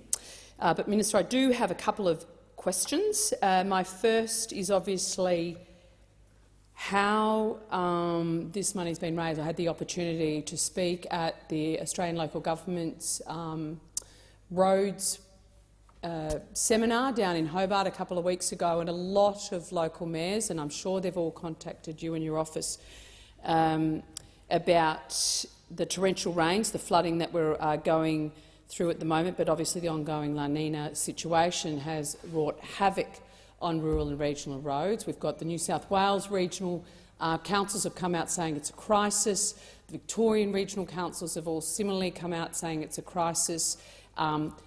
Some are looking to the DRFA arrangements to really fund that recovery process. Others are looking at similar times in our history when we've had to go to the infrastructure portfolio to obviously fund the particular and specific needs of such unique situations that we're finding ourselves in the moment with the flooding impact on particularly regional roads. Would you be able to give us an understanding of, is it going to be DRFA? Is it this particular funding pool that will be able to be accessed, or is indeed it a matter for infrastructure ministers, state and federal, to come to an agreement on? Minister. Thanks, Senator McKenzie, and I will remember our many discussions about these funds in past estimates hearings and other occasions. You're right, and in fact I've made this point in the Senate just this week that one of the major consequences of the flooding that we're seeing at the moment is the massive damage to roads and infrastructure around a lot of rural and regional Australia. I've seen those roads myself, I've driven on those roads myself, and you probably have as well, whether we're talking about roads that are cut off or bridges that are suffering from erosion or potholes, rail impacts as well. There's massive impacts out there, and it's going to be a very costly bill. I've had a number of discussions with mayors myself already as I've travelled around the country into these flood areas, and it's pretty much the #1 issue they're raising with me. So at this point in time, our intention is certainly to fund those sorts of repairs through the DRFA arrangements, as your government often did in these situations. It is obviously in some parts of the country we're still at a relatively early stage of assessing the exact impacts of these floods, and there are some parts of the country where we still have floodwaters in place at the moment, and we may well be seeing more. I know for a fact that there are state governments and local governments who have already begun the work of repairs to infrastructure in some parts of the country. In other parts of the country that hasn't been possible yet because of the conditions. But I've personally told a number of mayors that they can absolutely rely on the federal government to deliver funding for those repairs and infrastructure in the way that your government did as well through those DRFA arrangements.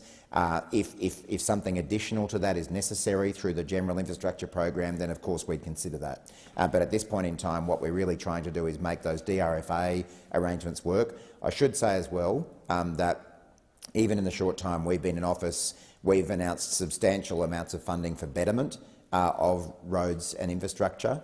That's something that mayors have been speaking to me about for many, many years, back to my days in the Queensland government. That we need to be building back better, not just repairing things to the standard they were. So we've done a lot of that already. Certainly in New South Wales, I feel like we may have committed to a similar program in Queensland as well. And where there's an opportunity to do that around the current floods, we'd look at doing that as well. Senator McKenzie. Thank you. Thanks, Minister. That's of great relief.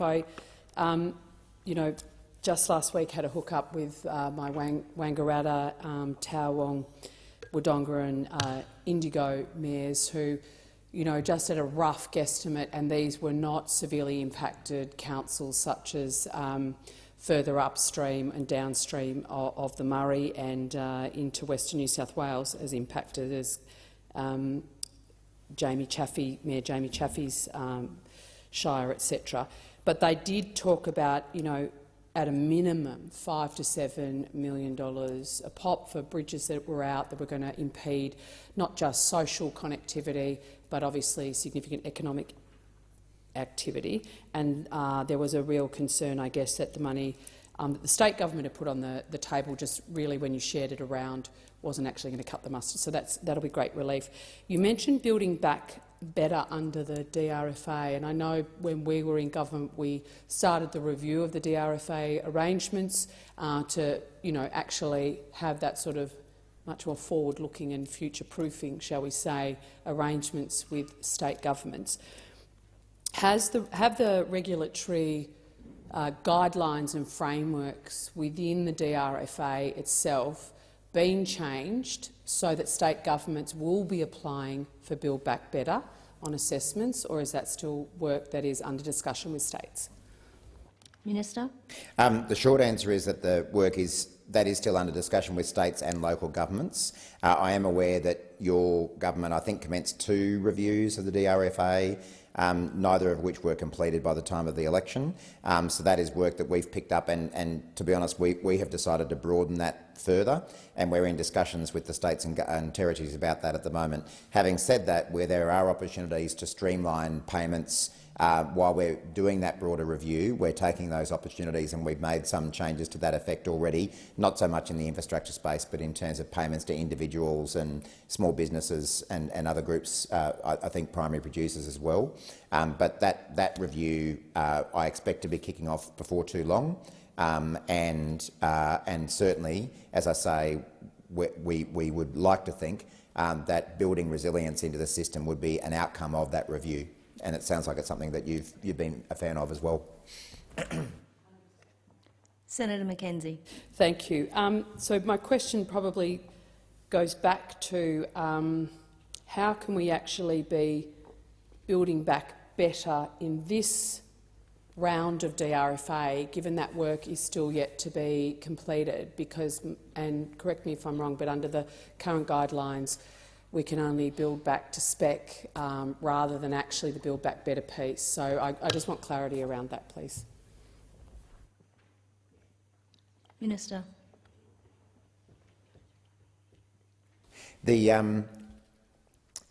You're right that the general way that the DRFA works is to repair infrastructure back to its pre-disaster standard.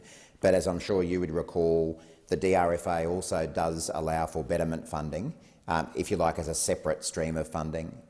So my recollection is that it's category B and D of the DRFA that allow for betterment funding to be provided, and that's the way that we have provided that betterment funding to New South Wales, and as I think it was Queensland was the other state we've done it for since taking office. So there is still the ability to do betterment programs, but they have to be, if you like, separate to the usual repair programs. And so we may well end up doing similar things for these floods, but as I say, it's still fairly early days in actually assessing the scale of the damage right across the number of different states that it's impacting on.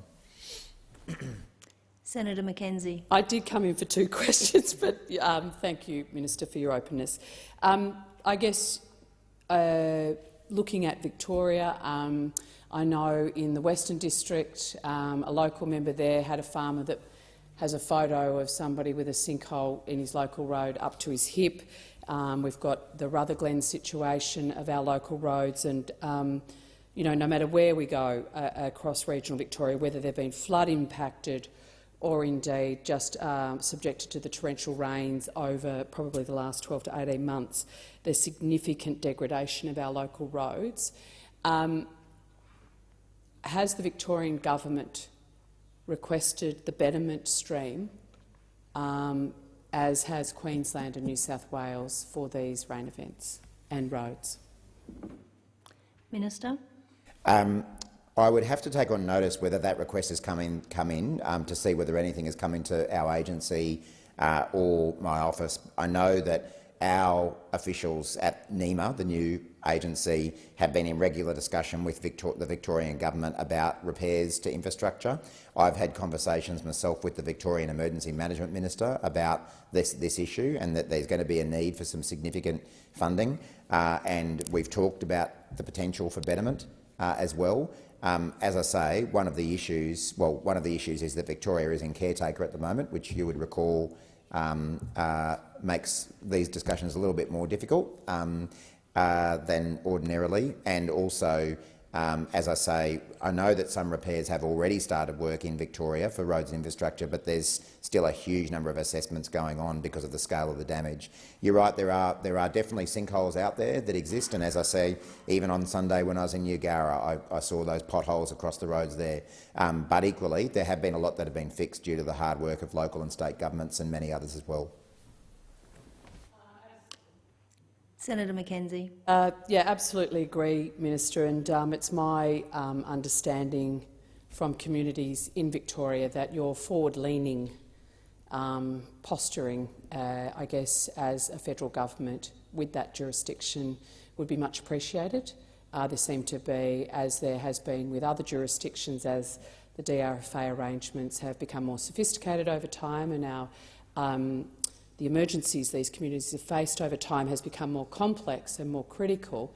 Some state governments are better than others at actually understanding their responsibilities under the DRFA arrangements to actually access the critical funds that we have available at a federal level. And we saw that obviously with New South Wales in the Northern Rivers situation, where there was confusion about who was doing what, and that's obviously been ironed out, which is of great thanks, and I would appreciate you leaning very forwardly into the Victorian jurisdiction to assist them. Queensland's very highly developed. Unfortunately, Queensland is one of those jurisdictions that experiences more than its fair share of natural disasters, but as a result has a very highly developed and professional response to those, and a very nuanced understanding of the opportunities available between state and federal governments.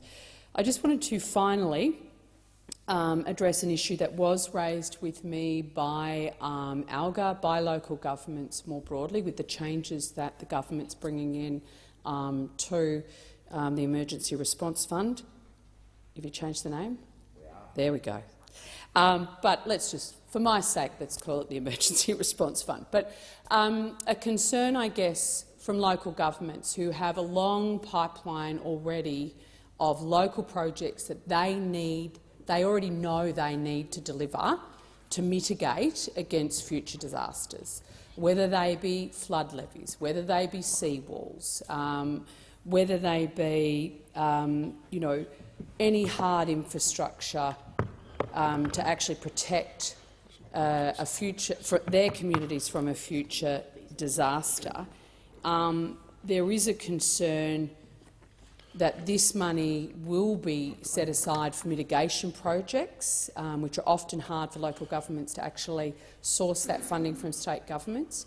And there's a concern that they will be going towards that pipeline of infrastructure projects that already exist across the country with local governments in conjunction with state governments, and won't be going to social services or charities, etc., that it will actually be in that hard, often unsexy infrastructure projects that actually do the heavy lifting during natural disasters. Minister. Thank you, Acting Deputy President.